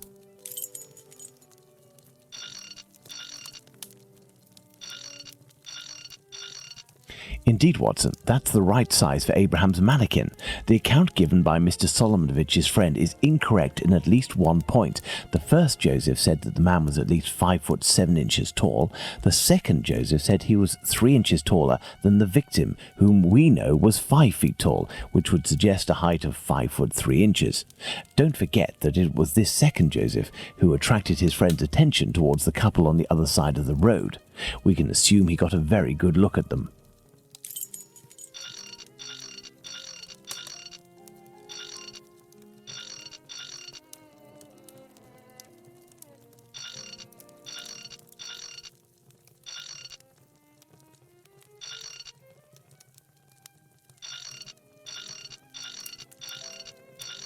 As for young P.C. Smith's account, he must have been mistaken about this person's real height. It is only an inch or two after all, and we can attribute the same height as the other two.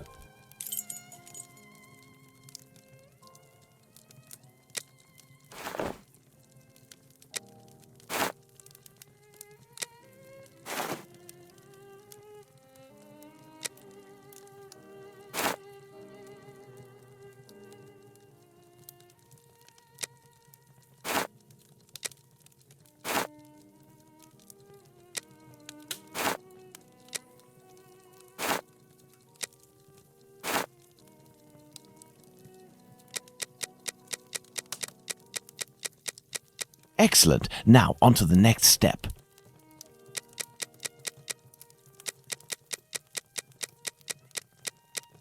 There we are. Magnificent.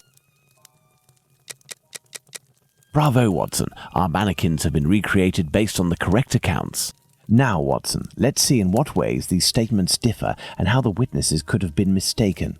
Let's look at these wigs and moustaches. Let's start by taking the first Joseph's testimony, who saw the man head-on in a well-lit spot and in which he noted fair hair. Now, let's consider the same person, but in the lighting and angle of the other two witnesses, in the darkness of night with poor artificial lighting from above. Put out the light, Watson. Thus, poor lighting and a backlit subject can affect our perception of shades and colours. The wigs from Abraham's mannequin took on the same colour as the other two. The three testimonies, therefore, don't contradict one another, and we can apply the same facial hair to all three mannequins. Turn on the light, Watson.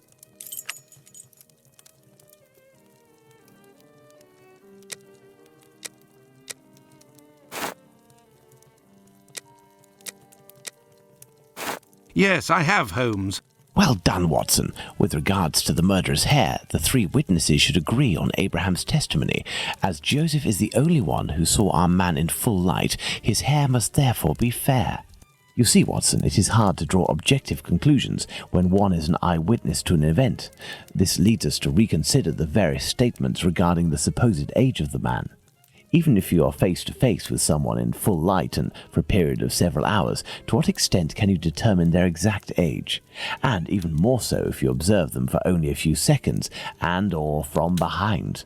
We must allow some flexibility when considering our witnesses' statements, but always scientific flexibility.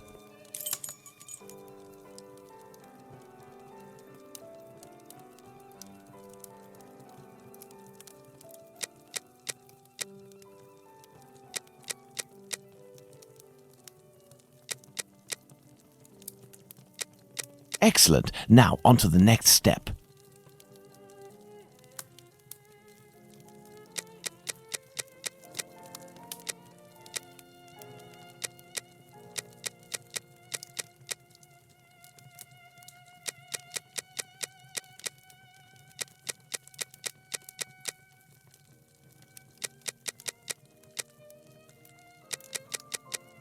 Excellent. Now, on to the next step.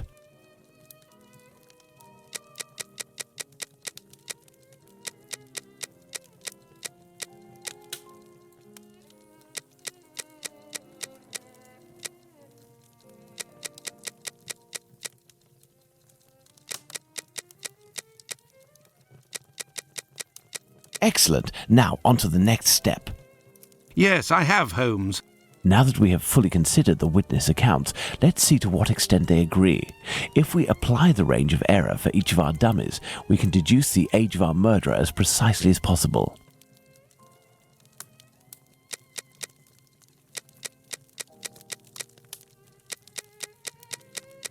Perfect, Watson. Within a margin of 1 year, Watson, the age of our murderer is 33 years. But the man described by Smith was dressed respectably, whereas the other two were poorly dressed. Indeed, but Whitechapel's respectively could quite easily describe the Sunday bests that all lower-class men own.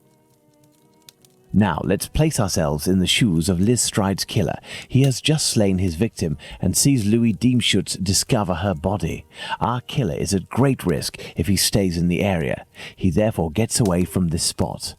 But he wants to kill again. However, he might have been spotted in the area before having committed the murder by a constable on his round, perhaps, who managed to get his description. What do you think the killer will do?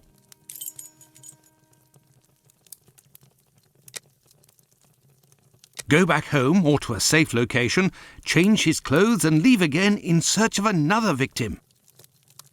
It's the only possible explanation, Watson. The man returned to the safety of his lodgings and then decided to go out again with new clothes and repeat his sinister nocturnal work. That's how the discrepancies between the witnesses with regards to clothing can be explained. What a cold-blooded animal! And what determination! Powerful motives are pushing this man. Thus, we can conclude that the respectable man with the package may very well have been seen by the two Josephs. Even if it is just a mannequin, it's giving me goosebumps. But have we really made any progress, Holmes? I mean, there must be thousands of men in Whitechapel who match this description, wouldn't you say? You're right, Watson. We have worked on who, now let's work on where. We need a map of Whitechapel, and please also find me a pencil, 2 compasses, one of which can draw ellipses.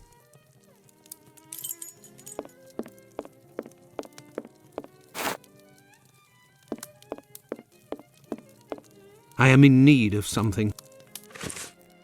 First of all, let's place our 4 murders on this map, as well as the spot where the graffito appeared, and the piece of apron was dropped.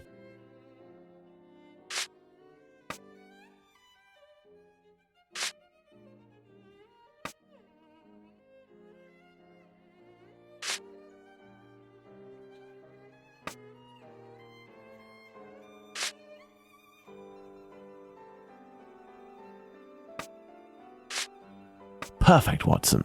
Let's connect each crime scene to the one out of the others that is the furthest.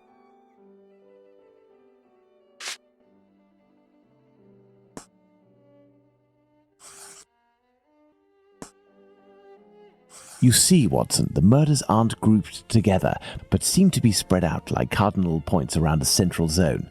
The killer obviously wanted to avoid returning to the previous scenes of his crimes, assuming that they would be more closely watched, or that he could be recognized. So, the killer lives at the centre of this cross? In the vicinity, most certainly, but how near? We cannot afford to get it wrong. If you concentrate, Watson, you will notice that the murders are roughly equidistant from the intersection point of the diagonals. Let's focus on the night of the double murder. Remember, Watson, it took us 20 minutes to get from Dutfield's Yard to Mitre Square. Let's draw a line from one to the other. Perfect. We didn't make the trip as the crow flies, but that would not harm our estimate. Let's suppose the killer left Dutfield's Yard at 1 a.m. and arrived in Mitre Square at 1:35 a.m. when he was seen by the two Josephs. If he took 5 minutes to change his clothes, that leaves a range of 10 minutes to determine where this man's lodgings are. We must determine the area in which one can go from Dutfield's Yard to Mitre Square in less than half an hour. To do this, let's draw an ellipsis. The length between Dutfield's Yard and Mitre Square corresponds to 20 minutes. By adding half, we get a distance of 30 minutes. By taking the two right segments, each starting from the two murder scenes, and which the sum of the lengths makes 30 minutes, we get our ellipses.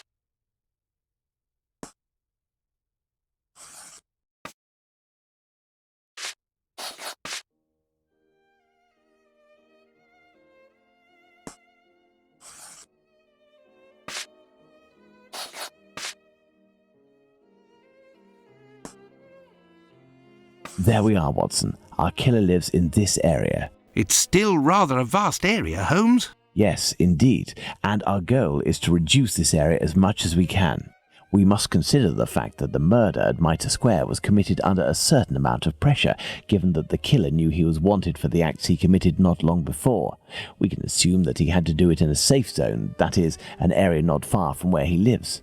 This is especially true of an act such as the graffiti he carried out after 2 murders. Let's trace a circle around this point, with the distance separating it from Mitre Square as the radius. This will enable us to determine our killer's safe zone.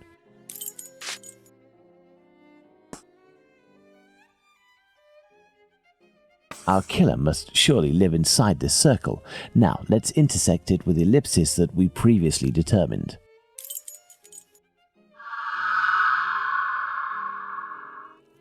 There we are, Watson, the Aldgate district. Shouldn't we inform the police so that they can concentrate their efforts on this area of Whitechapel? It is probably already crawling with inspectors, Watson, and I doubt that they would take us seriously, even if they were willing to listen to what we had to say. Let's focus instead on understanding the killer's modus operandi. We know our murderer preys on prostitutes who are penniless, weak, sick, or alcoholic, that he distracts them the moment before killing them, and that he left an anonymous message inciting anti-Semitic hatred at the entrance of a building occupied by Jews. How would you describe this man? What a coward! Indeed, he is a person of great cowardice. Let's look at his murders, and in particular the depredations on the corpses, putting aside that of Liz Stride, because on that occasion his work was left unfinished. If we recall the observations made on the victims and the parts that were mutilated or damaged on each of the bodies, without forgetting the fact that he also removed one or more organs, we can ascertain that our killer evolves during the course of the murders, cowardly and still evolving. And yet, look at the location of our first murder, that of Polly Nichols in Bucks Row. It is the most distant from the area our killer would appear to live. Perhaps this murder was preceded by another within the killer's area. I believe a cowardly killer would commit his first murder in an area close to his home, in order to find refuge as quickly as possible on carrying out the act. Holmes, an idea just occurred to me that fills me with dread. This evolution of which you speak. He will pursue his next victim as long as the conditions permit him to continue killing, Watson. But how could one go even further in this horror? Look at what he did to that woman, Catherine Eddowes. In order to avoid having to answer that question, we must act with haste and planning. Watson, I suggest you inform yourself on the mutilations sustained by the victims. We played with the idea that this could be an act of vengeance against prostitutes. If the mutilations correspond to areas affected by a specific pathology, perhaps the killer wanted to give an eye for an affliction he felt the prostitutes he knew were responsible for. And this trail leading to Dr. Tumblety, Holmes? I also have a few things to look into in the meantime. I still have a primary witness to track down, not to mention old trails I've yet to pursue. See you soon, Watson. When we first spoke about the Bucks Row murder with Watson, he was reading a newspaper, The Star, dated September 1st, 1888, I believe, which mentioned similar murders in the preceding months. I have no chance of finding the police reports, but perhaps I could find some information at the Central News Agency. I must go there at once. Afterwards, I'll go back to see Abraham, the owner of the pet shop in Whitechapel. The second Joseph's statement would lead me to believe that he may know the man spotted on the corner of Church Passage that night. If that's the case, I must find this witness so I can question him.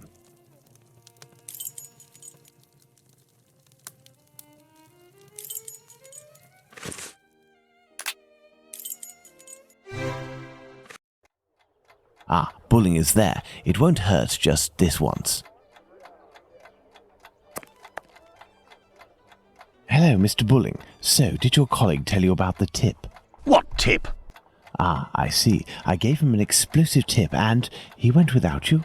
Oh, that's not very sporting on his part. No doubt he took all of the credit for his discovery. You're winding me up, eh? I must show Bulling something to make him believe me. What do you want?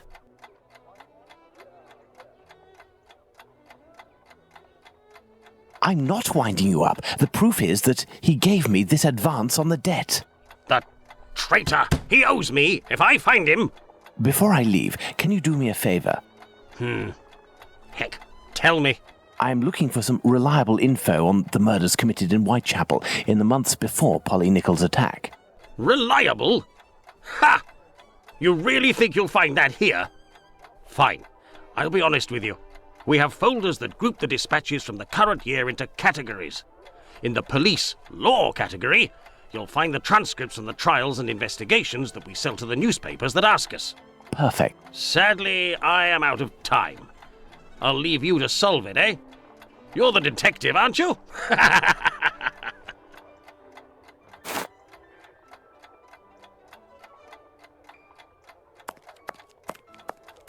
Closed.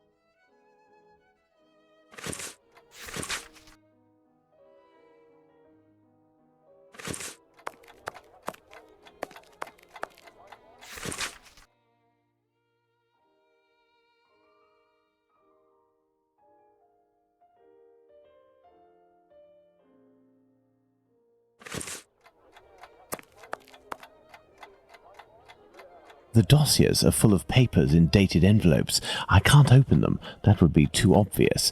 How can I tell which compartment to look in? No categories are indicated.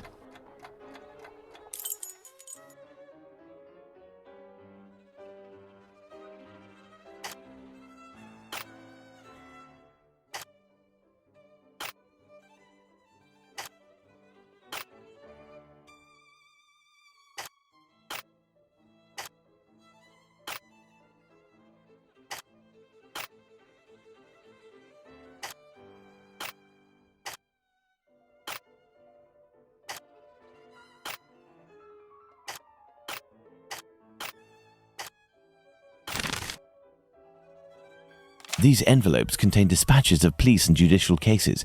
Now, I need to open them discreetly. I must try to unglue the openings.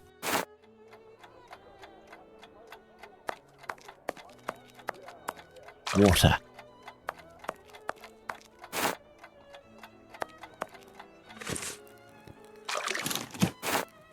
There, that will provide me with steam.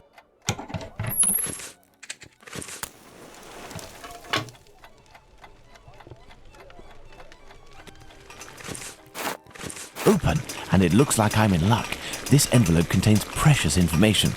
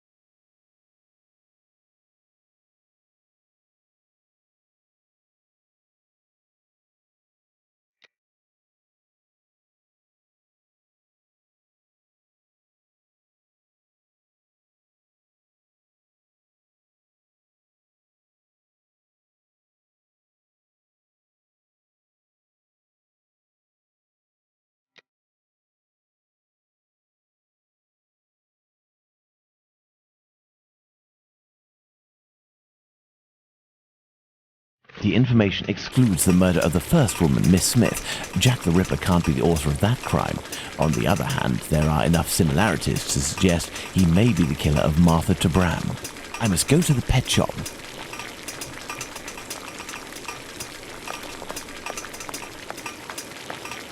I must go to the pet shop.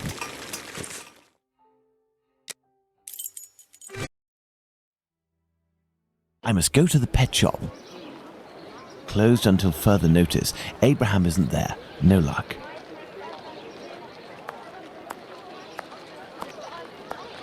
Beep beep. Good evening. Oh, good evening, sir. Do you know why Mr. Solomonovich's shop is closed? No, I don't. Perhaps his cousin, the cobbler, knows. But I believe the police came to take his animals. I think that might have something to do with it. When was this? During the day. The kids you were with the other day were there, they told me. They just came by to ask for some cat's meat. They didn't have any money, but I gave them some anyway. Ah. Is something wrong? It's just that there was a little girl with them, the same age as mine. My little girl who went away with her mother, with the angels into the sky. Dr. Watson told me about your loss. Please accept my condolences. Would you like to talk about it? How did it happen? The illness, sir. My poor little girl was in agony, and her face and body were ravaged by the disease. Her face? Yes, she looked like a ghost. What illness was it?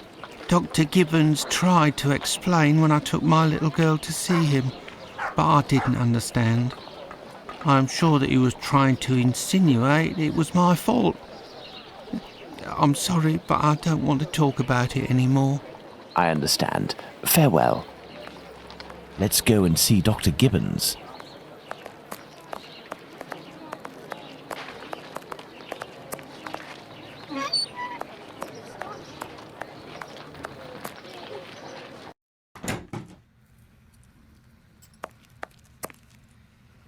Hello, Doctor. Do you remember me? I'm Sherlock Holmes, Dr. Watson's friend. Oh, yes. Excuse the mess, but I am doing a bit of tidying. I have come to see you about a Mr. Hardyman, a cat food seller by trade, who recently lost his daughter and wife. Yes, I know him. A tragic story. Actually, I was hoping you could tell me about the disease that took his daughter, a disease that would have attacked her face. Well, to keep it short, we are speaking of syphilis, Mr. Holmes. You must certainly know that it is transmitted through intimate connections and that the vast prostitute population here contributes to its inevitable progression. It destroys individuals by spreading through the body slowly. The most obvious symptoms can be found in the genitalia and on the face in the form of pustules or lesions. Sometimes this illness can destroy whole families. The father catches it from a prostitute, he transmits it to his wife, who in her turn passes it to the kids which she bears or nurses. These cases are numerous in the vicinity. Certain children, and this is the case of the little girl whom I won't name, suffer from an emaciation of the face which will, apart from predicting an imminent death, bring infamy upon the family. Emaciation of the face? Yes, what we sometimes call the pox. I will give you a photograph. One cannot be mistaken on the origin of such a face. The eyes seem to be void of lids, the nose is inexistent as if it was cut off, and the cheeks are chiselled as if cut with a knife. This loss of facial matter, this emaciation, is in this area often the gift from a father to his children. Can I keep this photograph? I should destroy it, but if it can remind you that one must sometimes think twice before giving in to physical attraction. I always seem to find myself alone in such cases. Thank you, Doctor.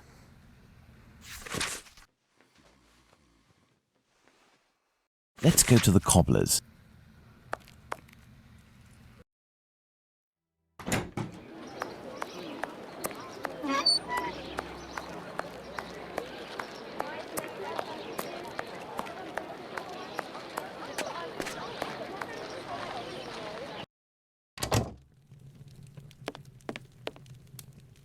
Hello, Mr. Solomonovich.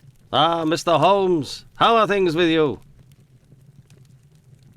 I heard your cousin Abraham had a problem with his shop. What happened?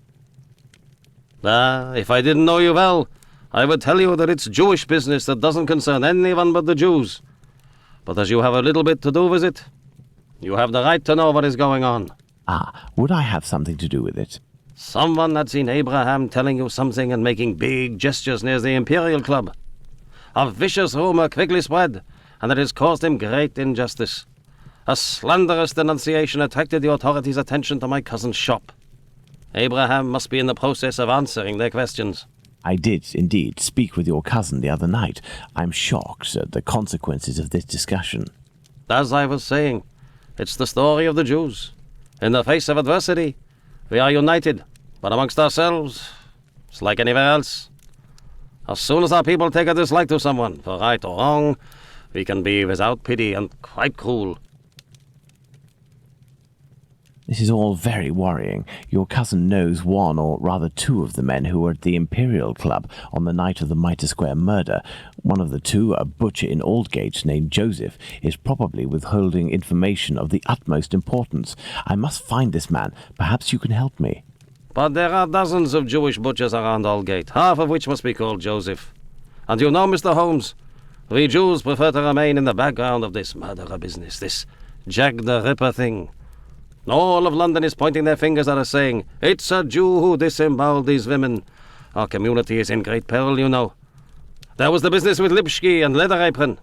I will see what I can do, but I don't promise anything. I'd be extremely grateful to you. Very well. We may meet again, Mr. Solomonovich. You are most welcome, Mr. Holmes.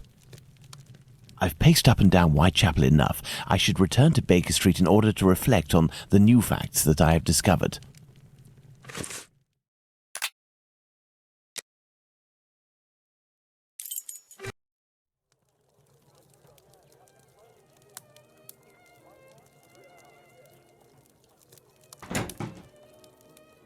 Hello, Holmes.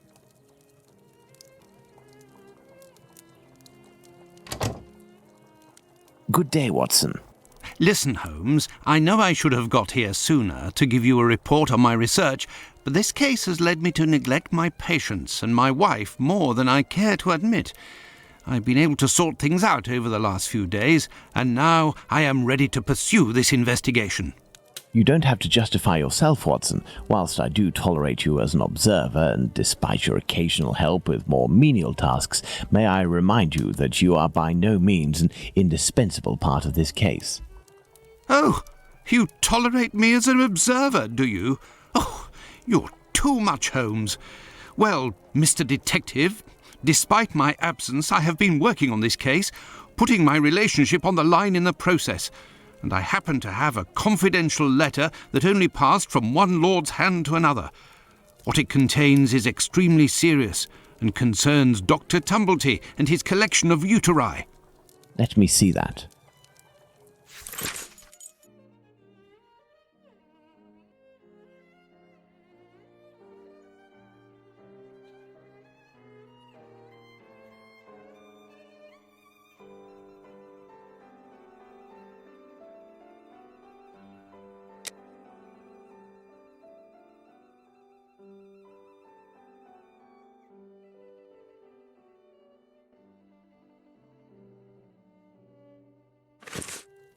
Excellent. This American could turn out to be of great use to use.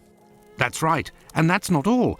I did some research and finally found an illness that affects the genitalia and can, in certain cases, cause facial symptoms resembling the mutilations seen on the last victim. It is called, would you believe? Syphilis and the emaciation that can be seen in affected children. I have known that for days, Watson. Really? Listen, now you're already here, Watson, we may as well continue the investigation. Do you remember the map on which we established the area in which our killer lives? I think we should continue our study.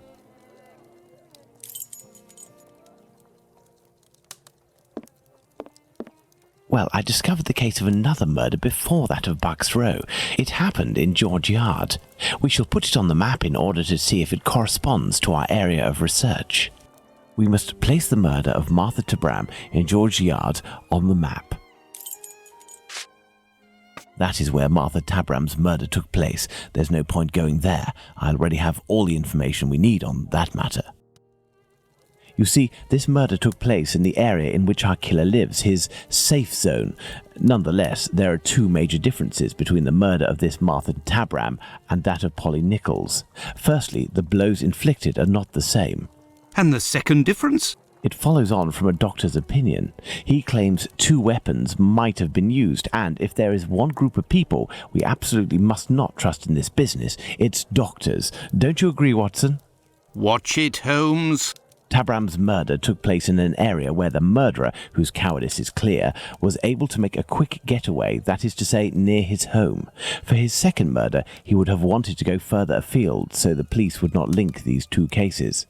And as for the other murders, seeing the ineffectiveness of his last one, he headed in different directions to kill his victims while still staying in the vicinity and without going any further than necessary, and all the while planning his escape. My dear Watson, we now know what this man looks like, in what area he lives, and that he suffered directly or indirectly from syphilis. Let's not forget the anatomical knowledge he must almost certainly possess. Given his lower-class background, a butcher seems very likely. However, it may be the case that the man was a butcher once, but is no longer. He might also have been a medical assistant. Who knows? That's why we need the testimonies of the other Joseph and Dr. Tumblety in order to be certain. What shall we do, Holmes? As the police's cooperation is futile and can be ruled out, we have nothing to do but wait. Watson, wait, and hope we see one of these two men before the killer strikes again. At last, a long day's work done. How are you doing, Holmes? Fine, Watson, just fine. I suppose you still haven't heard any news from Whitechapel? No, Watson. It's been almost a month now. Who knows? Our killer may have brought justice upon himself, overcome by remorse and ignominy for his actions. Not a chance, Watson. You haven't done anything about the story of a kidney that was sent in the post and reported by the papers. Why not? The killer left a message on one occasion with the intention of harming. The letter accompanying this package served no purpose other than to give value to its recipient and arouse disgust against its sender. The killer has never done anything for nothing. In order to authenticate the Galston Street message, he left an indisputable piece of evidence. Can we really say as much about this kidney? I don't know. All I know is that there are letters piling up on your desk. Isn't it time to move on to another case? Absolutely not, Watson. I think that the other Joseph is reluctant to meet me. The man he saw must certainly have put the fear of God in him, a man well known for his violence and his hatred towards Jews. There can't be any shortage of those in Whitechapel. I have hope yet. As for Dr. Tumblety... We found him, Mr. Holmes. We found him. Who's that? Dr. Bumblebee. He's been locked up by the bobbies, but they've let him loose. Oi! He was looking round like a rat who's scared of his own shadow. He's gonna do a runner, he is. Watson, this is our chance. The game is afoot. Let's hope that Tumblety will go to collect his trunk. As for you, my little friends, thank you for lifting this burden that has been on my shoulders for almost a month.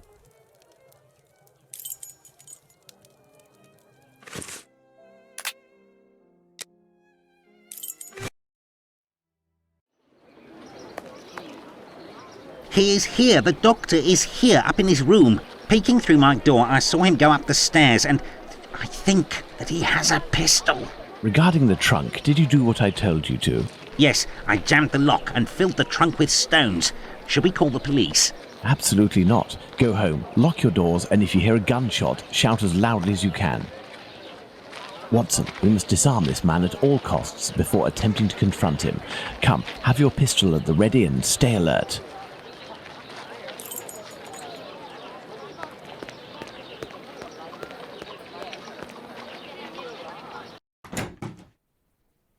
Don't move a muscle or I shoot. Who?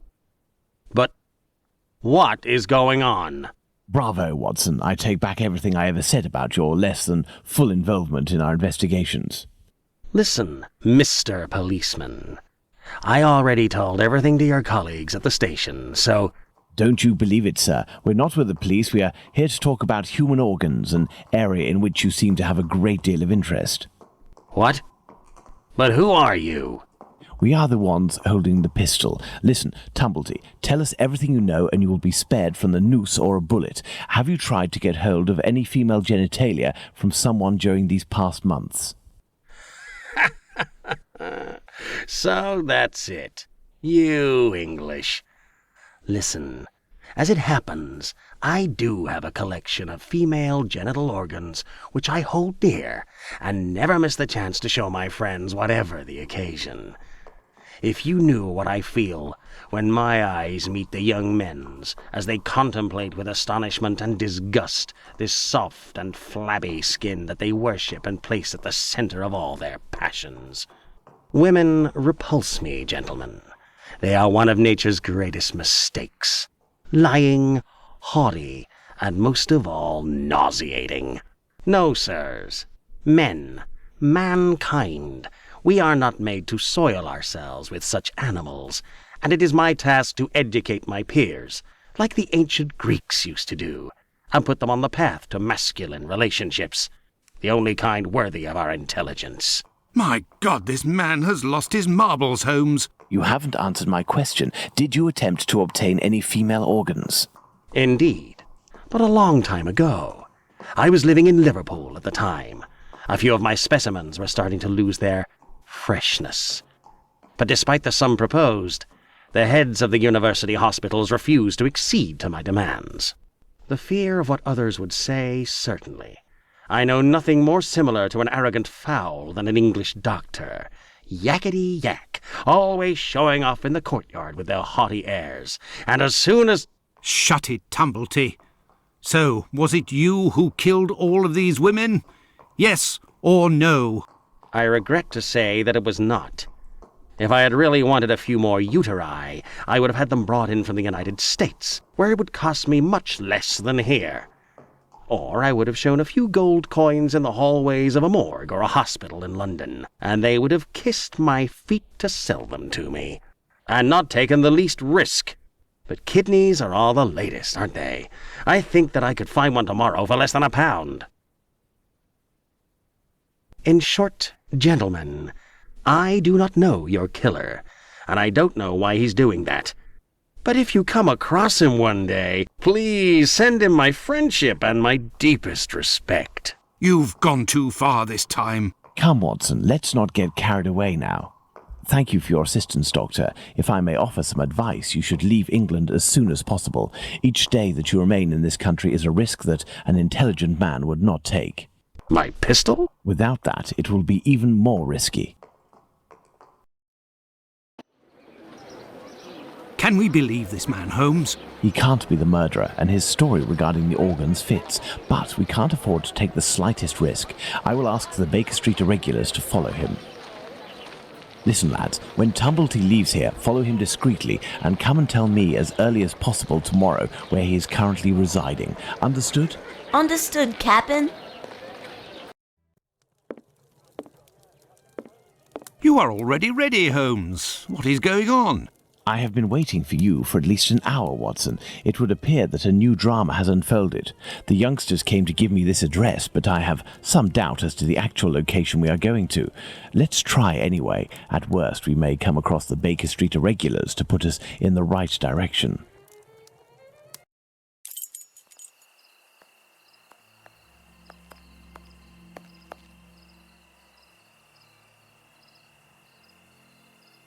We are lost, Holmes. No, we're not, Watson. We are heading for the very street I'd hoped for, but as I wasn't sure it was this one, I've made a few big detours in order to find the right one. I'll know it when I see the name. Why, of course, Holmes. Why didn't I think of that? The great Sherlock Holmes can't...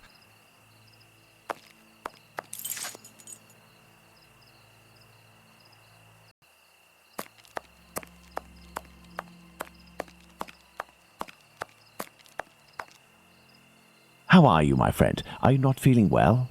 No. My friend is a doctor. He can take care of you. Don't go there. He came here, and he... Now, Watson, take care of him.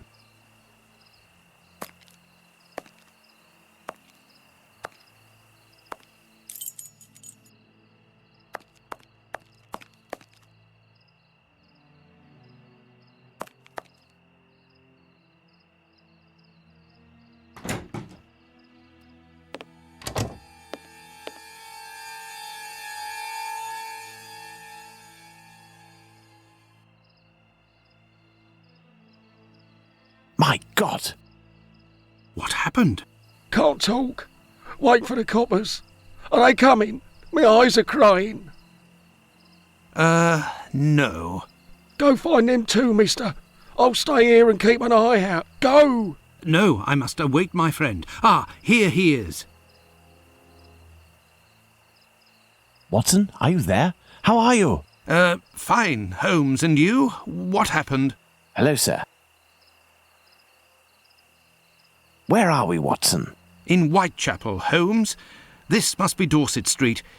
You don't seem very well. Do you need something? Indeed, Watson. Some clay, a great big piece of clay. I would ask for some wine, too, but as you know, I taste nothing but melodrama. What is over there? A trip from which you will never return, Watson. Trust me, don't go there. A trip? Behind this door? In this room? It's not strictly a door, it's more of a portal, a threshold, and what lies behind it is not the mortal realm, Watson. It is a place beyond time and space, the gift of a frantic artist who made use of his talent in order to grant us access to his world, Watson. Beyond that threshold is an abyss. Hell. The police won't take long to arrive, and the last thing I want is to waste precious time on them. Could you lead me out of this area and take me home?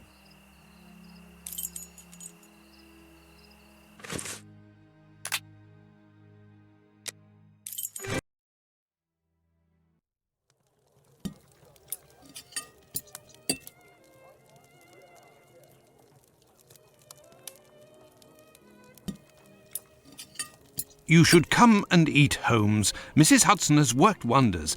The joint has been cooked medium rare. If only you would tell me what was in the courtyard.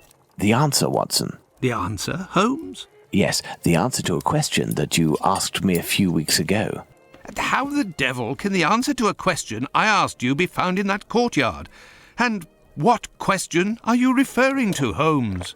How our killer set about reaching the height of horror by taking another victim, Watson.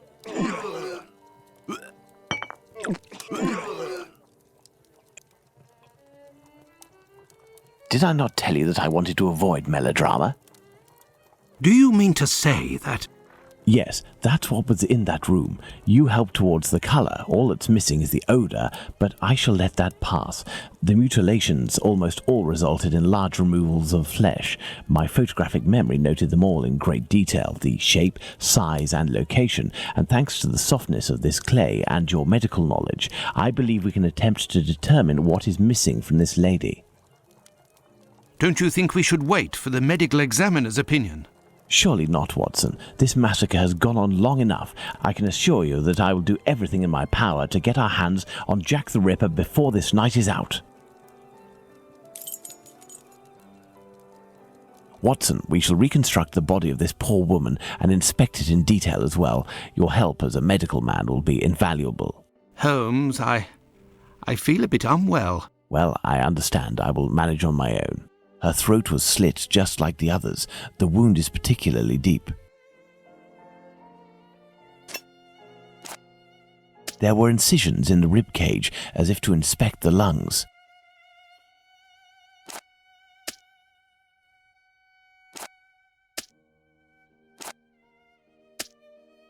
The liver was neatly removed.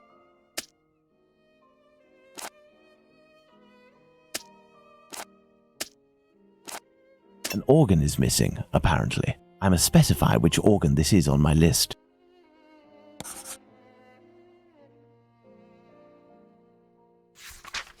There we are, Watson. We have examined everything. The heart is the only thing missing. 2 uteri, a kidney, and now a heart. He had all the time he wanted in which to disfigure her, cut her up like a piece of meat, and yet took nothing but the heart. What do you think of that, Watson? Watson?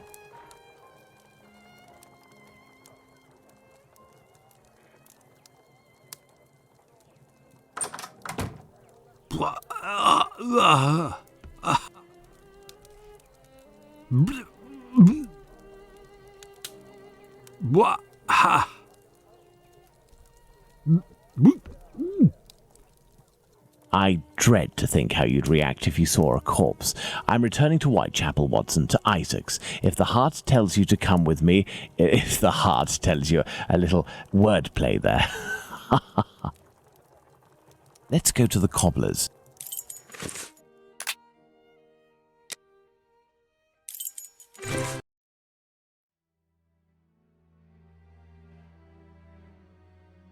Let's go to the cobbler's. Beep, beep. Evening, Mr. Holmes. Good evening, Hardiman. Has Abraham Solomonovich still not reopened his shop? No, not that I know of. Have you heard anything about the latest murder? Certainly there is talk of nothing else. Poor girl. I hope they catch the bastard who did it. Who do you think that could be? A madman, that's for sure. Everyone in the area is pinning it on a Jew. But I don't believe that for a second. Why? Because Jews don't like blood, you see. They're not allowed to eat it, and they have to drain the meat before cooking it. It's true that they eat animals, but they are fanatical about all kinds of silly things.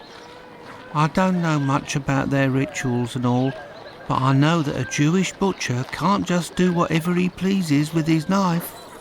He has strict kosher rules to follow. You seem to be very well informed. Well, I buy my meat from them too. My clients don't care whether the meat comes from Jews or not. Cats eat it regardless. And let me tell you, I'd go as far as to say that I may even have more faith in a Jew, because even if they don't eat all the offals, a Jew inspects them to see if the animal was in good health. Lungs, for the most part, and as they make up most of my cat's meat, you can see the connection, right? Jews are allowed to eat offals? Yes. They eat calves' kidneys, I think. How big is that? A calf's kidney? Ah, well, that depends if it's fresh or if it's been marinated in brine or cooked. When fresh, are they as big as a human kidney? They would be, yes. You know, Mr. Hardyman, it's lucky for both of us that the murder that took place in your mother's courtyard was only the Whitechapel killer's third. Had it been the first, I wouldn't be thanking you, as I'm doing now, for all of this important information. Goodbye and take care. If you say so. Right, farewell, Mr. Holmes. Let's go to the cobbler's.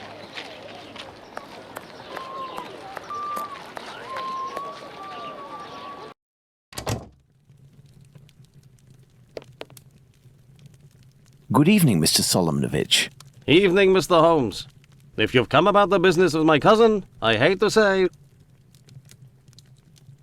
Before you respond to my request, I must ask you to answer this question of the utmost importance. What offals are Jews allowed to eat? Well, the same as you. Kidney, heart, liver? Yes. How are they prepared? Kidneys are boiled, heart is often finely sliced and cooked on a skewer, and liver is always grilled. These offals, do they come from cattle? Yes, beef or veal. And eating non-kosher food would be a grave affair for a Jew, isn't that right? Yes, it would be very serious. But what are you getting at?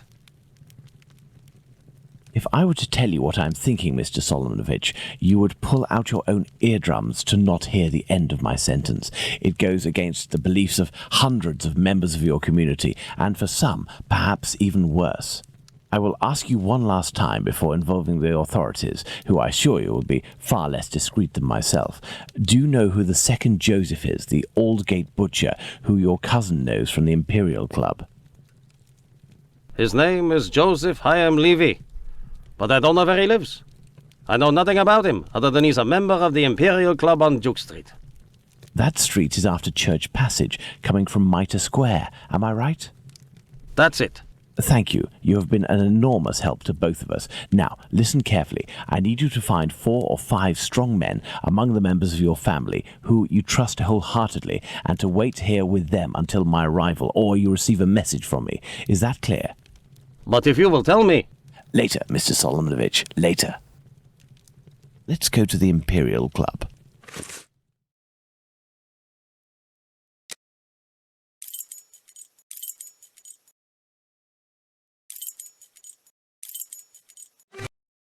Ah, there's the Imperial Club. Let's see if I can find Joseph Hyam Levy.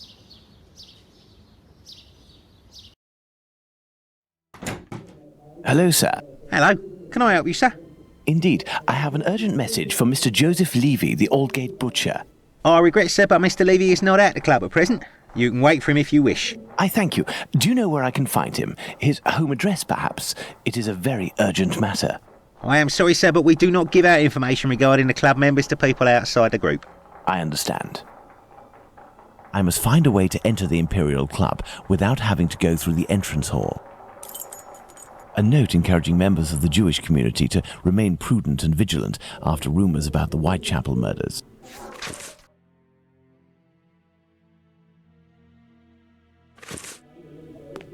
This may come in handy.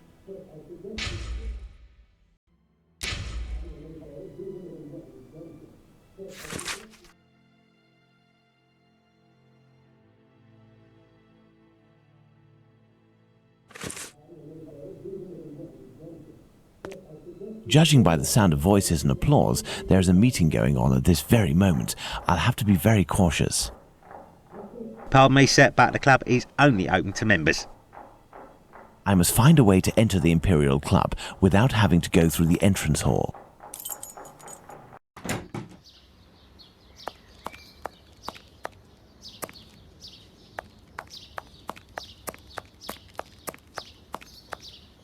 There is a cellar window behind this barrel, which is preventing me from passing.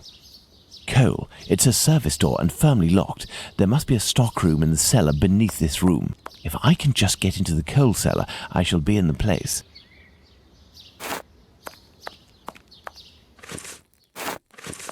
There we are. My pivot is in place. Now, let's find something to tip over this barrel.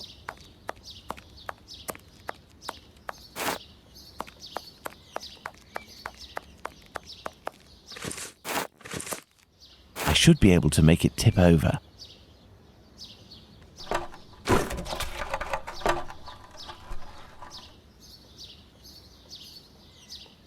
Closed. The cellar window is locked from the inside by a simple iron hook.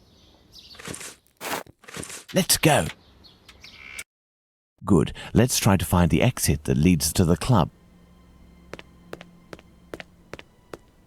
This may come in handy.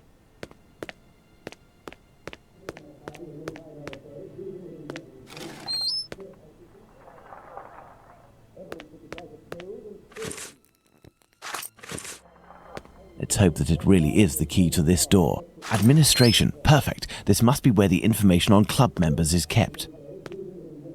A page from an old Yiddish-English dictionary. Court's proceedings. Curious.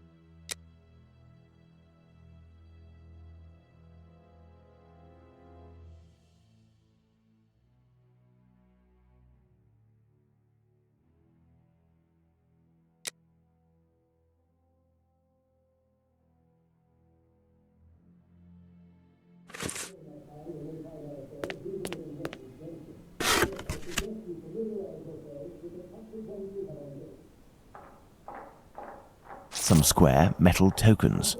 Curious. There is a document.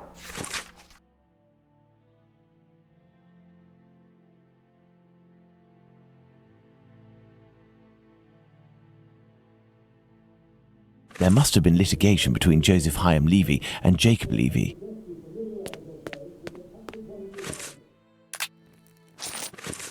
This must be the club's safe. What I am looking for is probably inside. The lock on this chest is very sophisticated. Let's see.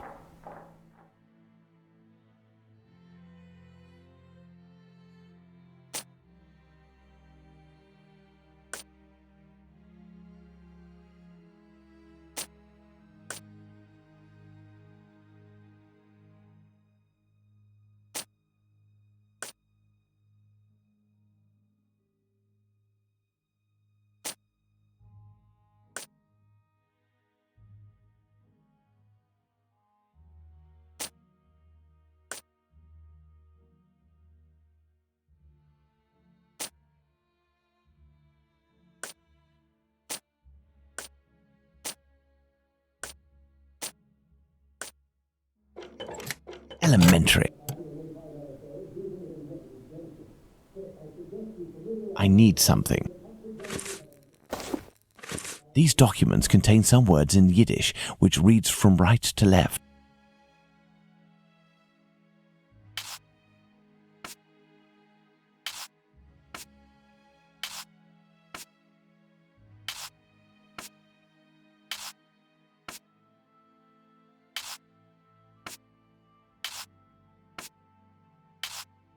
Excellent. Now, on to the next step.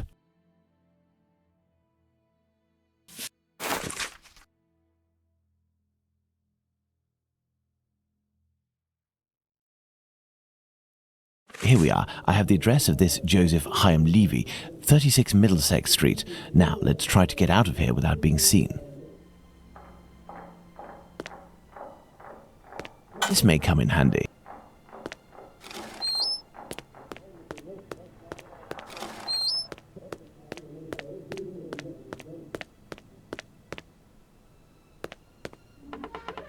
Blast! My exit has been sealed off. The barrel was replaced. I'll have to find another way.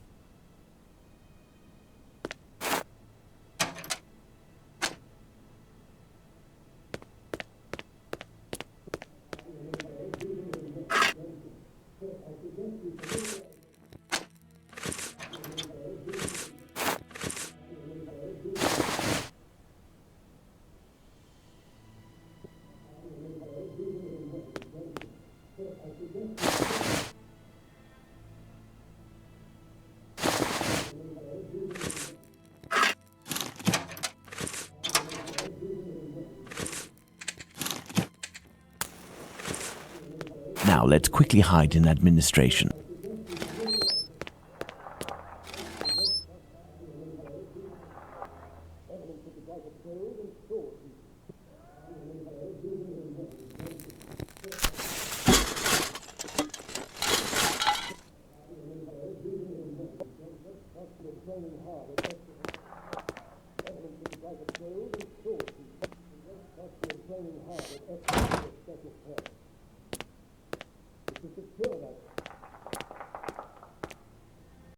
Let's visit Joseph Levy at 36 Middlesex Street. Here I am in Middlesex Street. Let's find number 36.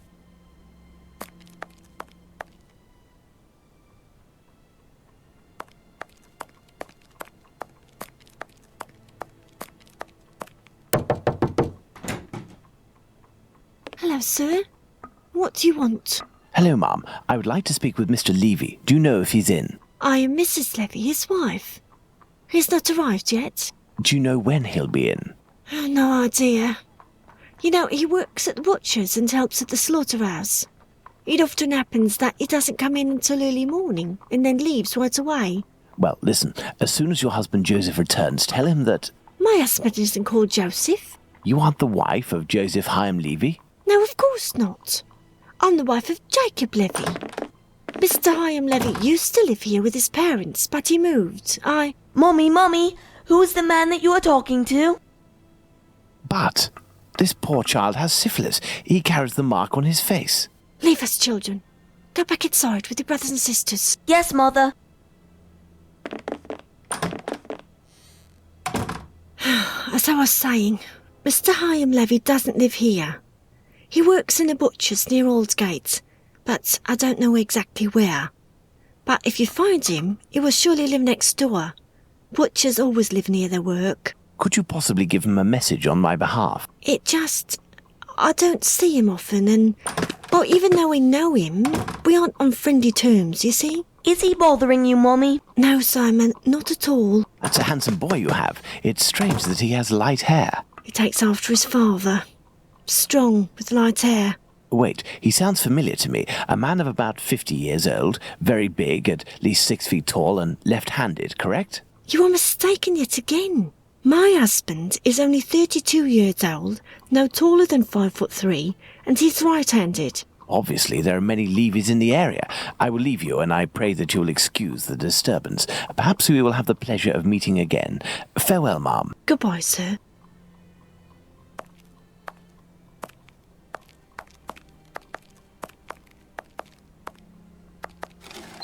Daddy!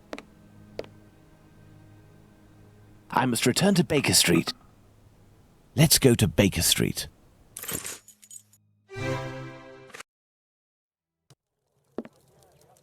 Well, Watson, not looking so good. Whose fault is that, Holmes? If you hadn't shown me your masterpiece in clay... Some actions have much larger repercussions than would be assumed at first glance. Listen, Watson, in a few minutes I will leave Baker Street in order to meet Jack the Ripper and put an end to his crimes. Beforehand, I want to go over all our discoveries to assure myself that everything is clear. Jack the Ripper? You know the identity of Jack the Ripper? Without a shadow of a doubt, Watson, and I assure you that we are in possession of all the elements required to determine who Jack the Ripper is. Would you like to do this work with me?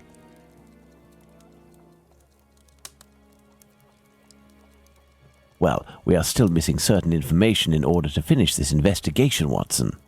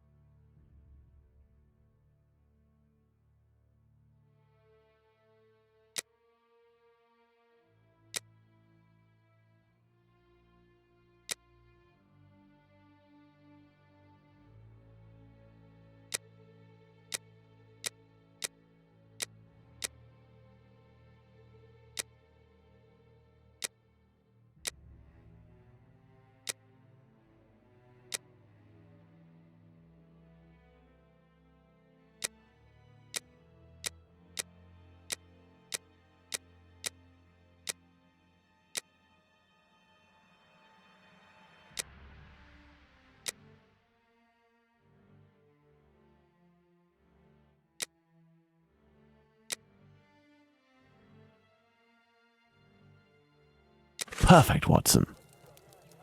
Let's determine who Jack the Ripper is, Watson. Thus, we have 5 suspects. Let's add the elements that correspond to each of them.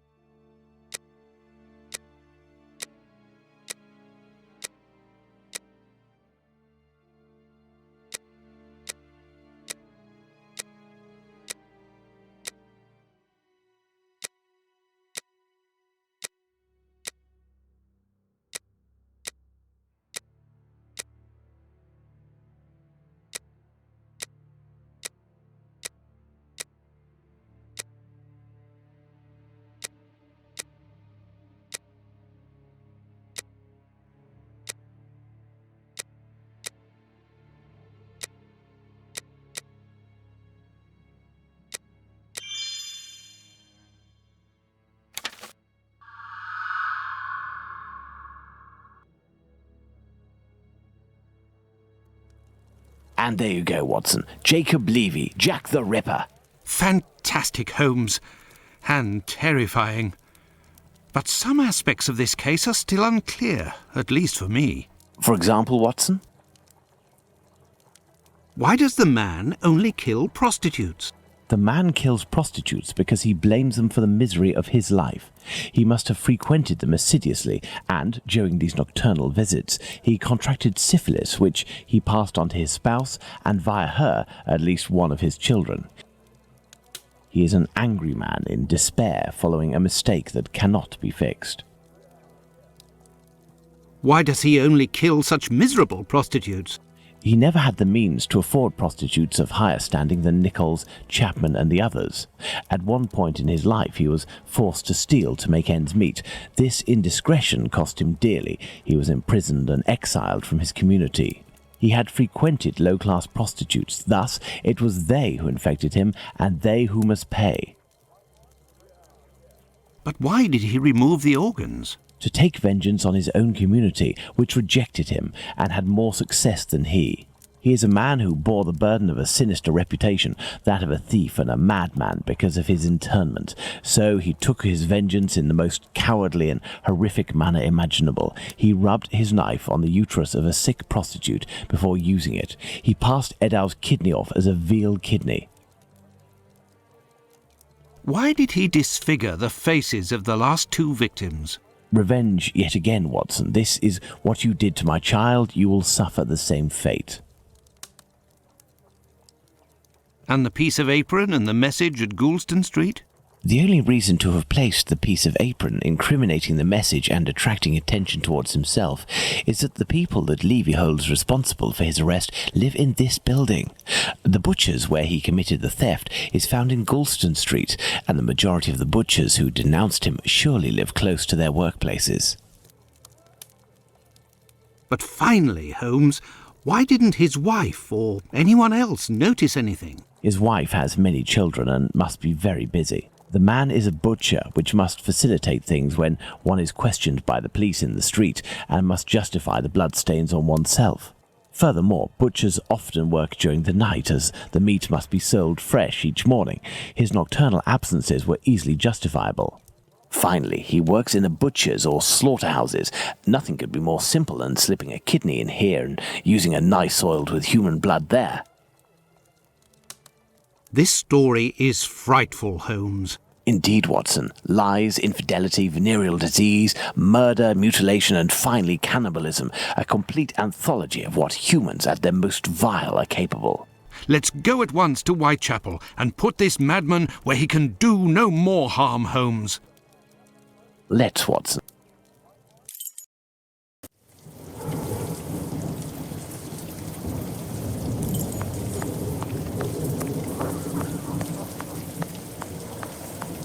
I do believe we are not alone. I hope these men won't prevent us from passing. Me? No. But you, yes, Watson. Your journey ends here tonight. Pardon? You're sometimes a little hot-headed. Moreover, Mr. Solomonovich has a few things to tell you. I won't be long. You can come in, Mr. Holmes. He's waiting for you inside. Everything was organized according to your instructions. I don't know how to thank you. Later. Dr. Watson is awaiting an explanation from you.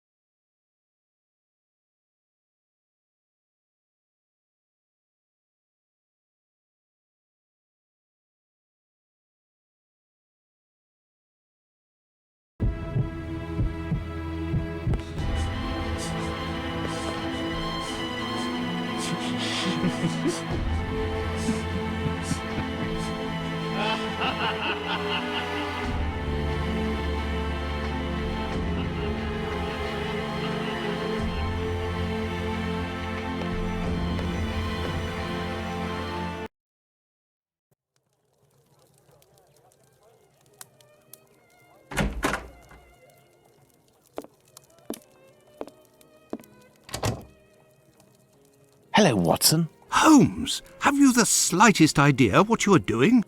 I think so, Watson. Leaving this bloodthirsty pervert at liberty and hiding his existence from the London police? What folly! Certainly, the police will never find their man, but with so many men deployed, this affair will indirectly have a benevolent effect on the crime in the vicinity. But Holmes, wait! Justice hasn't been served, and we are accomplices to the fact. Justice? But I don't serve justice, Watson. I serve truth. And, incidentally, I serve my country, and I don't think that I have ever served it better than today. Imagine if after months of terror and a murder as abominable as that of Miller's Court, we deliver to the English people a man of the Jewish faith, a journeyman and head of family as the guilty party. A man who forced members of his own people to eat human flesh. All of this contained tension would have exploded in a myriad of anti-Semitic acts which would have thrown Whitechapel into a rage of fire and blood. And this man's family, who are completely innocent and have suffered more than their lot, would have been the first in the line of sight. Should we condemn an entire people to shame and promise them 1,000 wounds because one of their members committed an unmentionable crime? Neither I nor you have the right to do so. Jacob Levy, Jack the Ripper, is now in the hands of his own people. I have complete faith in Mr. Solomovich and the members of his community who, I remind you, courageously helped us. They took great risks and acted with the most salutary discretion. And, oh yes, it is understood that you cannot chronicle this investigation. It would be best to invent a story that takes us far from London during the sombre period, in pursuit of, let's see, something challenging. A ghostly dog that glows in the night. Don't be ridiculous, Holmes. But what will happen now? The police will endure a serious setback and a real loss of credibility. And this man? Well, a few months after the murders have ceased, the police commission, finding themselves at an impasse, will come up with a story to tell, and everyone will vow that they know the secret identity of the killer without having the right to reveal it. As for Jacob Levy, Jack the Ripper, he will be imprisoned by his own people. He will pace like a lion in its cage until the end of his days, haunted by his crimes and his insatiable vengeance, until finally the disease which drove him to kill those poor women will finish its work and make him its final victim.